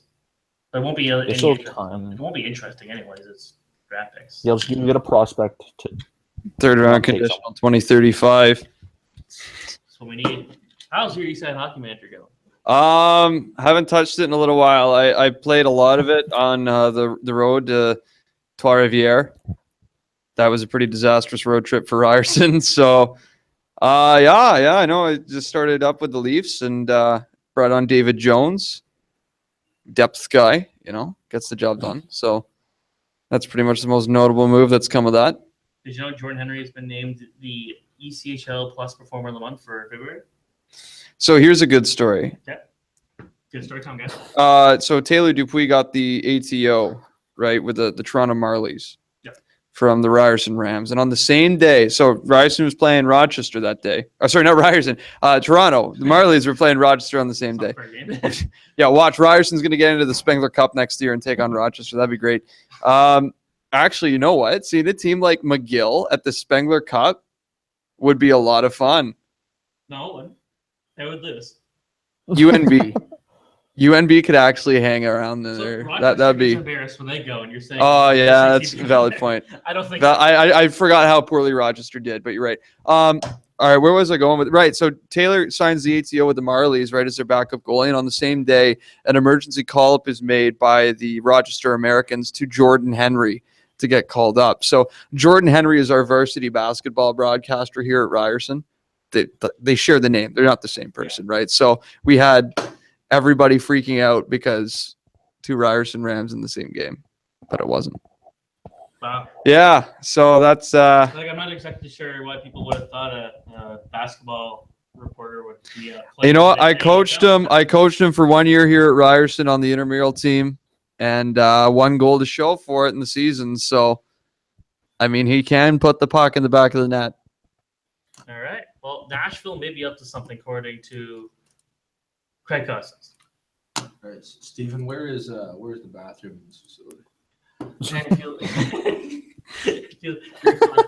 Great content on this. You're gonna go on a walking tour of the Rogers Communication Center next. Well, at this point, Just leave me to cover this entire broadcast by myself.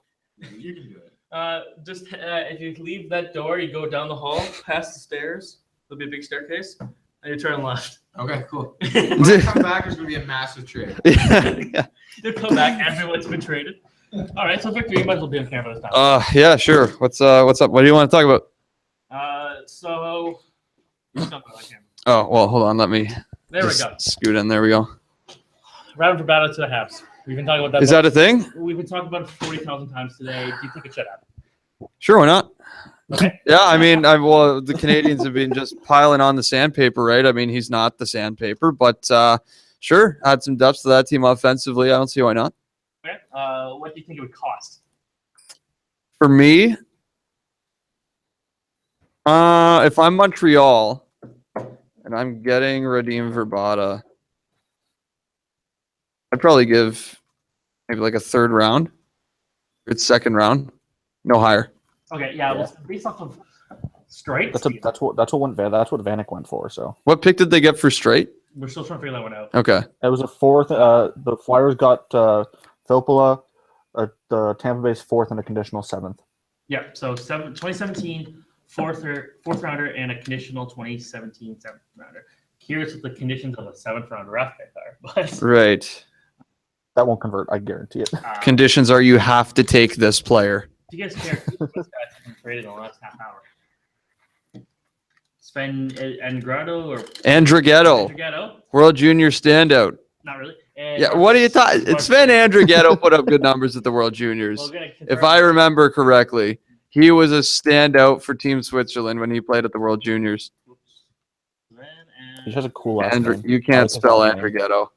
I'm gonna have this. Oh, that's okay. There you go. Hey. Look at that! Look at that! 8 points in 6 games, Oh, but Steven. he didn't even get a point per game over 2 tournaments. What's wrong with What? him? 10 points in 12 games. Yeah, nobody's good though when they're 17 years old in that tournament. Well, like he wasn't. You're 17. wrong. He You're wasn't 17 when he you're played. wrong, Steven. Like he was. Just You're take fake the L. news, Steven. Steven, you're wasn't fake 18. news. So- Yeah, because there's probably somebody sick. Like, oh, Niederreiter, I think, would have been on Yeah. that team. When- I specifically remember Sven Andrighetto having just a hell of a tournament. A tournament. 2011 20. We're looking up Switzerland stats. What year was this? 2011-12. You were right on it, Steve. But then where was he? Where was all his points? The next year. Yeah. Okay, so this year.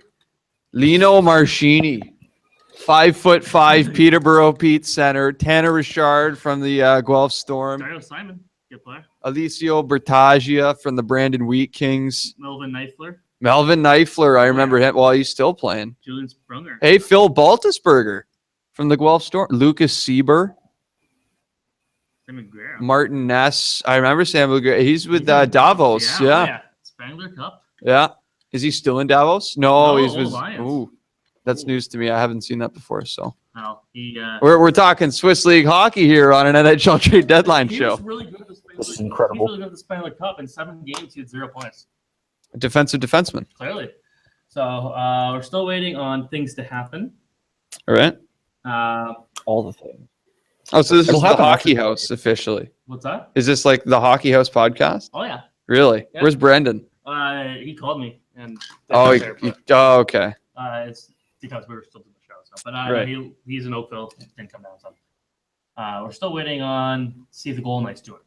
But with 20 minutes to go before the deadline ends. I mean, who cares? happen if the all Golden after Knights do 3 years. anything, right? I want something to happen.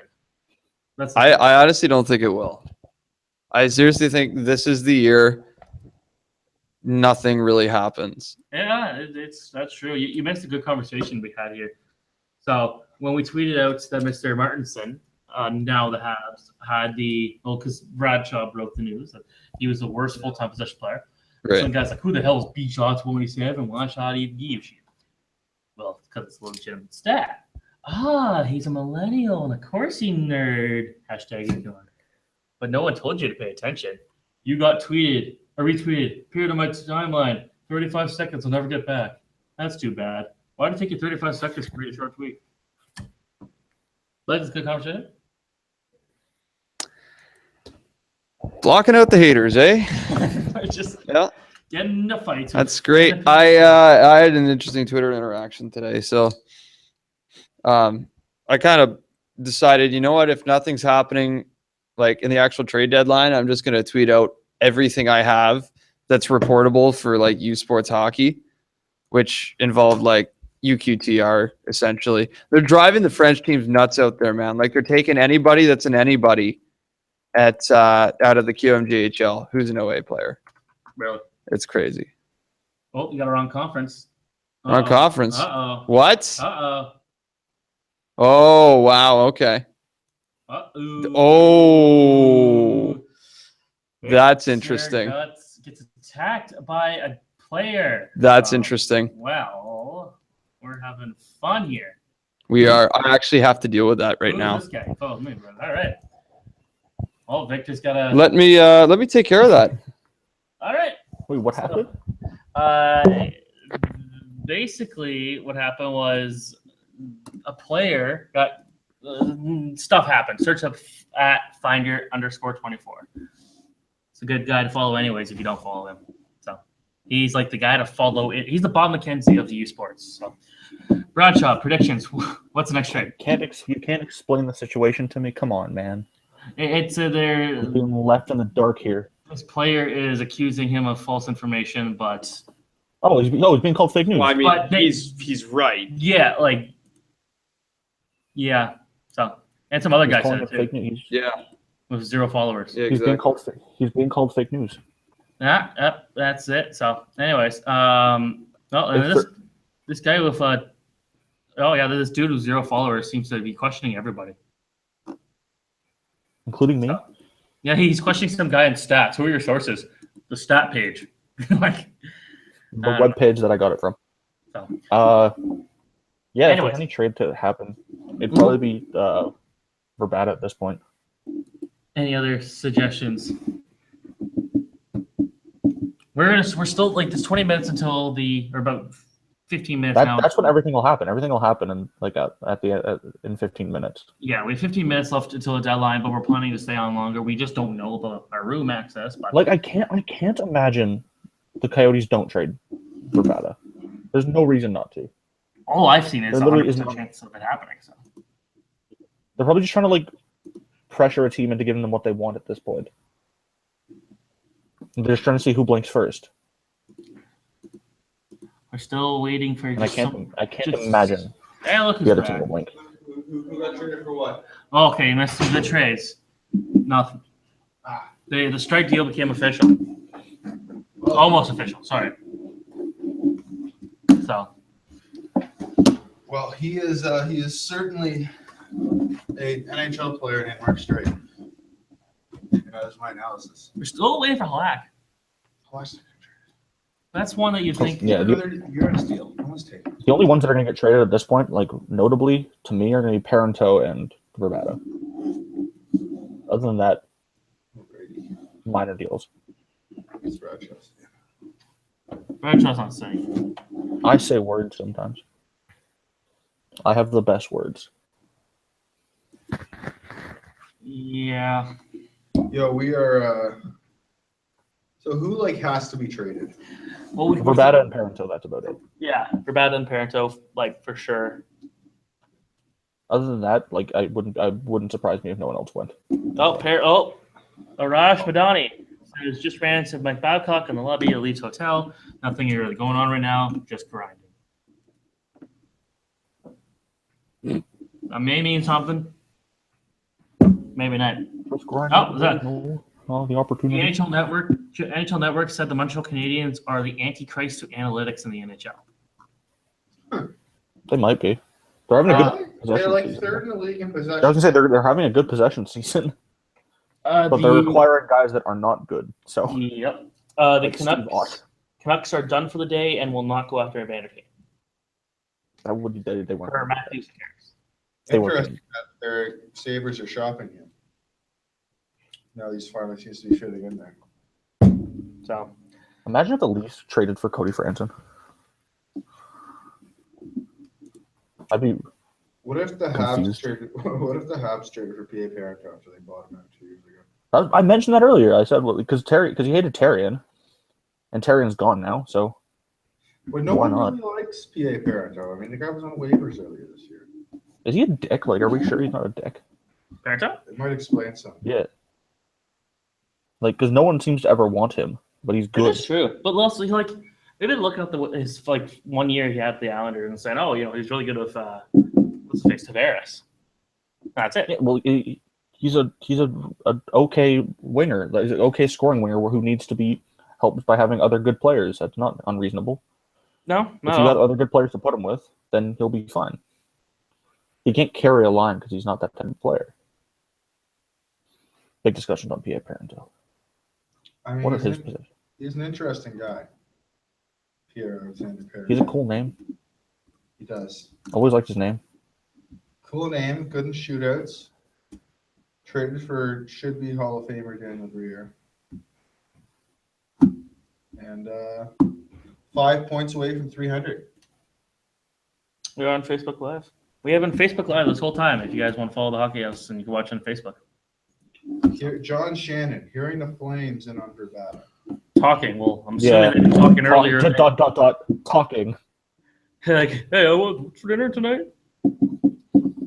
Bro, randomly.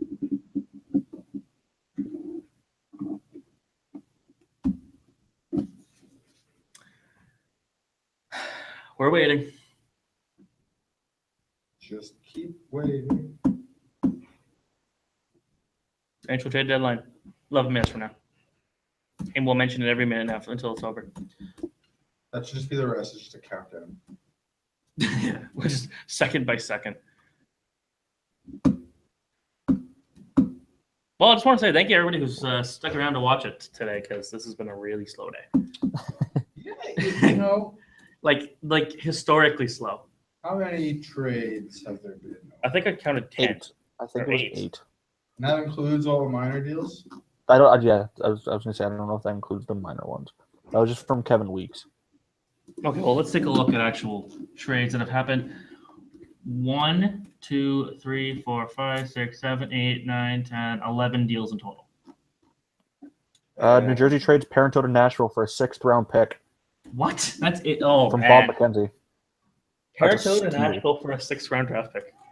That's all right. Well, Nashville just got a pretty good player for nothing. Yeah, for next to Draft, nothing. see, the thing is, the draft picks are worth nothing this year, and they're still acquiring players like that should be like asking for way more. Like Parento should get more than a 6th round pick. I should say 3rd round pick. Here we are seeing him for the 2nd round Let's pick. see. Yeah, but last year he got nothing, remember? He had a better year with all this. Like, Yeah. People don't like B.A. Parento. I wonder if he's a bit of a dick. Well, is he Ribeiro's replacement now on the team? Well, he's not a center, Parento, so probably not. What's his cap like? Parento is a 1-year deal. It's making nothing. It's like one. Okay, 6th round pick for a 1-year deal for a guy who's got 27 points and It's a good deal for Nashville. It gives you some depth scoring. No question. And then New Jersey's out of it, and if that's the best you can do, then that's the best you can do. I take that.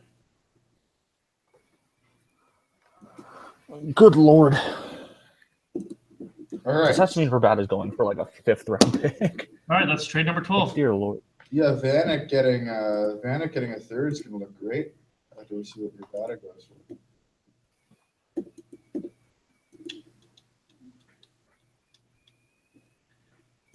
Incredible. Like it looks like Jeff. I wish Van- there's like right at the deadline. I wish there was like a big blockbuster right at the deadline. That won't happen. See, But like it would have been nice if something last hour happened. we got under 10 minutes now. Well, we probably won't find out until like 3:30. Yeah.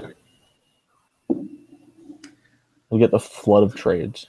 Gotta look up NHL boards just for the fun of it to see what people are suggesting. We'll discuss those. Because we're all running out of time of interesting content. Take Parento off the list here. Dan Murphy sounds like the Canucks. It's kind of funny. Every time Victor comes around to do a stream, the thing gets boring. Oh, U Sports is heating up right now. Oh, where's your streams?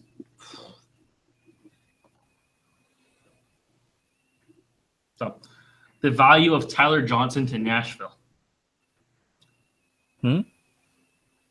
Nashville for Ryan. So someone says Ryan Ellis for Tyler Johnson's a fair trade.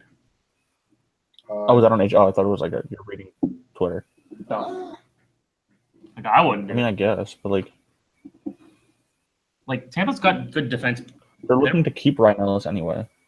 They don't need Ryan Ellis. They're looking to keep their forward. They're looking to keep Tyler Johnson anyway. So Who wants Verbata? Montreal. But it's funny. Like a guy like Verbata will be completely forgotten about until trade deadline. And now he's huge. Well, because no one realized he was actually having it. how will no one's gonna? Are you telling me no one's gonna trade for Lee Stempniak? Like to be fair about trade deadline day, it's like why it's overhyped because like it's the last day. Like you could be making trades almost every single day from the minute the season starts till today. Mm-hmm. You don't need to make a trade today. But most teams, What's Stempniak? a lot of teams want to wait till the last minute to try to extract the most value they can because Yeah. a lot of teams don't know what position they are. If Verbata doesn't, Curtis Lazard to the Flames. he does get According traded. to Darren Drigger. Curtis Lazard to the Flames. Well, dip me in shit. There were reports earlier, like I read the other day, that Dorian was trying to get a first for him. So let's see if they got a first out of the Flames. I doubt it, but let's see. I hope so. Oh, this is Actually, interesting. I got to run on you, Steve. Here. Alrighty. There's a lot happening in a short amount of time. Well, thanks for your 10 minutes on. Wow. Yeah, that was eventful. You actually came and more trades happened than like the whole 30 minutes before that. Really? Yeah. Well, I'm glad I was the spark plug for you. Good job. You're gonna see him on TV someday. So, Victor Family, there you go, guys. All right. Follow him on Twitter. We'll do Finder Facebook Live again soon. Yes. Sure, I think. Want to do a 4-hour Facebook Live for this? No. After this? No, not at all. I have a big dodgeball game tonight, Steven. What? Yeah, intramural dodgeball, man. Heard it here first, folks. You heard it here first, eh? Goodbye.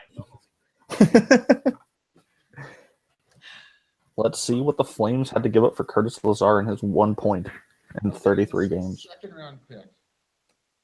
And honestly, It's going to have to be. a second and Jyrki Yorkapaka. Is that what you're predicting? That's what it Is is. that what you read? Garrioch just tweeted. Oh, Bruce Gary. Okay.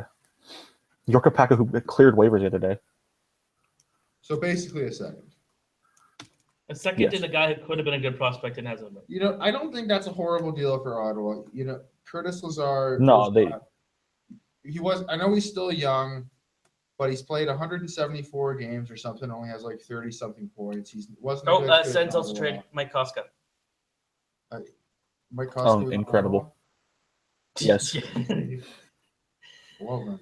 So Koska and Lazar for Yorkapaka in a second. No, you get a second round pick. You cut your losses on Lazar. I don't think he was going to work out in Ottawa.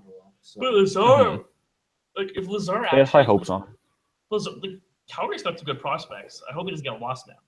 Yeah, I mean, you're giving up a second round pick for him, so you think you're going to give him an opportunity. Come on, Kings, you only have 5 minutes to acquire Doan. You know what? It wouldn't shock me. Shane Doan and Jerome McGinley on the same day. They want to give all the old guys without a cup a chance to win a Yeah, cup. the 2016 Canada. Even though the Kings don't really have a Not chance make to the win a cup. playoffs. Yeah, like trading first round pick for Andre Sakara and then missing the playoffs. What would the Leafs get for Gauthier given he scores more than Lazar? Hopefully. I'm actually impressed with how quick TSN gets these people on the show. Curtis Lazar Yeah. is currently on TSN. That is kind of crazy. Like, it's a little too Hey, he close. just got traded. I bet they called him before Pierre Dorian did to tell him he was traded. Hey, Curtis, you just got traded. You want to come talk? Frederick Gauthier is terrible. He has 6 points in 26 AHL games. Well, no one expects him to be a point getter. But there's a limit. Like, you got to score sometimes. He does occasionally. Curtis Lazar was 4 picks ahead of him. Jeez. That was a rough draft for the Leafs. All right, so yeah, Curtis Lazar. For Yorkapaka That's- and a second. No, this is the second time the Coyotes. Oh no, never mind. I just say. That means they're out on Remember Verbata when now, Turris according was- to John Shannon. Remember when Turris? Oh, was that? Oh, okay. Well, I guess they have to be. Please don't wait. Is this a real trade? No. That was a troll. Can you imagine? Oh yeah, tweet. The Pens have acquired Penguins Pugliari at it again. from Everton for Is that Penguins? 40 and a pick. That's Yeah. Penguins. Oh, Penguins. What's the link go to? I'm curious. Nothing. Oh, I love Penguins. They got me the other day. That was great. Like, I don't see that deal ever having a possibility. So I remember when Curtis Lazar ate a hamburger. there's oh yeah. That was funny. But because of freaking Hammond, Andrew Hammond, who is not good. he's out for the year now. What's for the conditional picks game trade today? Teams want to get themselves some insurance, so it's like, hey, if this doesn't work out the way I want, I don't want to give up this much, even though it's not generally how trades work. But The best are the NBA trades where you get a player traded for a heavily protected second round pick, which a second round pick in the NBA is the last round. It never converts. You never see that pick because a heavily protected second round pick is just like the entire second round, but like the last 3 picks.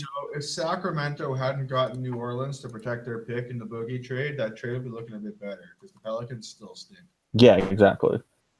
It's just funny they can't win the lottery or else they will not get either of their pick. They won't get one of the picks. Yeah. A website called Don's they're verified on Twitter, and they say that Marc-Andre Fleury has been traded for Cam Fowler, but they actually are taking a fake tweet into this. Like it's a fake tweet that they quoted. God damn it, people! Come on, man. People dumb as hell. They posted a whole story about it. Of course they did.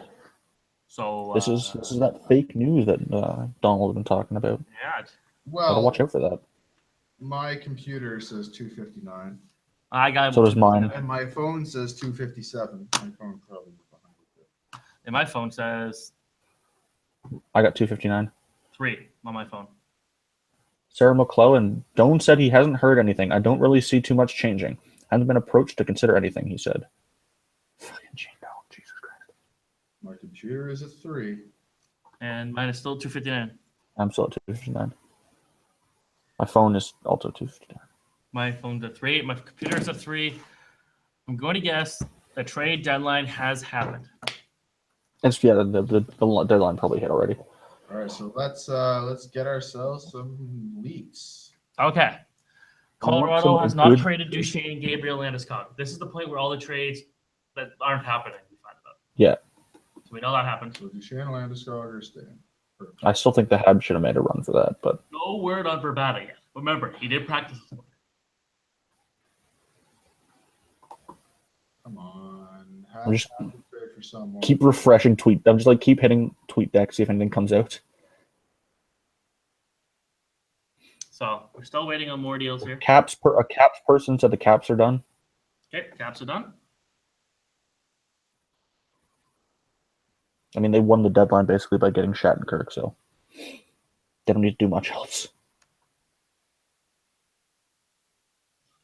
Still waiting. Come on, Abbies. You got this. Let's go, Leafs. Give me a Tyson Berry trade or something. Bring me a shiny Adam Verbata.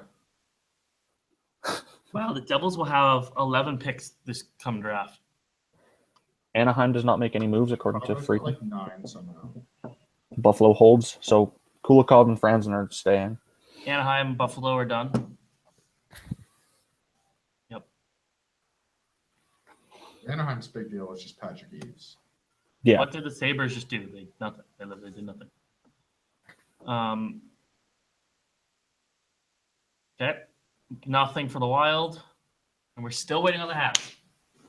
Imagine being a fan of one of these teams and just no trades. Yeah. And then here's Colorado and Montreal with like 25. I've said they wouldn't be pressured into it. Oh, what is this? Coyotes keeping Verbata. No way. Incredible. I don't know why. No way. The points. Who said that though? Craig Craig Cousins. Cousins. Incredible. How did that not come up for me? That didn't come up for me. I have him followed. I don't Craig know Cousins why that didn't come up for me. has said no trades. Oh yeah, I saw that. That makes no sense. Wah, wah, wah. They're trying to get like a first, and like no one was giving them a first. So like, all right, we're gonna keep Verbata then. Just watch us go on this playoff run. That's Dmitry. Makes less than 0 cents. Dmitry Filipovic makes a good point. Any playoff team should have made a run at Parento if it's going to cost a 6th-round pick.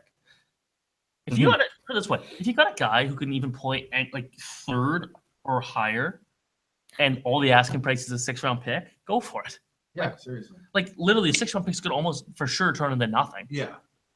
Like Rene Lavoie tweeted, the Canadians, no other announcement today relative, one of the friends, basically saying they're done. Okay, so Habs are out. that sucks. Habs. Montreal why? fans are going to blast them because they literally, really. Yeah, there we go. The English confirmation, no more trade announcement for the Canadians today. Dwight King's here to save the day, boys and girls. Nothing from the Leafs yet. Dwight, should it I doubt they do anything though. should he be Dwight Hab or Dwight Canadian? What sounds better? Dwight. Dwight, are you telling me you can't do Dwight Montreal? He wasn't Dwight Los Angeles though. But what if he wants to change? He wants to be a city now. Okay. He wants to connect with the fans. Dwight Poutine.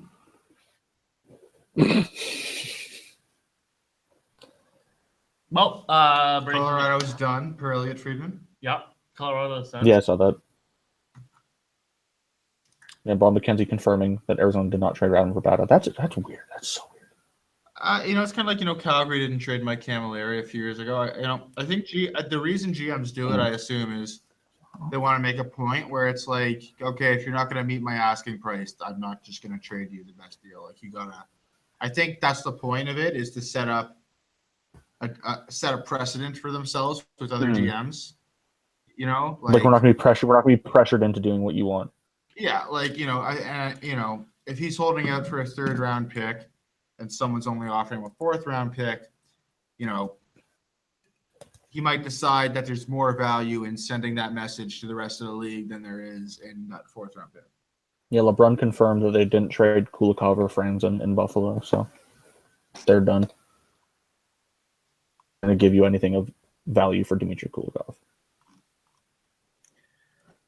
So,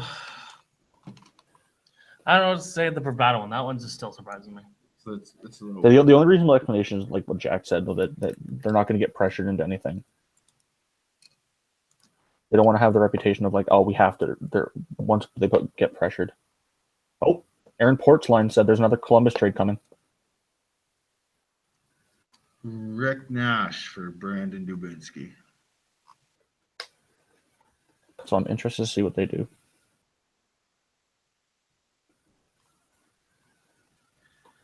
Yeah, this has been kind of stinky day. A rough one. I mean, there's still teams that haven't been officially said they're not doing anything. When Jerome again wins a Stanley Cup, this is all going to be the greatest deadline ever. We're going to look back on this with reverence. Yeah. Do stuff. Like, I'm gonna go to sleep when I go home. Oh, I'm with you there. I can just lie to my side. Craig Cusson said the Fleury's not going anywhere. The Penguins wanted to keep him. I mean, I suppose. What's the best trade deadline you guys can remember? Oh, there was one a couple of years ago.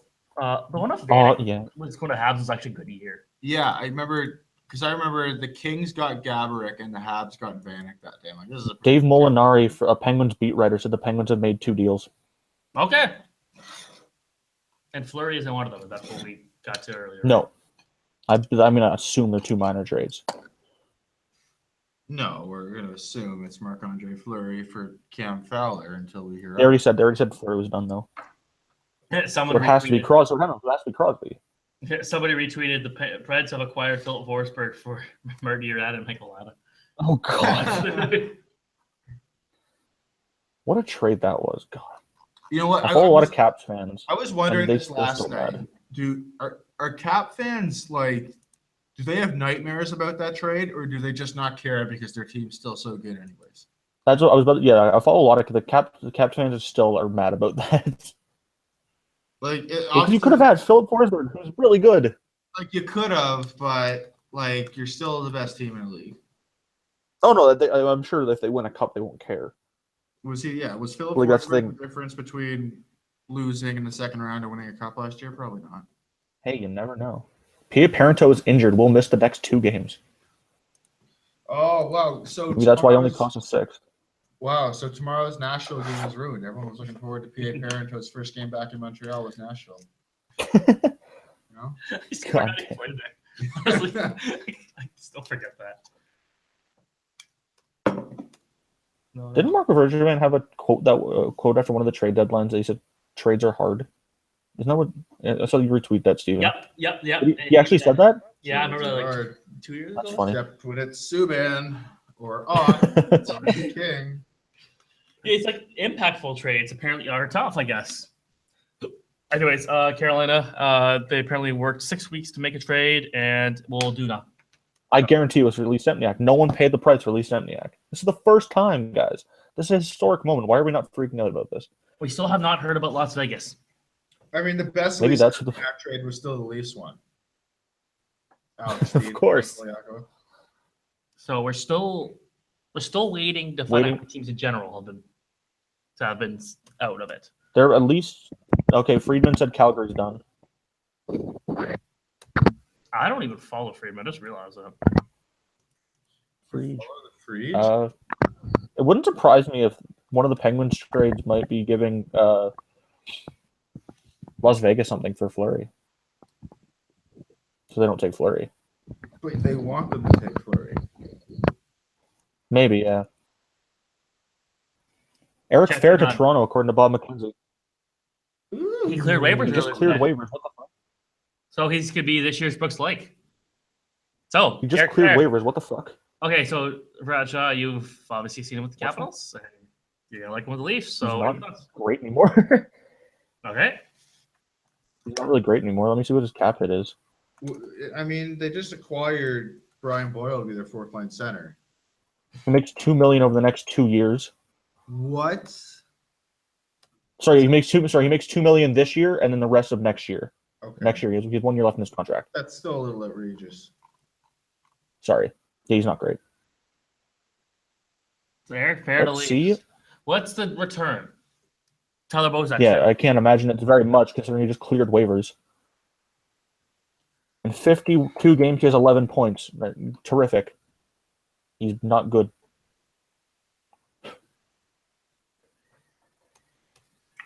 Shane Doan not been traded.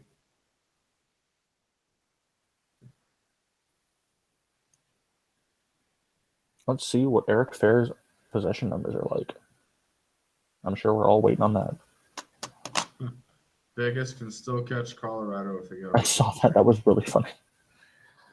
Yep. Jesus! Poor Avalanche. Leave him alone. What? His possession numbers are worse than Andreas Martinson's. Please He's tweet at that. 42%. Please tweet that. No, I'm good. It's fine. All right, then I'll tweet it. 42%. No, I don't want to be called a Corsi nerd again. I won't tweet your name then. All right, fine. I didn't really care. Yeah, it's 42.818% via Puckalytics. It's 42 point what? 18%. That's via Puckalytics. 42 point how much? What? 0.18. 18. That's his CF percentage for this season. And his PDO's been high too. He's at 102. That's insane. He's been lucky and still bad. Oh boy. Oh boy. I wonder what they gave up. That's really weird. This is like the breaking news of the day. Everyone's looking for this one. That means there's still another Pittsburgh trade. And there's still a Columbus trade. Yeah, well, the other one's probably Phil Kessel to Toronto. It could be a Pittsburgh and Columbus trade together. Like Eric Fair, welcome to Robidas land. Or island, sorry. Yeah. I wonder if the Penguins gave up something for the Leafs to take him. It's only 3 I wonder if it's fair in a pick 312. for like a conditional 7th. It's only 312. Man. See, no one's kicking this out. Yeah, Dave Molinari's confirming it.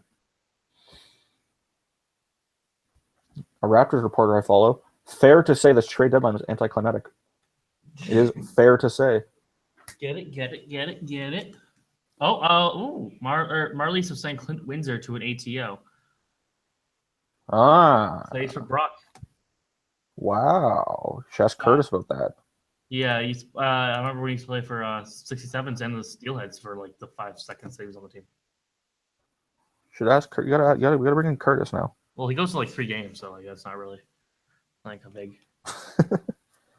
He's working on assignments, unfortunately, today. But The Bruins have added a forward, according to Joe McDonald of ESPN. Okay. Maybe we'll see who it is. I feel like an insider. I'm not. I'm just reading tweets, but I feel like it. here's the thing that makes sense. You know what? Kind of like Greening, kind of like McCulloch. I feel like the Marlies are just Leafs are just gonna use this ability that like when he claims or goes to waivers, he has to if he gets claimed, he has to stay up in the NHL. But I'm pretty sure they can now send him down. And and because they had 49 contracts, they might not have wanted. They could give up a contract to get a contract. That's smart, honestly. So yeah, They do a lot of smart things. we're still waiting for what?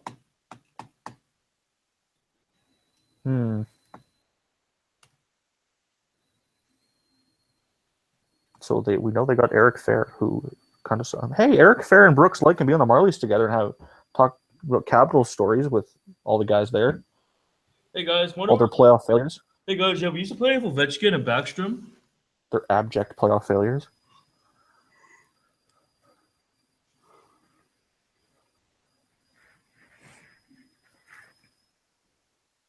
I want to see some stuff. Come on.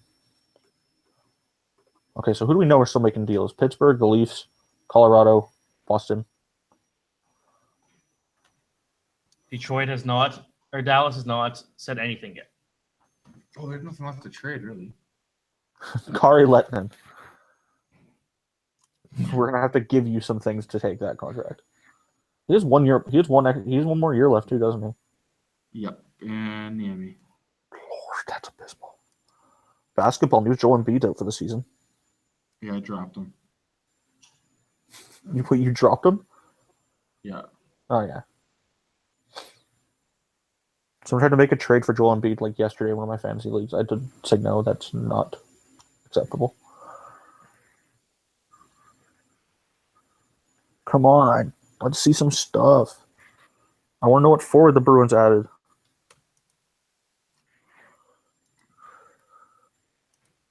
I think this is my favorite. Do the stuff. Tweet. Do the stuff with the things. I'll stop using TweetDeck. I'm using my phone now. TweetDeck's too far behind. Incredible. The Flyers retained 4.7% on Straight's contract. White Sox. That's a very specific number. Ate part of his fake passport en route to U.S. He testifies.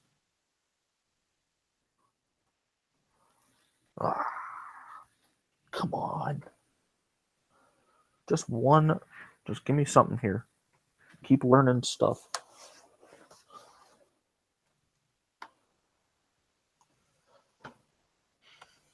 We're still waiting. This is like the toughest time. No one's talking. No. Yeah, I know, because I'm just waiting for something to happen. Because like there's stuff because there's stuff out there now, and now you're just refreshing. And like even the stuff that has, yeah, it's definitely nothing. But like there's at least talk out there. The Blackhawks are done. I don't think they could have done much.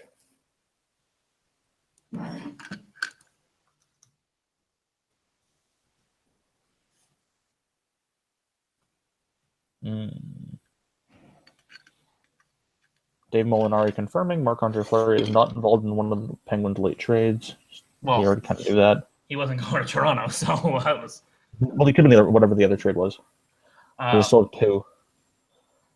There's a tweet here I saw. Oh yeah, so people keep saying like Montreal needs to get bigger. Yes, but man, they did not get better. No, they certainly didn't.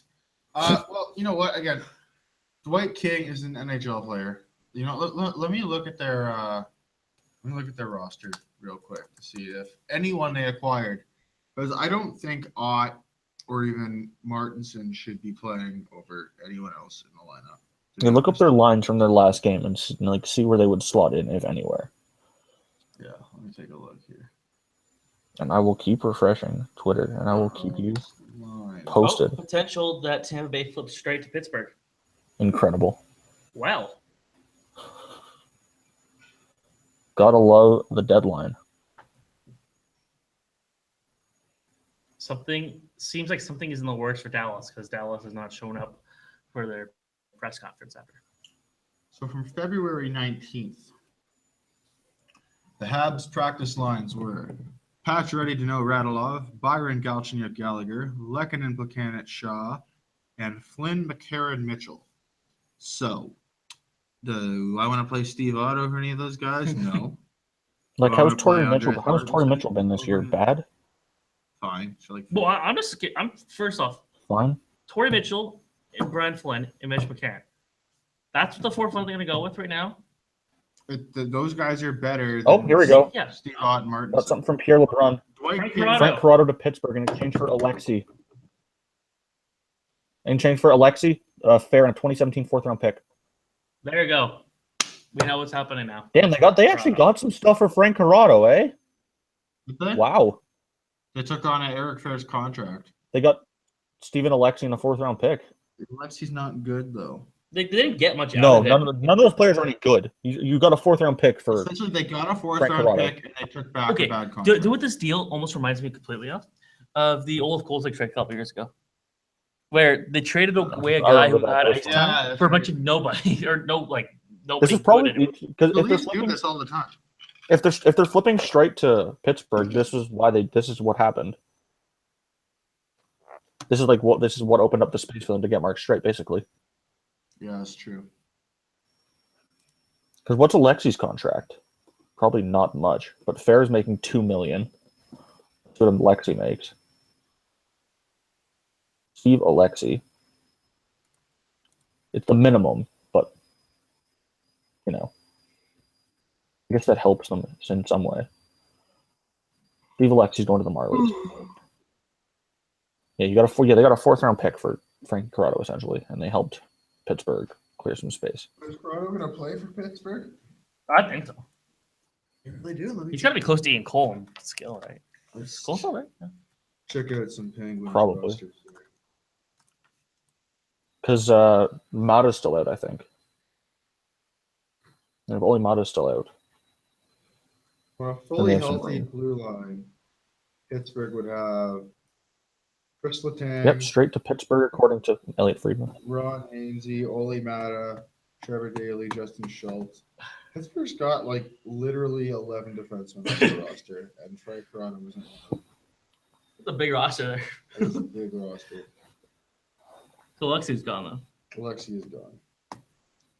They have Daley on IR, but not Mata, And they're adding Mark Streit now. and they're going straight. So yikes. I'm not sure what the. Let's not forget that the team that. Oh, I think you lost a follower. Did I? You were 419 now. Was that? Yeah. Oh, I must have tweeted Tweet something. out fake news. So to my know, yep, Streit is the Pittsburgh now. Yeah, that's where I said it. Yep. So.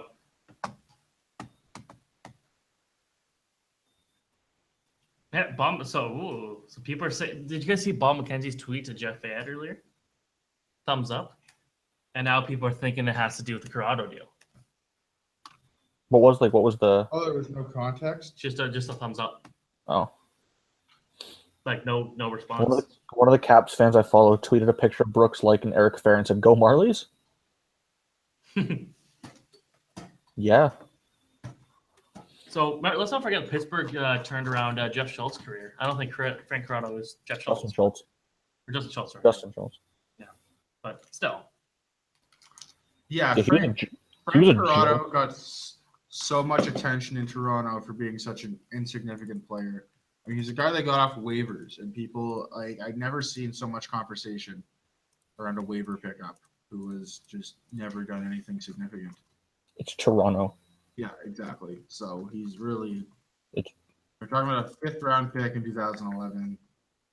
He's a guy who's been away. He's nothing special. Hey, they got a 4th-round. They essentially got a 4th-round pick for free. Well, for taking on Didn't have to give anything. For taking on Eric Fair's contract. Didn't that? Yeah, $2 million. Carolina's trying to get Brian Bickle back in the lineup. I read today Yeah. they were looking at trading Teravainen. Yeah, so Yes, that's that's a guy who's fallen off the face of the earth. You haven't heard of him much this year. He hasn't had a bad season. He hasn't had a bad season, but he hasn't had a great season. He's been fine. 29 points. It'd be funny if they flipped Corrado for Streit.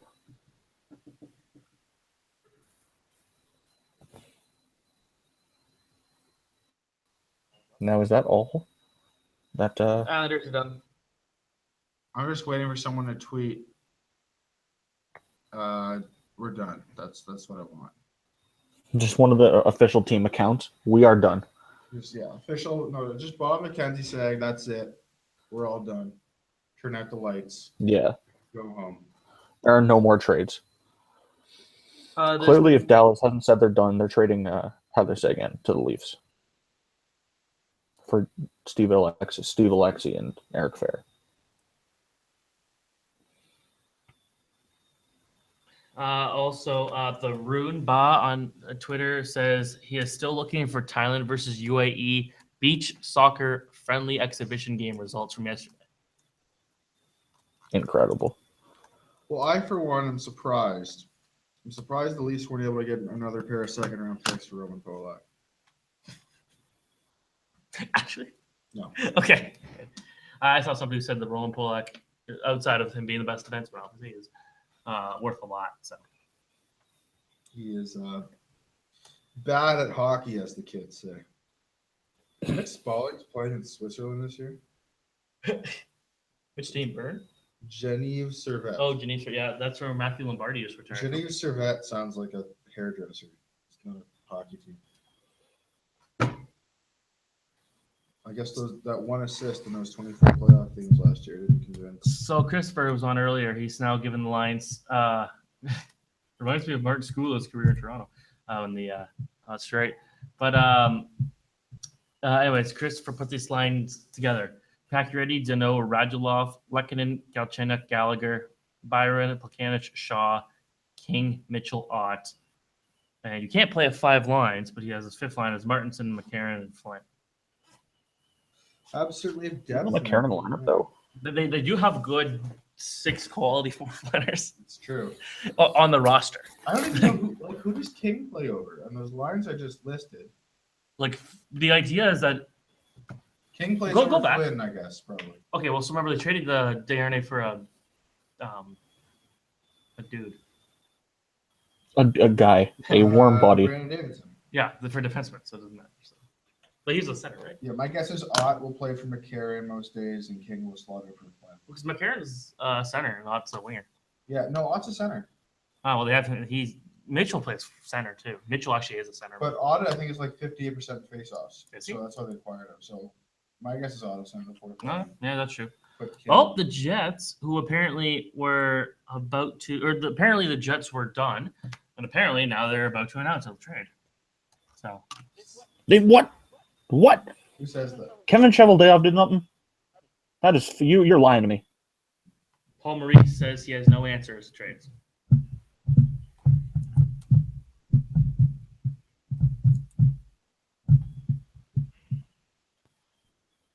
I will not stand here and listen The to Islanders. your lies. You know something? Someone, Gina Freeman said it doesn't seem like the Islanders did anything. So Yeah, someone said they were done earlier.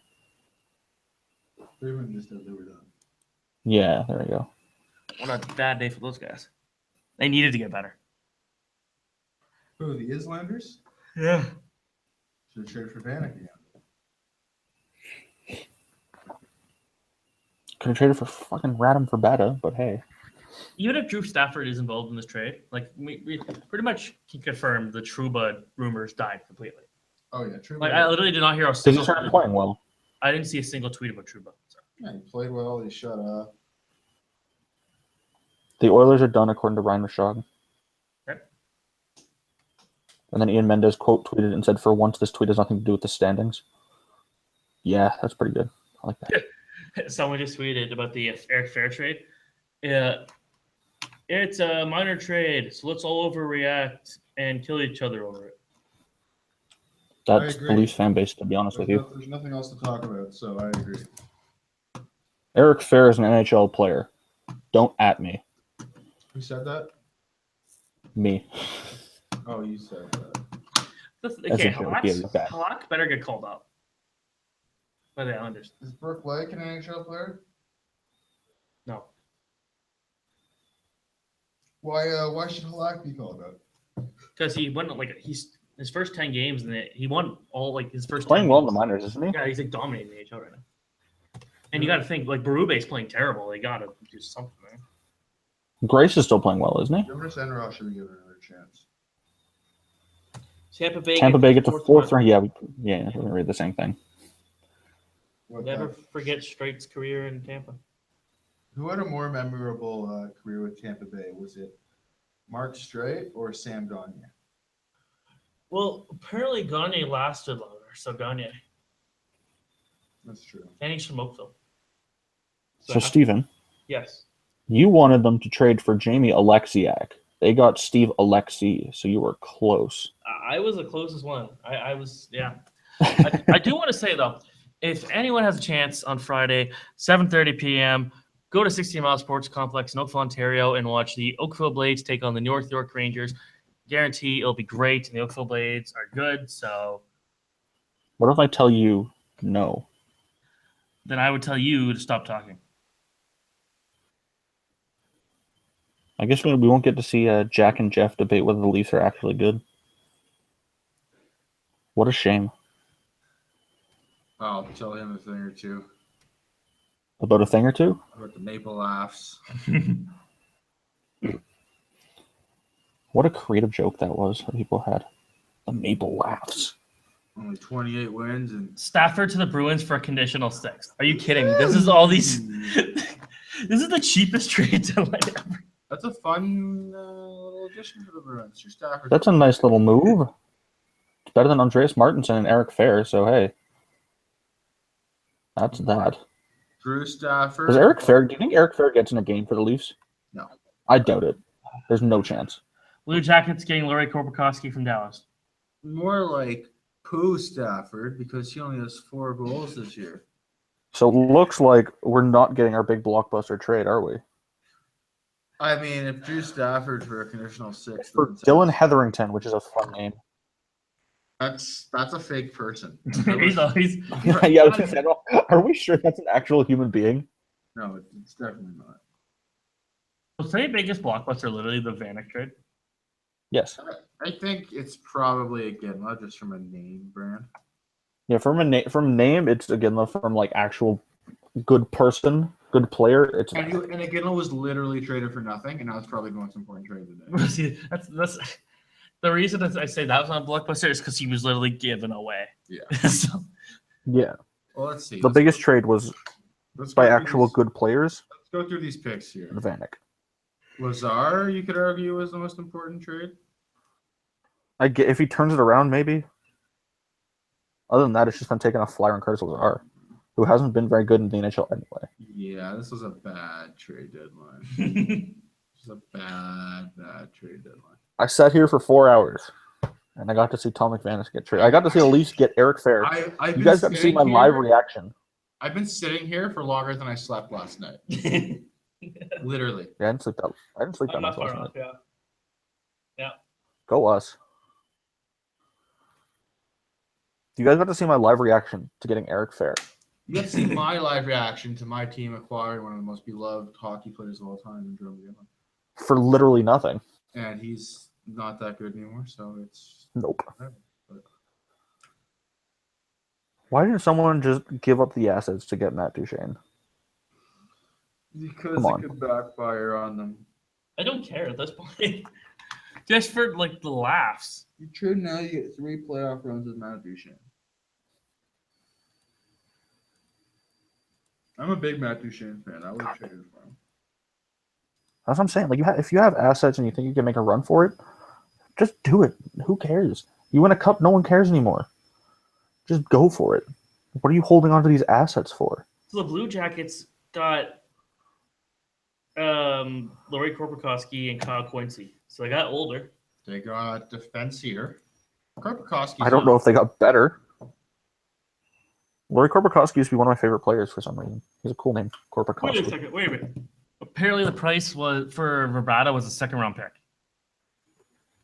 Do it. Have multiple 2nd-round picks. They should have done that if that was the case. You have a 4th for King, but you can't give a 2nd for Verbatta. The good thing is no team did anything really stupid today. That's true. No one did. Nothing is stupid, but nobody did anything exciting.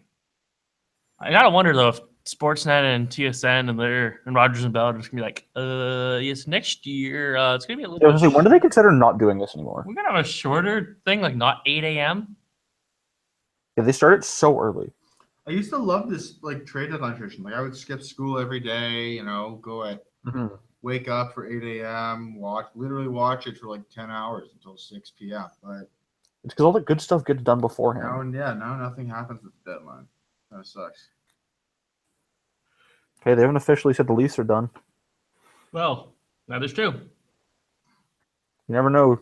Old Lou might have something up his sleeve. I'm gonna guess no, but hey.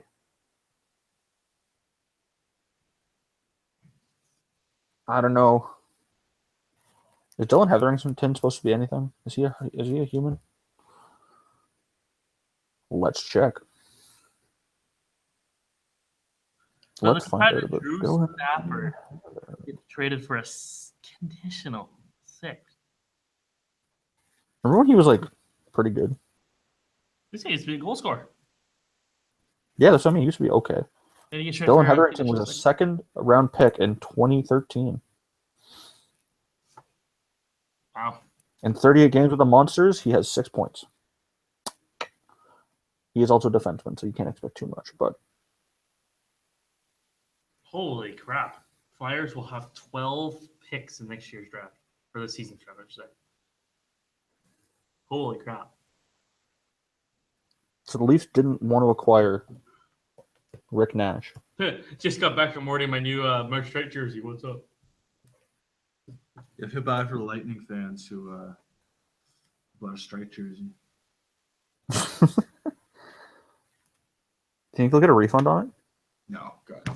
So once we know all teams are If you're done. stupid enough to buy a Mark Strike jersey, you have to wear it. Until someone says all teams are done, I still think the Leafs can trade for Tyler Seguin. You know, they could have just not. Trade. Shane Harper is going to the Devils in exchange for Reese Scarlett, and it's an AHL deal. Reese Scarlett is a good name. Another- Analysis. Another fake person. Jesus, Tampa Bay retained 50% of the straight salary, for fuck's sakes. Like, they didn't even have him, and they're trading him. We had you for a few days, for like a few minutes, and we're going to keep paying you to not be here anymore. You were so bad Reese that we Scarlett, don't want you. Reese Scarlett has never played in the NHL. I'll He's Google been Shane in the Harper. AHL for 4 seasons. And Like that name too. Shane Harper is a solid name. he actually is. He's okay. Well, Shane Harper is not the first person that came up. He's apparently also there's also a recording artist named Shane Harper. He used to be an actor, too. This guy's a solid face. He's 28. He's a solid face. Someone 39 just games with the Jesus, bad. someone tweeted the Devils okay, and someone says effing useless deadline. I mean, what do they expect? They expect to, like, contend? Stop that.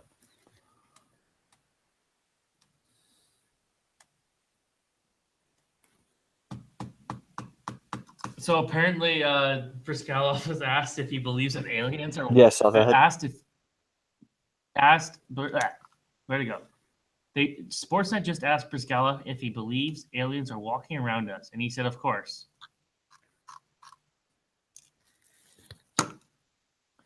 Honestly, how he isn't he isn't a lead analyst for Sportsnet is beyond me. I want Ilya Briskalov to be a GM. You believe in aliens? Yeah. The two accountants responsible for the Best Picture mix-up at the Oscars will not work the show again. Check from aliens and bears, Ilya. Hey, that's a brutal. Just tell me everyone's done. Just tell me everyone's done. I want to know. I want to make sure so I can stop refreshing Twitter. So, do you guys want to do an 8-hour version of this next year? Have to. Why would we not? Who are free agents next year?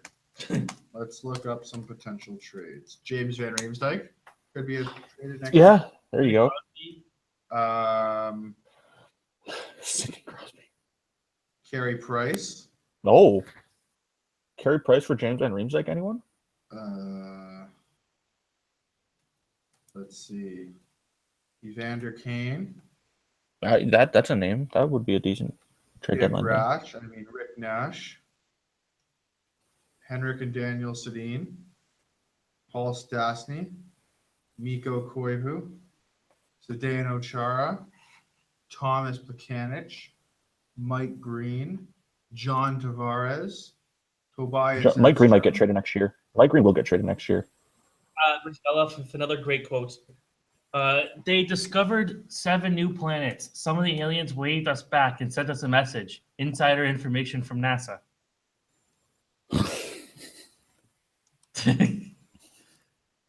They should take it serious. Can someone give me one more trade? Just one more solid trade.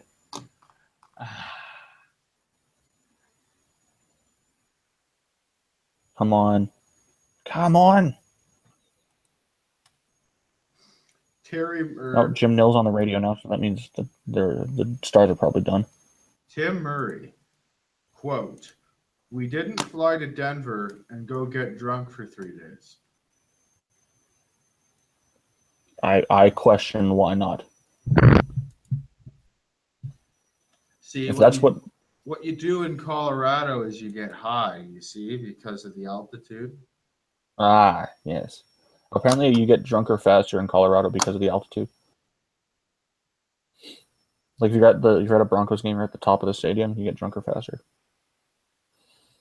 I'm sure everyone appreciates that information that I just gave. Yeah. Just keep refreshing. There we go. Hey, if Dean Lombardi gets drunk in his garage and makes trades, why the hell can't Tim Murray go to Denver and get drunk in 3 days? Exactly. See? That clearly is the method that works.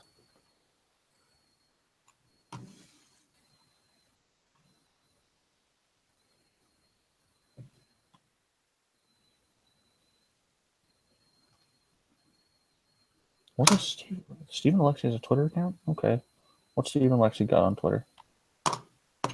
His last tweet was at PKessel81 and at Eric Fair got me hooked on pineapple, but it seems they have real life things to do. So accepting all challengers. What does that mean? Someone help me. They're snorting pineapple. Wouldn't surprise me. Eric Fair's a huge Blue Jays fan, according to his Twitter bio. So we can expect he can go to some games. He likes it when the Blue Jays hit a fair ball. See? Because They're going to have to leave. Come on. I want some trades. Let's go. Breaking news, I'm going to a Blue Jays game against Cleveland in Section 104 on May 10th. Is you? I'm going to 2 Jays Indians games. You wish you were, but no. Damn it. Sorry, you don't even like them. Well, do we have any thoughts? Any thoughts on something that happened today? Winners and winners and losers? We have winners and losers. okay, losers. Good trade deadline grades? Spent time watching this. All right, losers. Fans, definitely. Okay, okay. Us, definitely us. Okay, we haven't talked about. we took an L on this one. We haven't talked about Brandon Ranford versus Joe Whitney. Let's give this one a talk. We're not. Oh, God damn it. All right, Clearly, Joe Whitney's the better player. Why? Why not? Who was he traded for a couple years ago? AKA Ray Whitney. Who? Or Ryan Whitney. All right, let's look at this. Let's read this story from Brennan Porter. Whitney has 11 goals and 17 assists in 55 games of the Rampage this season. By the way, he is a forward who can't score. It wouldn't surprise me if Lou was still on the phone with a team, but also calling the NHL, be like, nope, trade deadline's not over yet. Nope. Okay, we completely forgot that Ranford. I make it rules. Ranford got traded from Dallas to Arizona last month. Did we forget Yeah, that? a month ago. Or did we just not know? I think we selectively chose to not remember that. He also scored 0 goals and 0 assists in 10 games in the AHL. We can also talk about the Raptors. The Raptors are playing tonight. Against the Washington. That'll be a good game. Natty O'Nell's.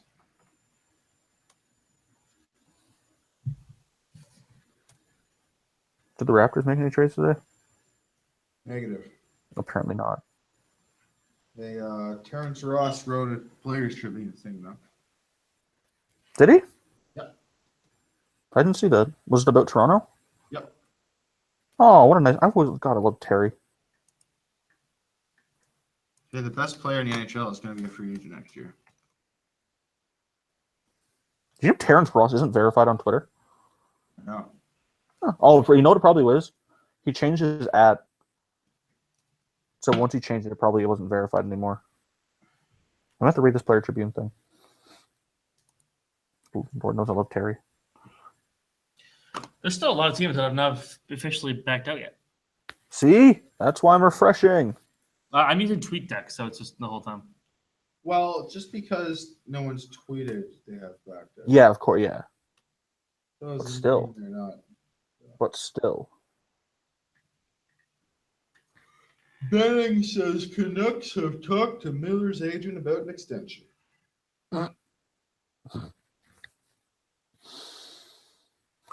I guess. I mean, why not? You need someone to play goalie for you. Okay, so strike salary 4.7% from Philadelphia, 50% from Tampa, and 45.3% for Pittsburgh. Getting paid by 3 teams. That's getting, living the dream. Mark Strite's still like kind of decent. Surprised He's old as shit. What's he, still 39? Still puts up some points. Is he 39 now? 40? 35. I think. No, you're right. He's 39. Hey, I know Mark Straight better than anyone else. The Oilers have signed Ryan Mantha from the OHL Ice Dogs. Oh, yes. I wonder, yeah, I saw that. Interesting. So, of the list that I made, we still have Duchesne, Landeskog, Verbata, Doan, Kulikov, Fleury, Neuwirth, Delzato, Tyler Johnson, Gabrick.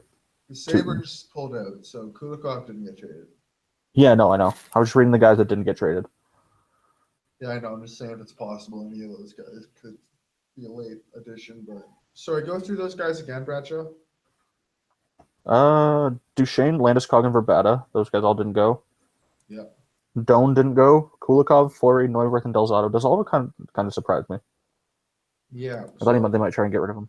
Delzato, I mean, has Philly officially been declared done? I haven't seen it yet. I didn't see anything. So maybe. There were rumors that Tyler Johnson could go because they're cash strapped, but they got rid of enough money that I think they can sign him. Yeah. Gabrick was a fun rumor, but no one was going to take that contract. I'm assuming. Okay, so Hextall had his press conference, so yeah, they are done. Okay, they're done. Unless it's to announce Claude Giroux's trade to the Arizona Roadrunners. I'm just oh god, bunch of nonsense. I wonder what it's always, it'd be fun to know like what trades were discussed, like we're close. Bolio for Duchesne. Bolio for Steve Alexi. And I can close Cap Friendly and Puckletic at this point. And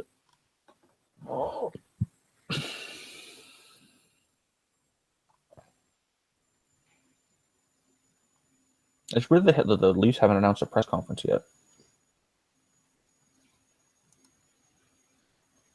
And like no Leafs reporter has said anything.